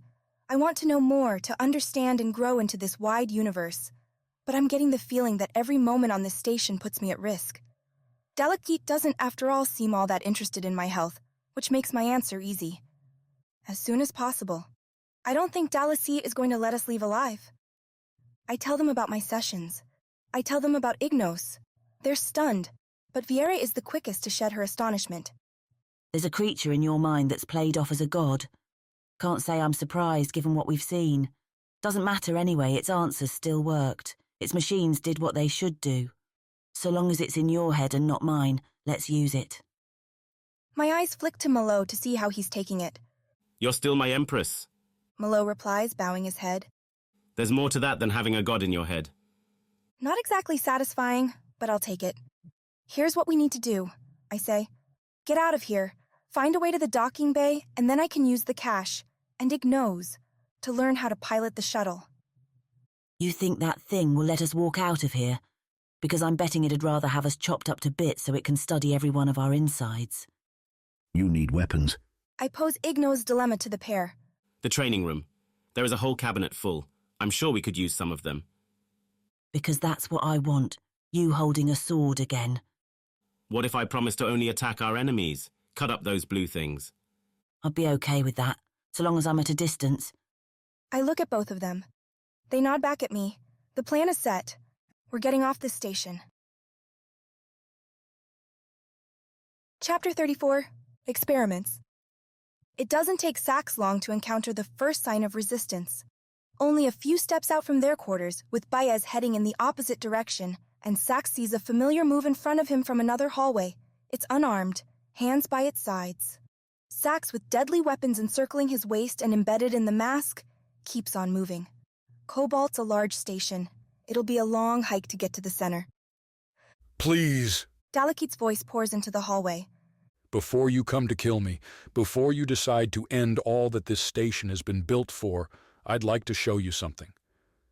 You've shown me plenty already. The familiar doesn't move, so when Sax is close, he opens his mouth. Make sure that wherever Dalekith is watching from, it can see those teeth. See what will be tearing through his creation. Not this. You haven't seen this before, I guarantee you. What stops Sax is the image's voice, not the words that it says, but rather the tone. There's no worry in it, no fear, only a sly, tantalizing tilt. What? Sax can't resist. Follow, Dalekith doesn't say anything else, and the familiar turns and heads down the hallway, in the same direction Sax was going anyway. Sax follows. They go by the kitchen, and Sax isn't surprised to see the door locked shut, red light glowing. In fact, all the other routes seem shut. Even the lights begin to dim as the Orates walks, until Sax is following a blue familiar through a dark maze, with soul ceiling lights launching spots of brightness. It would be creepy if Sax understood that emotion. Instead, he keeps his claws ready, his mask scanning for hidden anything. Monsters are scariest in the dark, and there are few monsters worse than Sax. A green light bursts out of the black, and there's the whooshing sound of a door opening. The familiar turns to Sax and points into a room that has just appeared from a blank section of wall. What you're looking for is in here. Dalekith says. What I'm looking for is you. No, you're not. What you're looking for, what everyone is looking for, are answers. The reason you're here. Sax slow blinks at the familiar. He's always known why he's here. To eliminate the Sevora. And after them, anything else that poses a threat to the order of the galaxy. There's no other reason. There's no grand mystery. You're wrong. Sax says. I know my purpose. Laughter comes through the invisible speakers. You only think you do. You're part of a grand construct. A game that's been played since before your pathetic race was made. Sax will enjoy devouring this one. Again the familiar gestures. Sax goes into the room. He's curious. He doesn't care what Dalekith says. But if there's a threat in here, Sax prefers to neutralize it. If there's not, he's got the weapons to break his way out. Nonetheless, as he goes by, Sax turns, and with his mid-claws, splits the familiar and shreds it to pieces. It'll reform, but the move brings some satisfaction. As soon as Sax is inside, the door slams shut behind him and lights spring up. Spotlights glow around the ceiling's edges, focusing on the center of the room.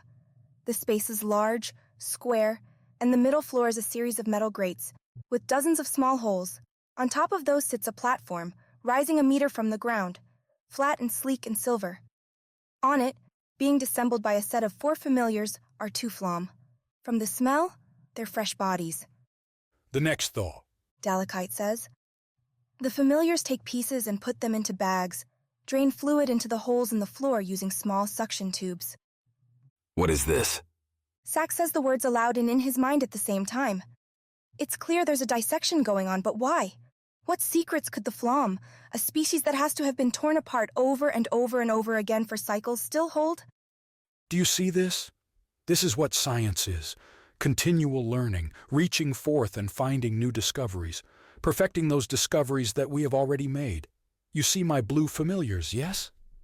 Sax feels an itchy anger, a growing desire to take apart the things in front of his eyes. The horrendous show that he's watching is terrifying, wrong. What is happening on this station?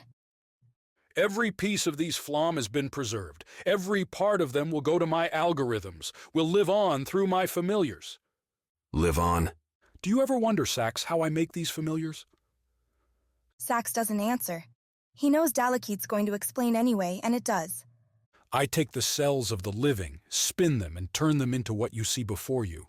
Yet they are imperfect, still so much work to do. So keep going, Sax. Keep going, and you'll see. A door opens on the far side of the room. Beyond the platform, Dalekite means for Sax to keep going. His claws twitch. They want to tear, but Sax resists. As Baez would say, this is about the mission, not the moment. Sax walks on, around the display and out of the room to the next one, which is exactly like the first, except a single crucial difference. This platform is on solid, holeless ground, surrounded by medical machines holding bags, and tanks and containers full of what Sax doesn't know. All of them are pressing, poking, prodding a shape in the middle, one that is the familiar's blue but also yellow and red in spots, as though true flesh is growing over the fragile familiar goop. Everything must grow, Sax. Everything must evolve on itself. It took so long to make the familiars, to get them to the point where they could replace my staff and my robots in the simplest of duties. Dalekite continues on. Sax can smell a wide range of chemicals, alcohols, glues, stinging scents of life, the strange ozone iron smell of blood. He takes a step closer to the center platform. Yes, that is hair. It's sprouting from a couple patches on the familiar. Patches that are brownish blue. Patches that look almost like skin. There are always initial imperfections. First models, the ones you see everywhere, demonstrating my concept, setting expectations for what comes next. A green light blinks on, and another door shunts open. Further, Sax goes. He's aware this is a show. He's aware of what's going on here. That this isn't for Dalekite's benefit, but for visitors to the station.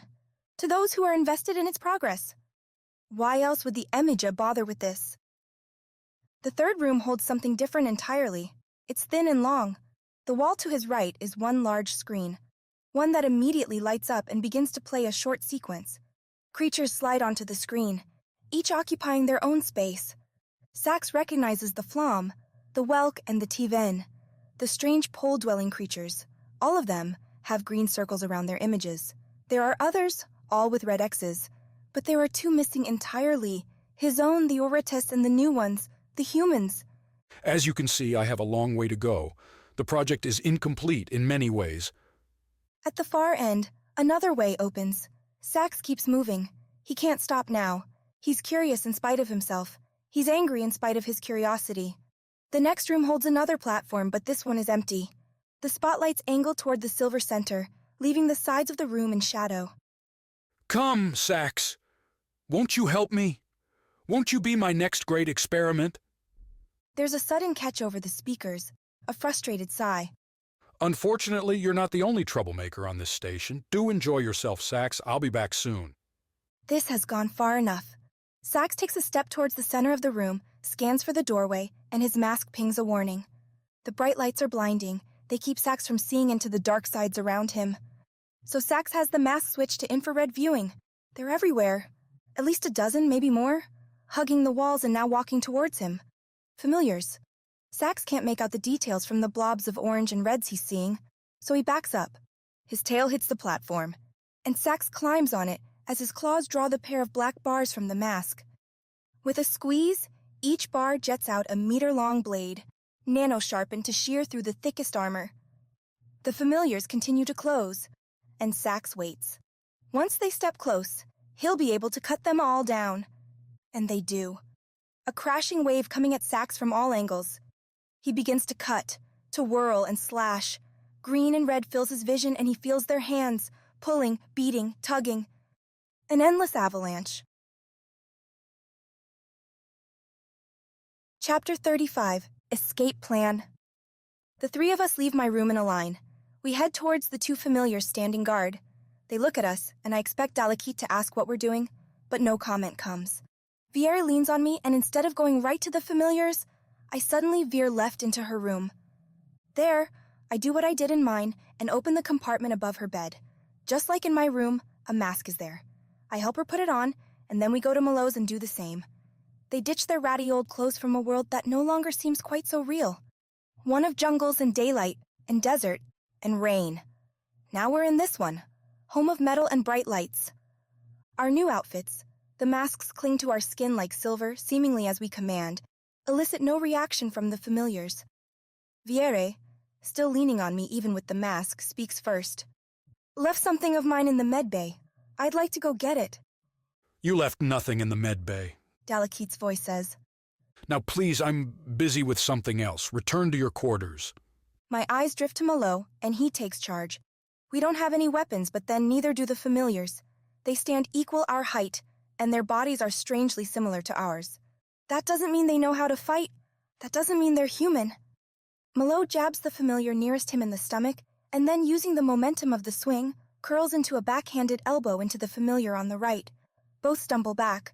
Both appear otherwise entirely fine. They straighten, and again bar the path forward. I don't want to hurt you, but you have no right to leave your rooms. You are my subjects. You will stay until I call for you. Dalekith's voice is hard. I think we'd rather leave, I say. You have to rush them together. Push through. In Shar, I say what Ignos suggests. We charge right for the center, between the two familiars. Malot leading the way, Viera second, with me last. I'm guessing Dalekith won't want to hurt me, that it'll be restrained, slower with me than the others. Malot angles forward and lowers his shoulder as the familiars move to cross their arms. Malot's a strong lion warrior of the Char. He does not bend, he does not give. He pushes and shoves, and he cries out for his god. I push Viera behind him, and the Lunare stumbles, reaches down and uses her hands to push herself back up from the floor. And so when Malot hits those crossed arms and breaks the familiars to the side of the hallway, we're right behind, ready to rush through. I feel blue hands grab at my back. They miss. We're running. Viera and I follow Malot, and I'm working to keep Viera on her feet. Her breathing is shallow, labored. I see sweat break out underneath her mask, the strange clothing doing what it can to wick it away. She's even paler than before when the fever drove her to the brink of death. Stay alive, Viera. Keep moving, I say. Don't worry, Empress. I won't fall apart on you. Not completely, anyway. Doorways shut along our path. As they close themselves off, the lights dim.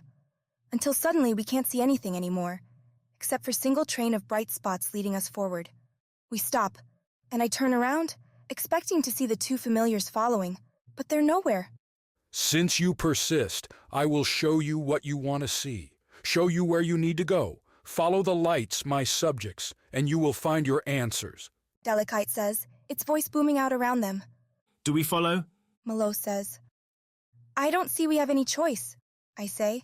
But let's be ready, because I'm guessing this doesn't lead us to the docking bay. We move forward, Malot still in front, Viera in the middle and me in back. It's a slow walk, and I use the time to pester Ignos with questions. Try to get some idea of what's going on, but it's not sure. The emigre will try to capture you. That's all I can say. I could figure that out for myself. The lights eventually lead us to a sealed door, red light glaring at us. I reach and place a hand on the metal, but it doesn't open. The mask fails to unlock it too, finding no connection. We followed the lights, I say to the air. You did.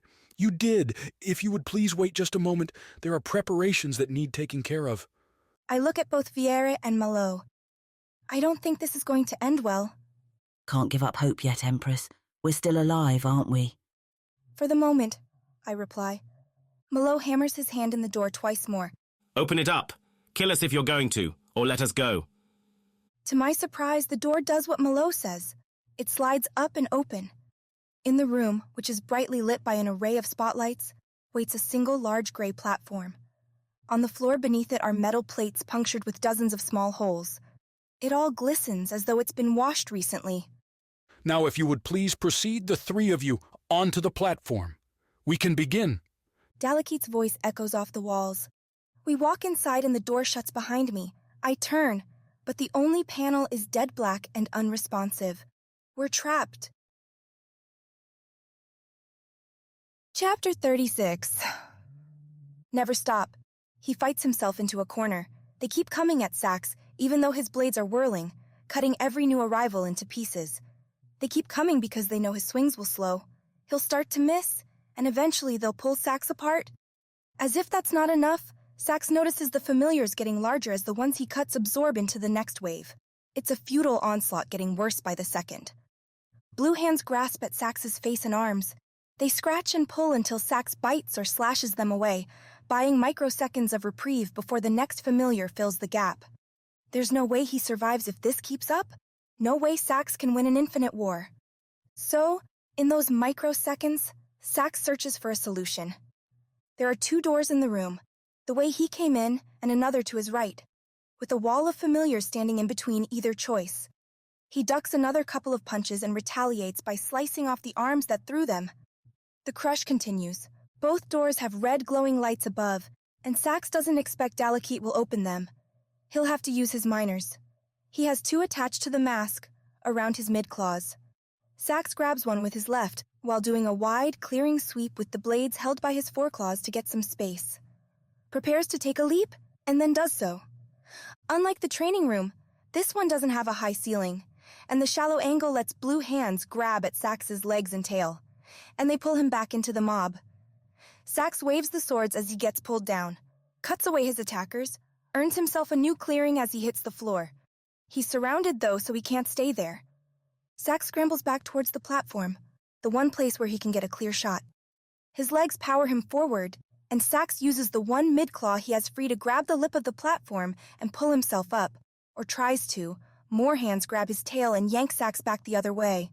He spins, bringing the swords to bear, but the familiars are ready. Some get cut while others duck the swings or dance back. Then they dart forward again before Sax can recover, pin his arms. Grab the blades themselves even as the edges slash into their skin. Blue goop spatters everywhere, an ocean of it. But the living slime swims back towards familiars the moment it hits a surface. Sax stays focused. The door. That's the objective. He angles his minor towards it with his left mid-claw and pulls the trigger. The short blast, a white-blue bolt, lances through the familiars and strikes the door, burns a hole into it. Then grasping hands rip the minor away. 3 familiars grab it, and even Sax's mid-claw isn't a match for that much strength.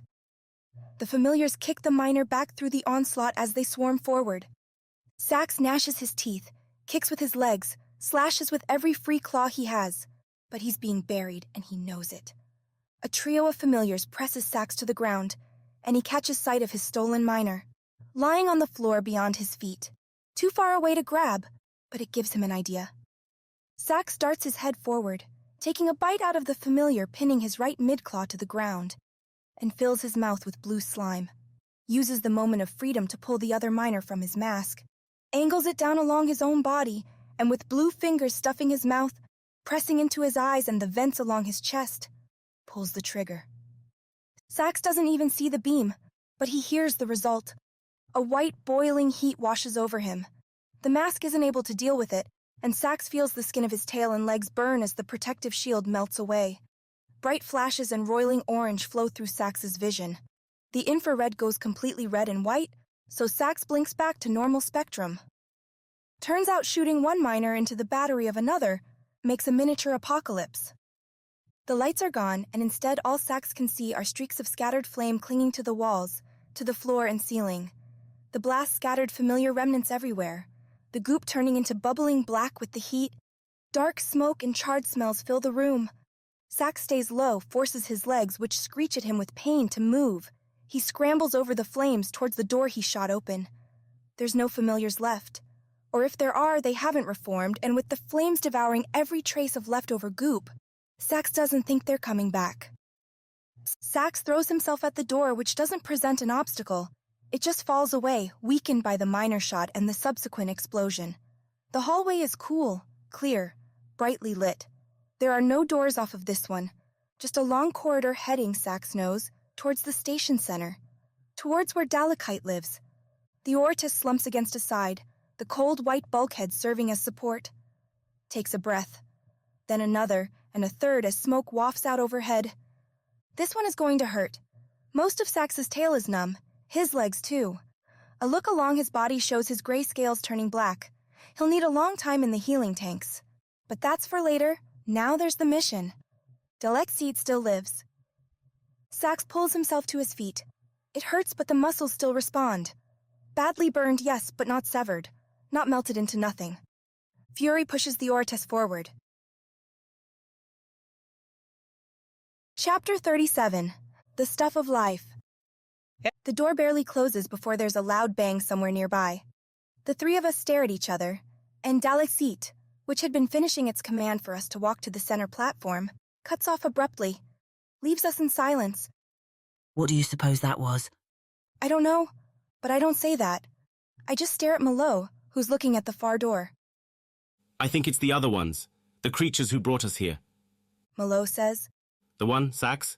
He doesn't like this place. He doesn't trust those blue things. If he's trying to destroy this station, then I'd rather us not be on it. Fiore says, and I agree, which means we have to find a way out. The door we came through is still unresponsive. Same thing with the other exit. We walked in here and now we're stuck. Dalakai wants us to get on the platform. Maybe we should? Following its orders already got us here, I say. Following them again would just make things worse. No, no! Dalekite's voice bursts into the room. It will not make them worse. No worse than they already are. Rather, it will give you purpose. His words have heat in them now. Anger, rage even. You'll get on the platform and you'll lay there and you'll wait. You'll wait because that is what subjects do. That is your job. We look at each other. I'm not going to, I say. Careful, Kaishi. This is not one creature you want to anger. What the Empress commands, I do. This isn't an ask. It's not a request. It's an order. One I'm willing to enforce. The far door, not the one we came in, shunts open. Standing there are a pair of hideous creatures. They are brown and patchy, and where the fur is not, there are blue streaks. The same smooth skin of the other familiars. Their eyes are blank and black, and wisps of hair fall from them onto the floor. They're unstable. Strange. What a... Viera doesn't finish the sentence before the two of them grab Malo and haul him to the platform. Viera is too hurt to react, but I step forward, snatch at one of their arms and try to pull, but it doesn't move. I felt the other familiars. The blue ones. They're strong, but not mountains. I had a chance to resist their strength, but these, it's like trying to pull a stone, as though the flimsy blue has been buttressed by taut muscle. Do not struggle, subjects. Dalekite's words are followed by Malo hitting the silver platform. As he does so, one familiar reaches underneath and pulls out a long silver rod. I'm trying a kick and the familiar takes the blow without a care, then turns and pushes me away onto the ground. It places the rod over Malo's struggling legs, and the rod snaps, flexes itself around Malo's thighs and squeezes tight. The other familiar places a second rod around Malo's chest, trapping his arms to his sides. Viera and I look at the odds as the two monsters turn towards us. There's no question of us fighting them. Not with Viera as weak as she is, not with me unarmed. Dalekite calls for us to surrender, and we do so. The familiars direct us onto the platform with Malo, order us to lie against each other in a row of 3. Now, I'm sorry you had to witness my experiments. They're not quite ready yet, as you can see. However, some unexpected difficulties are forcing me to use extra measures. Wait for an opportunity, Kishi. The Emige is distracted. We'll have a chance. I understand what Ignos is saying, and the familiars haven't wrapped us in metal bars like they did Malo. Instead, when the familiars reach beneath the platform, they bring up clear, rippled tubes that slink down into the holes in the floor. Each one has on the end A long, sharp needle. It's not hard to guess what they're going to do with those. I didn't think you would hurt us, I protest. We're your subjects. Your prize experiments. Oh, you are. The most interesting subjects I've studied since the start of this station, perhaps in my entire existence. However, I must put Cobalt ahead of any single test, any single specimen. That means you three will be worth more to me dead than alive. You'll never learn everything about us. I'm saying it frantically. I've no idea if it's true. No idea what the MJ is capable of. Little one, you must remember I have your shuttle, I have its records. I can simply send someone to gather more of you. Bring back as many humans as I want. Now do close your eyes. It will be easier that way. The familiar gets close. I'm clearly the first choice as one of the brown patchy nightmares lines up at my head and another at my feet. Viere tenses and I feel like she's about to pounce. Don't, I say. I speak in Malot's language and hope Dalekite still can't understand. Wait for my move, then you go. Viere nods slightly. The familiar's tubes in each hand bring the points towards me.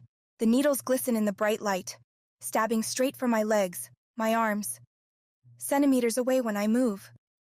In the jungle, playing games as a child, we rolled around, somersaulted underneath knotted vines and low branches, played tricks and tags on each other. So it's second nature for me to kick my legs up, bring them to my chest, though I feel the slight scratch as the needles catch the bare ends of my feet.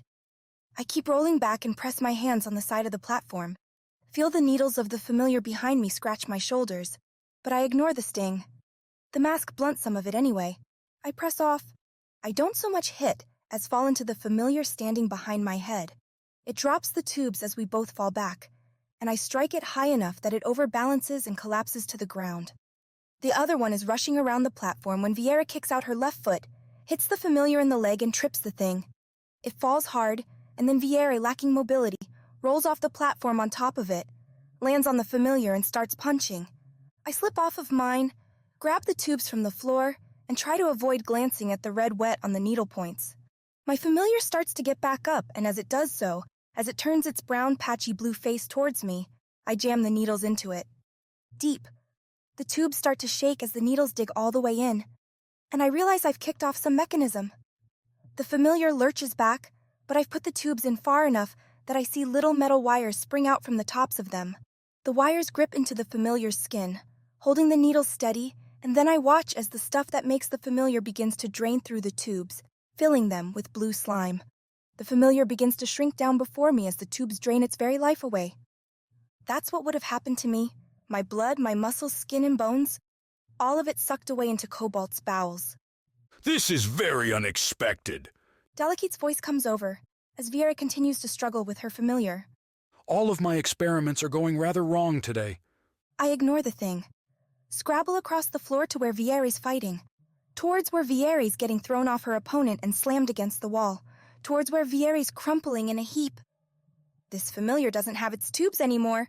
It dropped them on the far side of the platform, so I've nothing to stab it with, nothing to grapple with, except my own hands, which prove ineffective. The familiar doesn't hesitate. It grabs me, crushes me tight in its arms and holds me to its chest, and then I feel it run. We dash towards the far door that it came in, which opens as it nears, and then shuts behind us. As it closes, I hear Malot shout my name, and then there's nothing else. Chapter 38. Familiar frame. Sax lurches down the hallway, slow. He doesn't remember this from the map. No idea where he's going, but there seems to be only one way, so that's where he heads. All Sax knows is that Cobalt is a long, triangular extension from a sphere in the middle. As long as he's heading towards the center, he'll get where he wants to be eventually. The hallway ends in a rounded door with a glowing red light, as per usual. Sax raises his claws, the only weapons he has left. Don't! Dalekite says. You've damaged quite enough of my station already. If you want through, I'll open this. Sax doesn't care to reply. He doesn't have the energy, the focus to taunt. He gives the creature a moment, holding the miner towards the door, when the light flashes green and it opens. On the other side is what's called a band room, a chamber that circles the center of a station without walls in between. Rare to have, and costly, but if you need the space, this is the way to do it. Dalekite is putting that space to good use. Stretching out in front of Sax in either direction is a long chain. Large plastic bars move, pulled by what Sax guesses are programmed magnets, in a slow loop across the wide, flat silver surface. Each bar spans the width of the room, and Sax can see their tops are grated with fine steel. The bar bottoms are coated with small nozzles. Nozzles that, as the bars move, squeeze out the same blue stuff that makes up the familiars. They're layering the slime on the silver floor, which is divided into long, thin sections, going perpendicular to the plastic bars. Sax realizes what this is. What's going on? The layering bars create familiars, a couple dozen at a time or more. The dripping goop builds them into beings. Sax doesn't even have the energy to move, to act. He simply watches, mesmerized, as the bars go around and around and around, and then the wave is done. The whole line pauses for just a second, the bars sliding up to the ceiling, which parts and allows a new batch of goop to refill the bars. There's a soft buzzing sound and a slight stinging smell fills the room.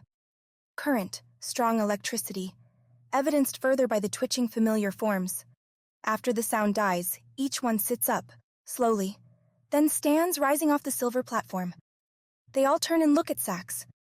There you have it, Dalicut says. The source of my servants. Nothing so brilliant to one who's seen the galaxy, I'm sure. Except Sax hasn't ever seen anything like this. And he knows why. If this can be everywhere, anywhere, then what need would anyone have of other species? The Emige, this Emige, could run whole worlds with these things. Sax asks the one question still burning in his mind. How do you control them? Simple, really. Consider the Sevora.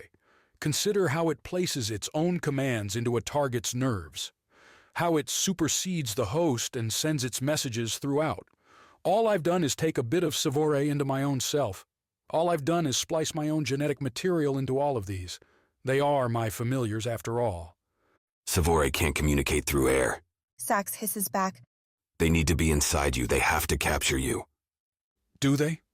If the Sevora ever truly looked at themselves, they would know that everything they do is biological impulse, that everything they share with their hosts comes via signals, specific frequencies, specific microvolts. It's not hard to send those same signals throughout the station.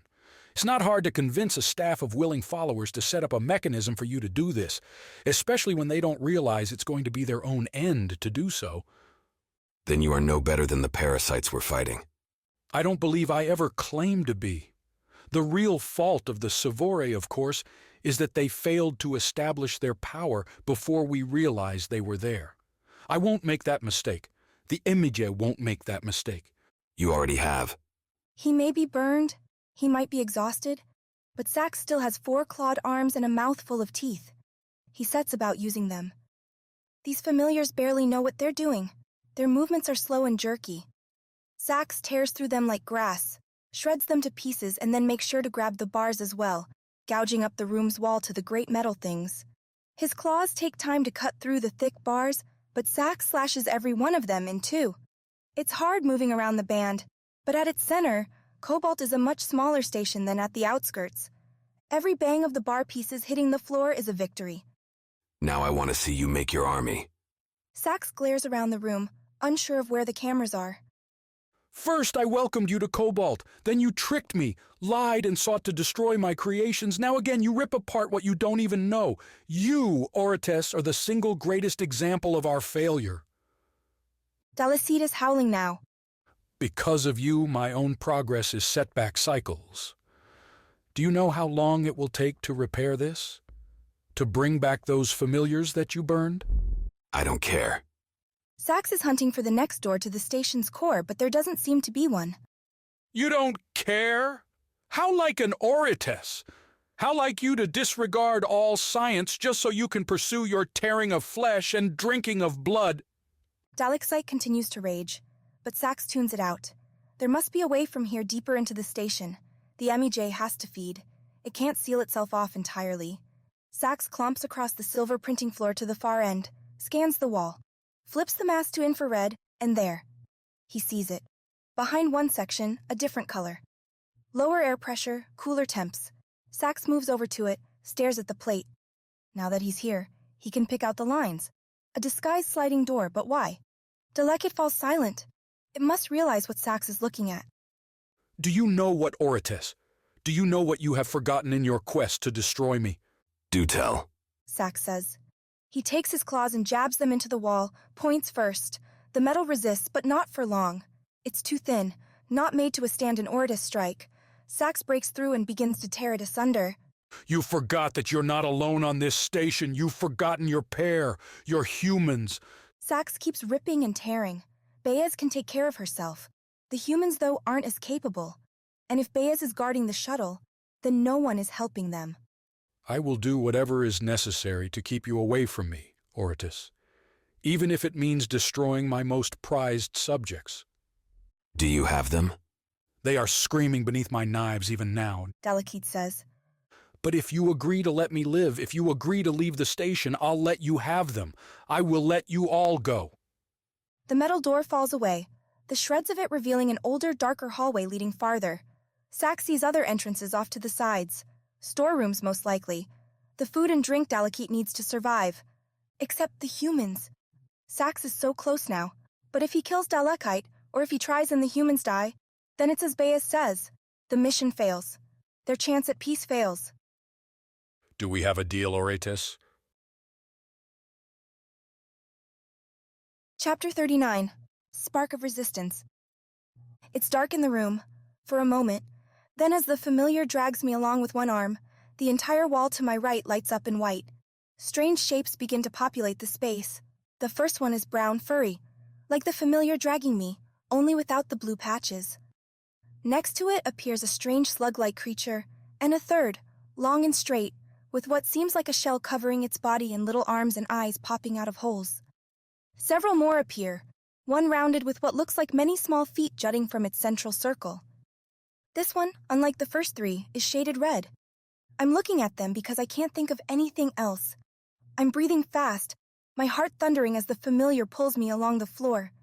I'm panicking, even though I've been in life or death situations before, and I know why. The sacrifice at the top of the vows, the fight with the Lunare, I understood where I was and what was happening. Here, nothing makes sense. The familiar has no place in my society, in my knowledge of the universe. It does now. Ignos isn't helping. We're halfway along when a thunk echoes behind us, a pounding on the door. Viere, unless Malo found a way to free himself from those metal bars. Either way, the noise makes the familiar glance back, over my head and away. Fight back. I do it almost without thinking. I catch Ignos' suggestion, its attempted command of my muscles, which goes nowhere but into my mind. I plant my left foot and throw my shoulder into a falling twist. It's a heavy move, but the familiar is a heavy creature. Stronger than me, but it's not expecting my attempt. Its feet slip as I swing my body and its grip falls loose as it curls around. The momentum sends the familiar right into the great white display, which it hits, and the screen shatters. The entire thing flickers and dies as the familiar body still sticking out towards me twitches while sparks fly around it. I stand up slow, stare at it. Wait for the familiar to get back up and come after me, but it doesn't. Don't wait. Go. So I do. I run back to the closed door we came through, but the light is red and I don't see a way to open it. The mask doesn't help me either. I look back at the familiar, but it's still stuck there. Not moving anymore? There'll be others. Is there another way out? There is. At the end of the hallway, visible in the screen's sputtering light. An open door, though I can only see shadows through it. Still, with nowhere else to go, I head that way. Run down the hall, past the familiar's body, and into another room. There are no lights here, and the white that I see is coming from what looks like a broken door at the other end. Mounds of blackened liquid sit throughout, curled and burned onto the floors and ceilings. Some of the piles glow orange in parts, radiating heat. The room smells of smoke and char. It's a place of death, and I don't stay there. I move into a long hallway and stop on the other side of the door. At the other end is the creature that took me, the Oritus. It's standing large, though I notice there appear to be black burns all over the lower half of its body. Sax takes a limping step towards me. Stop, I say. Not that I think I can command it to do anything, but it seems hurt. Less deadly than before. Where are the other two? Sax asks me, his voice a hissing rasp. Behind me, locked in another room. I think for a second. Can you free them? They're safe? For now. I guess I don't know that for sure, but there hadn't been any familiars in the room when I left. Hopefully it stayed that way. But if we can get back there? Sax shakes his head. You are the most important and the Emige is the greatest threat. We go back. Now. The Oritus turns a slow circle and I stare at its long tail, forearms, those glistening claws. There's a faint glimmer between its lower torso and its upper, and I realize that it's wearing a mask, one that's only half there. I can't believe I'm saying this, but you should follow it. That Oritus is our best chance of getting out of this alive. Follow it? It's going away from my friends. I can't leave them. If you help it take care of the Emigi, your friends will live. It's the only way. The only way. How often had I heard Ignos say that? Talk about destiny, plans, the sure route to achieving my hopes and dreams. I'm going back for them, I say down the hall as I turn around. If you do, says Sax to my back, I'll die. You'll die. Every one of the people you know on Earth will be taken and used by this creature to make more of those familiars. This is our chance. Do not be a coward. I look at my hands. They are still a girl's hands. Weathered by jungle years, yes, but otherwise young. I don't have many battle scars. I don't have decades of courage building me up to this moment. How am I supposed to help a deadly creature like Sax fight Dalekite? Not everything is won with strength. Sometimes just an open eye and a willingness to take advantage is enough. Then I hear something I don't expect. A low rasp, as if the Oritus can't quite believe he's saying it either. Please. You must, Kaishi. Help him. I flash back to the sessions, stuck on that platform while strange images flare in front of my eyes. Feeling Ignos crawl in and out of my head as Dalekite and its familiars force the Sevora to move. The sheer panic moments ago when a nightmare thing drags me away. If we are going to kill this thing, let's do it fast. I meet Sax's eyes. Let him know I'm not scared. I want to save my friends. Chapter 40. Together. The human girl is courageous. Sax is happier than he would have thought to see that. He won't be going into the Emige's chamber alone. The last encounter with the mature Sevora on the siege ship floats fresh in his memory. How easily things could be turned against a single person. How crucial a partner. Sax wishes it could be Baez here instead of this little human, but he'll work with what he can get. They head back to the ruined familiar factory, and when Kaishi asks Sax what happens here, he tells her. This is where the familiars are made. Were made, I think. Sax waves his foreclaws at the destruction. This is what I was made for. The two of them cross the floor, head towards the next door. Metal shards litter the entryway. I thought we had a deal, Loretta's. Dalekite's voice booms out of somewhere. The deal required the humans to be captured. As you can see, they are not. One perhaps, but the other two. We'll survive, Kaishi says. They're warriors and they know what they're fighting for. And just what is that? The Emige counters. Humanity, Kaishi replies. Sax isn't waiting anymore. He goes through the door, Kaishi behind him. There are 2 sealed doors on the sides of the next hallway, and 1 circular large one at the end. Dim light makes it harder to see than before. As they pass by, the first door shoots open. No light locks on these. Perhaps there's no need, this deep in cobalt. Regardless, it's easy to see what's inside. Boxes of stored supplies. Apparently lifted back in here right off the ships. Nothing that concerns Sax and the human, so they go on to the end. The other door on the right remains closed. Sax almost checks it, almost tries to see if it opens, but they're so close now. Too close to waste time on distractions. Sax turns to Kaishi as they stand outside the door. When it opens, I don't know what we'll find on the other side. Stay composed. Stay ready to move. I'll draw its attention, and you find ways to help where you can. Sax knows the mask is only covering his upper body, his head. There's plenty of pain from his legs, but he's got enough left to do this. Enough left to brave the Emige. The door isn't locked. At a touch from Sax's claw on its surface, it shunts open. There, in front of them, is a vast room twice the size of the siege ship's center. Catwalks ring the chamber, extending from the door and looping around the middle. The walkway in front of them extends to a platform in the center. On it rests the Emige. Part of it, anyway. Dalekite itself extends from its core to the edges of the chamber. It looks less like a living creature and more like a synapse. A central cluster of organs and tissue with numerous branches spitting out towards the sides, to ports and terminals where they've immersed themselves. The lighting is intense and multicolored, glowing from hundreds of terminals showing all manner of different data, all of them connected with hard Emige fiber to the creature's main core. Cobalt is part of the Emige, and the Emige part of the station. Destroy one, and Sax would likely destroy the other, at least in any functional sense. So you made it here. Congratulations. Dalishi sighs. You've ruined my experiments, destroyed my familiars, rendered all the progress I've made over so much time meaningless. Are you happy, Orites? Are you happy you've defied your masters? No. Sax replies. He's noticed Kaishi staring open-mouthed at what she's seeing. He needs to buy time for her to get composed, to be ready when the fight breaks out. Defying orders doesn't make me happy, but using these claws to rend you and your creations to pieces will. Sax takes a step forward. He's promised to draw fire, and that's what he'll do. He scans the room for weapons, hoping the mask will pick out any that he can't see first. But there's none. As though Dalekite, living on a research station, never considered that one day it might be attacked. Do you know who your commanders really are?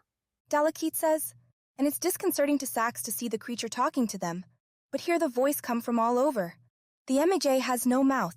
All the other Emige that Sax has seen, without their own stations, use mobile suits. Mechanical accessories and prosthetics to make their way around. Those have clear speakers. Those offer clear targets. I know who they are. Sax is content to let Dalekite talk and stops his advance. Sax uses the seconds to plan a strategy. The first goal is simple. Sever as many connections as possible. Make it so Dalekite can't access Cobalt systems. So that at the least the Emige can't set Cobalt to self-destruct while they're on it. We are your commanders, Orites, the Emige. We created you, we own you, and you shall obey. As Dalekite says this, there's a shunting rumble throughout the station. Sax hears a whine behind him, and he whirls in time to see a Flom, an old chocolate-colored one coming into the room behind Kaishi, with white fringes on his fur, holding a miner. The Flom fires. The blast catches Sax in the stomach. There's no impact from a laser, no force, but the burning, searing bolt sets Sax's nerves aflame and he stumbles back along the catwalk and then off of it. He bounces down and hits a pair of the Amige's thick, trunk-like connections, before rolling to a resting place at the very bottom of the sphere. Chapter 41. The Caretaker. I see Sax fall. Turn and look at where the blast came from. The creature is about my size, fur the color of mud with ashen fringes, and weathered, bat-like face. It's wearing a loose uniform with faded colors, greens and browns. It levels the stubby, thick weapon at me, but doesn't pull the trigger. Now, Kaishi, Dalekite says, its voice coming from speakers around the sphere, so that it seems to echo from everywhere. You know I don't want to hurt you. You know you have so much promise. Yes, this foul Orites damaged me, set us back, but you and we can rebuild the station. You can join Corvin here and make it whole again. Set the universe on its rightful path. I don't hold much with what Dalekite says. It's already tried to kill me multiple times, and the monster itself looks so crazy and terrifying that I'm having a hard time putting together coherent thoughts. Ignos, though, helps me. What you're looking at is the Emige's caretaker. Every Emige has to have one, once it gets settled. After all, look at it. It can't move. It can't even feed itself. Corvin, which I gather is the furry thing's name, stares at my face. I see glimmers of intelligence in those beady black eyes, but the mouth doesn't move. It shot Sax, so I can't regard it as a friend. But then, attacking it might mean I wind up the same as the Orites, charred at the bottom of the chamber. So I hesitate, decide to fall back on what I do best, ask questions. What should I do? I say aloud. Ask it of Dalekite, of Corvin, and Ignos. Corvin replies first in a hoarse, light rasp. Help me! Yes, help him. Say the word, Kaishi. We can even spare those other specimens, your friends. You'll all be together here on Cobalt. You'll all work with me. You'll never want or need for anything ever again. I'm not picking up that vibe from Corvin. That all his cares are gone and he's living a blissful life on board Cobalt.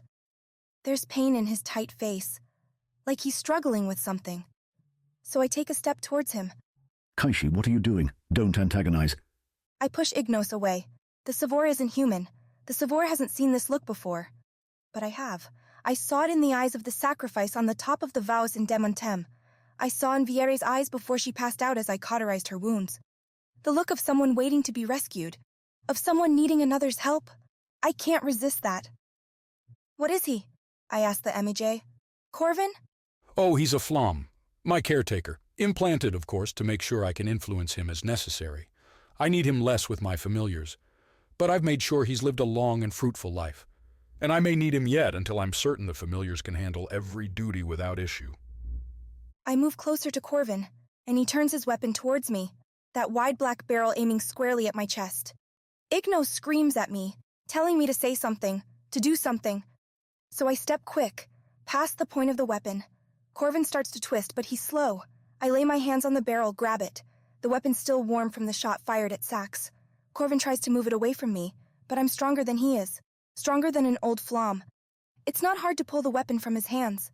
Kaishi, what are you doing? You must understand hurting me will not help you. You'll still be stuck on the station. Be a prisoner here forever. Without me, you'll never leave. You'll doom Corvin, too. He'll never get more food. Another chance to go home. I swing the weapon around, point it at the Emige. You weren't going to let us go home anyway. Delicate quivers, ripples moving up and down its skin and the connections to the walls. Strange purple lines illuminate up and down the thing's body, and a wet sheen drips out from those lines to coat the creature. You could just come close, Kaishi. End your struggle now. Find peace. I'm not above mercy for my subjects.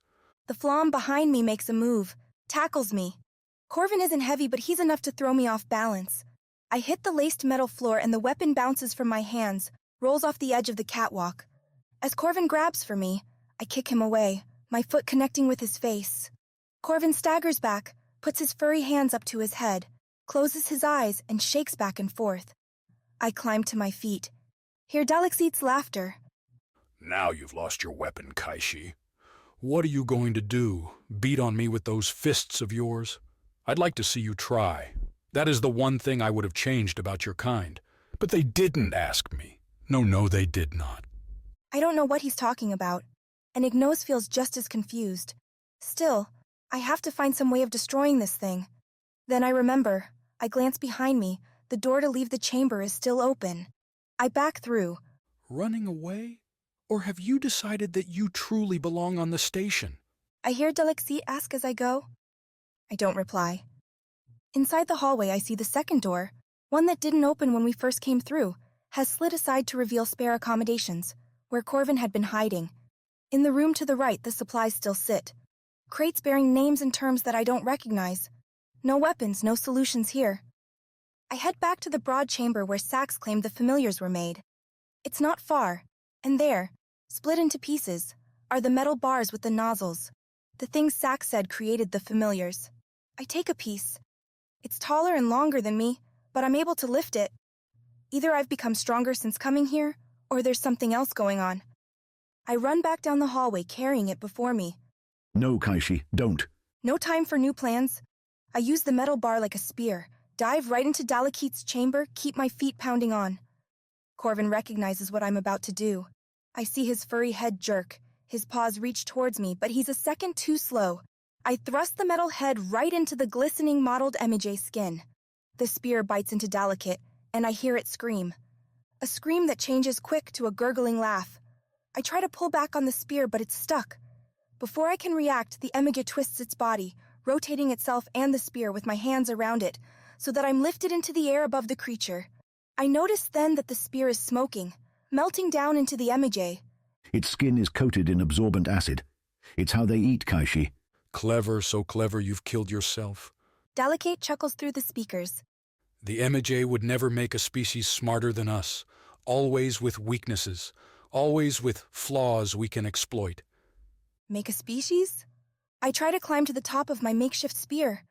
Feel the jagged edges cut into my hands as I grip my way up. The bar creaks as the Emige continues to melt it away. I risk a glance down. It's only a meter now to that glistening, burning ball of flesh. The remnants of the spear as they disintegrate spread out beneath me in a pale yellow spot. But at least it worked. At least they succeeded. Dalekite continues to talk. Do you know how long we tried? How many species failed us? Another moment, another half-meter closer. I think if I time it right, as soon as I hit the Dalekite's skin, I can jump. The mask should protect me that long. I hope. I adjust, widen my stance as I hold onto the top of the spear. Get ready. It's been a long time since I've had fresh meat. A milestone as well. I imagine it's the first time any Emige has tried human. Dalekith says as the tips of my toes dangle just above its shimmering skin.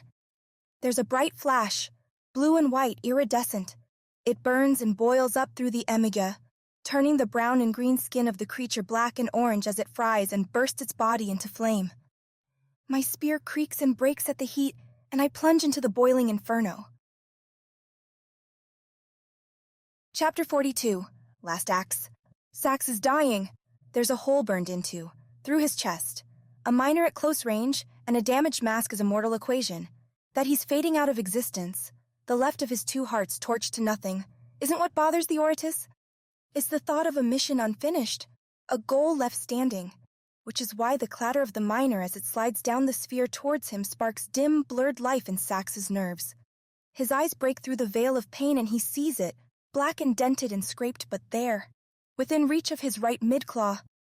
The only noise he hears is a ringing, aching echo, the only smell the spicy char of his own scales. His mid-claw moves in a jerk, sharp, short. Sax's energy comes like that now, spasms, but it's enough for the razor points to find their grip. The miner is made for flom, though, which means Sax doesn't have points for his claws. The trigger is shaped for a finger, rounded and large. With another yank, Sax pulls the weapon close to him. The metal is cold, so cold that it takes Sax a second to realize it's not, in fact, the metal he's feeling, but the icy chill of his body shutting down. His legs are lost to him. He can't move his tail. It's like a lit room gone suddenly dark. Sax has no grasp of things he once knew so well. But he has a grasp of one thing. Sax moves his right foreclaw, wraps it around the close part of the barrel. Then, with both claws, swings the weapon up so that the butt of it rests against Sax's chest. This brings with it a rippling sensation as the miner bends and bursts his blistered scales. There's a spike of pain, and Sax can feel himself wanting to pass out, to slip away. He returns to a memory, his first formal training, when Sax is standing in a line. There are 5 other Auritas, 4 to his left, 1 Baez, to his right. They stand on a long, flat plain on a planet whose name now blurs to nothing. It's all rock and dust anyway. A place long abandoned by any life of note, and now used, thanks to its breathable atmosphere, as an Auritas base. Their school, their home.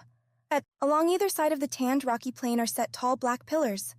Nubs extend from some, acting as hubs to smaller pillar spokes, 20 in all, and they hum with the audible pulse of power. Their teacher, an Auritas with blue-green scales, raises a foreclaw, then drops it. As he does so, Sax, Baez, and the others break into long, loping strides, until they pass the first pillar. It's a cacophonous, destructive sound, ringing pulses that make Sax's nerves vibrate like a ringing bell. He keeps moving, because there is no alternative. There is no choice for an Auritas. No other way. The next pillar launches stinging bolts of electricity, ones that strike him with numbing force. Then there is fire, cold, noxious gases, and worse as they pass through the thrashing wheels. Together, the Auritas struggle through. They push their way to the end, and when they get there, helping each other to stand, the blue-green instructor is waiting, and he points back the way they've come. Again, and again, and again.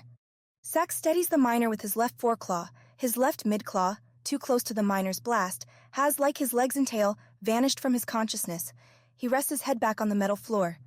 It's not hard to make out what's above him. The latticed catwalk, and through it, the brown bulk of the Emige. There's motion, too, sliding through the grease blur of his eyes, what looks like silver, stabbing forward towards Dalekith. The human, Kaishi. The species has more courage than Sax expects, more than their weak, squishy bodies suggest. But she doesn't know that you don't fight an Emige up close. Stay back. Fire away. Now she's caught. Dalekith's taking her weapon and Kaishi herself. The development doesn't change Sax's plan. Just means he has to adjust his aim. Doesn't want to hit the human, so he lowers the angle of the miner.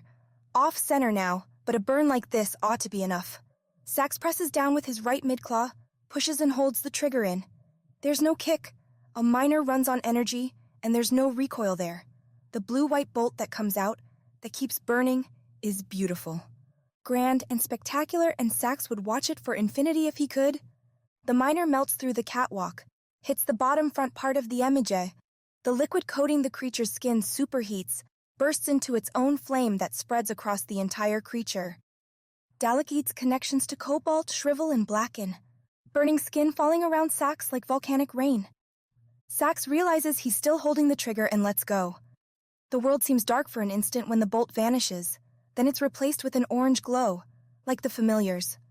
Fire, enemy of space existence, seems to be a hallmark for Sax on this station. He wants to laugh at this, but the act is exhausting, so he lays there instead. Watches. The catwalk loosened as its connection with the outer ring falls away, begins to crumble. The burning ball that had been Dalekite rolls off the slant, falling towards Sax. Slowly, of course, as the gravity here is a bare fraction of what it is even elsewhere on the station, where Cobalt's spin keeps down and up in existence. Falling after it is a shape he knows. The human. The flames curl around her, skin unburnt, and Sax is confused for a moment before he remembers her mask. She'll survive. The specimen. Baez will be proud of him. Chapter 43. Choices made. Burning, searing bright and black. That's what I fall into. That's what should kill me in my slow, twisting descent. I reach with my arms, my legs, trying to find some purchase as the world ignites around me. I close my eyes and expect pain, but feel none of it. A slight warmth, like Ignos on my skin. No puckering blisters, the fire's torching pain. The mask. As I roll off Dalekite's carcass, popping and bubbling as everything inside the creature bursts and boils, the mask keeps me insulated. Instead, I see the blue and red and white and orange flickers as they roast the monster around me. The catwalk we're resting on groans, then snaps and collapses, and I fall further still, down towards the vents and terminals that make up the spherical walls of the room. Dalekite's limbs, those long stretchy things going from its body to the outer sides, shrivel up, disintegrate into ashen clouds. I realize somewhere in this that I'm screaming, but the crackle and pops of snapping metal, the hissing whispers of cooking skin drown out my voice. I manage to twist so that I'm looking where I'm falling, and catch myself on the sloped side of the sphere. The terminals are smooth to the touch, with the only purchase coming in the small gaps between the screens. I slide, slow, towards the bottom. Blackened bits of metal and things I don't recognize tumble around me. Cling to the mask. To me? Then it's done. Everything settles. Burning bits of viscera and debris litter the bottom of the sphere. I pick out one thing in the middle of that, a large body, the Oritis Sax. He's lying there, his right claws holding Corvin's weapon, dead silent. I see the broad burn in his torso, and other wounds scarring his skin. The creature has had a tough time of it. I don't know what it takes to kill one of these things, but it certainly looks like Sax has met that mark. Are you alive? The voice comes from above. Corvin, the strange fur-covered thing, the one who'd been holding his head, seemingly incapable of speaking, stares at me from the ledge by the door. Where the catwalk had once connected, a memory marked by a jagged set of torn beams and bars. I don't know, I say, because the truth is I don't know what's happening. I can feel myself breathe. I can feel the side of the sphere through the mask, and I think, maybe I'm not in danger. You are. Without Dalekite, Cobalt will slowly die. You need to get off the station. Ignos jerks me back. It's still in my mind, and it's speaking clear, but leaving the station means getting out of here, back to the shuttle. Do you have a way to get me up? I ask Corvin. The little creature looks around, then back at me, shakes its head. Can you jump? I haven't considered making a leap for the ledge. Everything seems to float here, so I might be able to make it. To attempt that, I'll need to get to the other side of the sphere, back over towards Corvin. So I walk, one foot after another, stepping over the broken, twisted bits, stepping over Sax. I notice something, staring down at those gray scales, at the vents that line his chest. He's shuddering, his claws twitching slightly. Is the Orites alive? It doesn't matter. Leave him. Ignos had sent me on the quest to find and kill the two Orites, claimed they were a mortal threat to me and my friends. Yet Sax saved my life. He destroyed Dalekite before it devoured me, had tried to help Malo and Viere. Before I really think about it, I bend over, grab the Orites' claws with my hands and pull. Sax is like a large log. If we were home, I'm sure I couldn't move him, but here he slides ever so slightly along the smooth metal, dragging Ash with him as he goes. Corvin, I need help, I shout. He's still alive. This agitates the furry creature, who watches as I pull Sax close to the upward-sloping side, the part of the sphere beneath the ledge. I'm almost there when noises begin to ring out. Sharp clanging sounds unnatural and strange, and when I look around I can't find the cause. Alarms! Corvin shouts. Without Dalekite, Cobalt systems can't work. We have to leave now. Not without the Orates, I reply, and ask Ignos what systems Corvin is talking about. There are countless ones that may need constant maintenance. That sound might mean something simple, like a familiar asking for an order, or something worse, like an oxygen drain that needs repair before vacuum sucks us all away, or a course correction before a speeding piece of space debris cuts the station in half. That doesn't sound good. I look at Sax, limp. If Corvin can't find something soon, I'll have to leave the Oratus. He helped me, but Sax is also the reason I'm here in the first place. I see a way if you're determined to save him. A way? The Orates drug themselves before fights. It's disgusting, but it works. Looks like this one still has his, attached to the mask there. It's a small box, singed on the outside, down by Sax's waist. I lean over, pry open the top with my fingers. Inside is what looks like a clear container with a black, smooth seal, one I need a way to pierce. The answer strikes me in the form of a jagged piece of metal. I grab it, stick the piece down through the seal until it's coated with the strange substance. I pull it out. It looks smeared, like tree sap. I think they eat it. I hold it near Sax's mouth, but it's closed tight. I've seen, growing up, wild animals and people playing with them. The creatures would bite without warning, snap and slash, even if they were asleep seconds before. I know what lies behind Sax's lips, all those rows of terrifying teeth, and even if Sax doesn't mean to, he could bite my hand clean off. But if I don't find some way to wake him up, he'll die. I begin to push, to pry. Sax's lips are squishy, but with a bit of force his jaw moves, like pushing aside a thick branch. I see the rows and rows of teeth, and in the back, a long twisting tongue curled up on itself. I stick the metal in, rub it on the tongue. I try to be careful, but the metal is small. I'm nervous. It slips in my fingers, and I see a line of red where it cuts. Sax's eyes fly open, and I jerk back, fall over and hit the side of the sphere, catch myself and watch as the Orates spasms. Sax is blinking rapidly, his throat making short hissing noises, and then Sax spits the metal out. We both lie there, breathing for a moment. Then the Oratus looks at me. I cannot move my legs. The Oratus hisses, and bits of blood drip from between his lips as he does. You have to pull me. I don't have the strength, I say. Use the stem. There's a banging from above. It's Corvin, and he's dragging a box of supplies. He drops it, and it floats down to me. Comes to a rest on the floor of the sphere. Before I can ask what he's doing, Corvin runs off again. I turn back to the Oratus, his claws resting on his stim pack, and I watch it break the seal, digging deep, glistening when it comes back out. Come closer. I don't want to. I don't know what that drug is going to do to me, but what are my alternatives? Dying here? So I crawl on my hands and knees to keep from sliding on the metal. Sax sticks the claw towards me, holds it steady, and I lick it. The same way I would a stick of sugarcane. The same way I might get the last bit of juice from a split melon. The stuff tastes sweet. It pops in my mouth. And then I'm a new human. Chapter 44. Resurgence. Sax watches the human take the stim. He's not sure how the creature's body will handle it. It's a small dose, barely enough to see an Orates through a quick fight. Yet these species, if the Emige's tests are right, only have one heart. Their bodies are smaller, fragile. The last thing Sax wants right now is for Kaishi to explode. For her muscles to twitch too hard and fast and snap or spin out of control. He's seen that before with Flom. Ones who thought they could find an advantage by overindulging in Stim's power. Other Flom had to clean up the mess that experiment left behind. Kaishi's eyes blink rapidly for a few seconds, then close as she shudders, but she appears to stay alive. There's another crunch as a second crate falls, piling against the first. Sax understands what Corvin is doing, creating a ladder, steps of the sort that the Oratus and human can use to climb out of the sphere. Kaishi, with the stim, will still need to push Sax up. Now pull. Sax says. Drag me to the boxes and then lift me up. Kaishi nods at him, and then reaches out, grips his forearm and starts to drag Sax. The Orates helps when he can, using his tail and his mid-claws to push himself along. Together they get over to the two crates Corvin has dropped as the Flom pushes a third one off.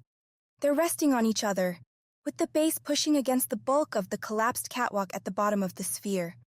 Kaishi uses the crates, gripping the one and then another, and pulling herself, and then sacks after her, until they're on the top of the stack. Now they're only 2 meters beneath the ledge where Corvin stands, watching them. Sax plunges his claws into the flat faces of the terminals on the side in front of them, shatters their screens, punctures the gray metal slates, and tries to climb. But even with the stim, his arms quiver. He can barely hold himself up, which means lifting is out of the question. Beneath him, Kaishi pushes, thrusts Sax up until the Orates manages, with one outstretched lunge of his foreclaws, to grip the edge of the ledge. Corvin scrambles over, grabs Sax's right foreclaw with his hands and tugs. The power is so pathetic that Sax wants to laugh, but every little bit helps. Climb me. Sax hisses down to Kaishi, who, after hesitating for a moment, obliges. She jumps onto Sax's tail and clambers up the Orates' body. Sax takes a foot to the face without whining, without biting it off. Restraint Baez would admire. Kaishi gets up on the ledge, turns and looks at him, holds out a hand. If I reach for it, I'll fall. You have a better idea? Kaishi replies. My tail, get ready to grab it. Kaishi lies down, chest on the ledge. Corvin moves near her, hands at the ready. Sax swings his tail from left to right, back and forth, going farther and farther, building momentum. And then, moving right, Sax lets his left foreclaw loose, allowing his body to swing with the tail. Kaishi and Corvin pull as Sax swings around, scraping Sax's chest against and over the edge of the ledge. Sax clamps down his right foreclaw and midclaw as Kaishi and Corvin dash and hold his tail and pull the Orates the rest of the way onto the platform. He's up, which leaves room for the next crisis. The alarms are deafening now, and coming in 1,000 tones and beats. What terminals remain are flashing reds and yellows. Cobalt itself seems to be shivering. They can't stay here. Sax pushes himself onto his tail. He still can't feel his legs, and he looks down to confirm they exist. Kaishi and Corvin place themselves beneath his midclaws, supporting the Orites on their shoulders. Together, the three of them walk from the sphere and leave Dalexi to its final resting place. They trudge along the hallway, through the room where the familiars were made, and 2 of the chambers beyond. Until they come to a sealed door, next to a now-ruined screen. Sax remembers showing the progress of the Emige's experiments. Sax has enough strength for this, with the stim still pulsing through his blood. He takes his 4 claws, drives them into the sides of the door. Pull me. Kaishi and Corvin shove the Orites hard, and Sax adds what he can of his own muscle. The claws rend the metal away, and the door falls towards him to show on the other side 2 humans. One, Malo, is still wrapped in bars on the table. The other, Viere, holds the remnants of another bar like some sort of weapon, eyes wild and ready to swing. Kaishi, you're alive, Viere yells, but the human's face turns as she sees Sax collapse, eyes closed to the floor. Chapter 45. Leaving it behind. I pick Sax up again, Viere helping Corvin and I. We drag him to Malo's body, and though Sax seems barely alive, we use his claws like knives to cut the metal, keeping Malo tied down. The Char warrior springs up and replaces me under Sax, sharing the burden with Viere. What happened? Viere's asking, and I say I'll fill them in as we go. The walk through the station is slow. Every so often we come across familiars. Leftovers, plain blue, standing silent and eerie. Not reacting, not moving or noticing us. We pass by the kitchen, and there's no food ready to serve. No sign of violence. We don't go back to our quarters. Nothing there worth grabbing. Only to the docking bay. To the shuttle. To our escape. Evidence of the failing station manifests in flickering lights, in locked doors sealing passages and glowing red. The sounds echo back and forth down the hallways, chiming off of each other in a haunting dissonance that makes me wish for the natural jungle cries of my home. I knew what those meant. These noises are alien and frightening. Sax, limp and staving off death, hisses strange things, stuff about power supplies and unstable reactions. Do you know what he's talking about? I asked Corvin. Like all stations, Cobalt demands modulated power. Most of the time it can function on its own. But Dalexite has been making so many changes, the station might not be able to survive without its guidance. Cobalt might be breaking apart. Kaishi, we should leave him and go. Viere says. Her breath is faint. I'd forgotten that she almost died not that long ago. He saved me, Viere, I reply. Hurt himself trying to save us. We're not leaving him. Honor demands we help. Malo adds. That keeps Viera quiet, keeps us all moving until we get to the docking bay, until we get to the ruin. Slumped against the shuttle is Bez, 2 miners in her mid-claws, resting amid a horde of burned and broken familiars. Charred lumps of blue goop mark the end of a tough fight. Baez has her share of wounds. She's bleeding from cuts, and plenty of her pink gold scales have been knocked off, damaged. Yet as we enter, she raises 1 miner towards us. Does he live? Her hisses are weak, tired. I step forward. He's alive. He saved me and we killed the Emigi. Baez gives me a slow nod. I could tell when they stopped coming. What happened here? Had to keep the shuttle safe. It's our only way off the station. Take it. I can tell you how to fly. Leave the Orates. They'll kill you as soon as they recover. I blink. They took you before. What do you think will happen now? They won't let you go. They'll take you somewhere else, somewhere worse than here. I feel sick all of a sudden, torn. My eyes find Viere and Malo's, and they're waiting for my decision, waiting for me to help them bring Baez and Sax into the shuttle. But I think Ignos is right. Either one of them, Sax or Baez, could kill us all by themselves, or take us to another station like this one. I remember the sessions, remember the pain, the terror. I can take you home, Kaishi, all of you. Corvin, I look at the flom. Are there other ways off of the station? There are several evacuation modules, Corvin replies. But I don't know why you'd want to use them with this shuttle right here. You see, no need to take the risk. Come on, let's move, I say. Viera and Malo go to lift Sax, but I shake my head. I hear a sharp hiss and see Baez has her miner trained on me. I'm sorry. You can try to kill us now if you want, but we're leaving in that shuttle. Kaishi. Malo asks. What are you saying? Ignos is right. There's a risk, Malo. The Oratus brought us here. They won't let us go. If we want to head home, then we can't bring them with us. Corvin says there are other ways off the station. We don't need to take them. I can't let you leave, Baez says. Not with that thing in your mind. She raises the miner, pulls the trigger, but nothing happens. It's empty. Baez doesn't even look surprised, just defeated. I'm sorry, I say, and then Viera, Malo, and I head towards the shuttle. Up the boarding ramp inside, which, with Ignos telling me how, I shut, leaving our kidnappers behind. Chapter 46. To space. Sax can't protest as the humans walk past him onto the shuttle. He watches, his nerves flickering, trying to establish contact with his legs. The shuttle ramp slides up, and not long after a hum fills the air as the shuttle's engines turn on. You let them go, Sax says in a burst of breath to Baez. The miner was out of charge, Baez replies. You had another. To do what? Baez, still resting against the shuttle strut, says. Hurt them. Kill them.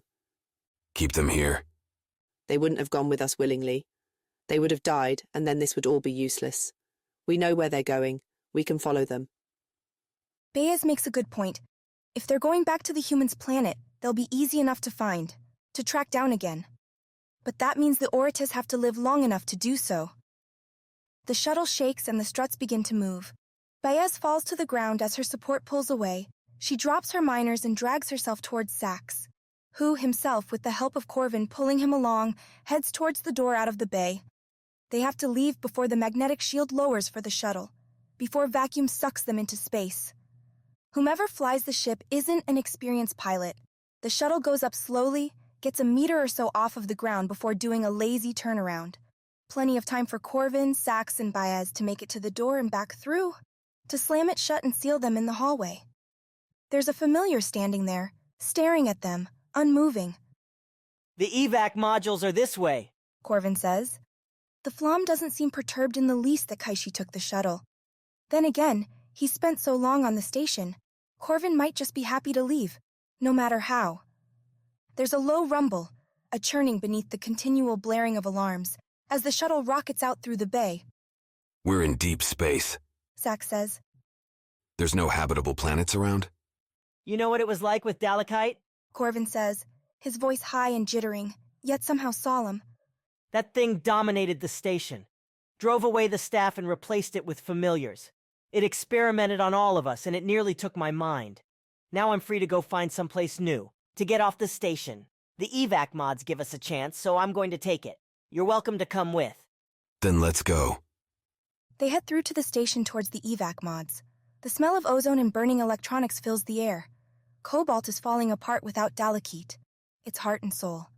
What did the MJ want? Baez asks Corvin as they go. Dalekite wasn't the only one looking for these things.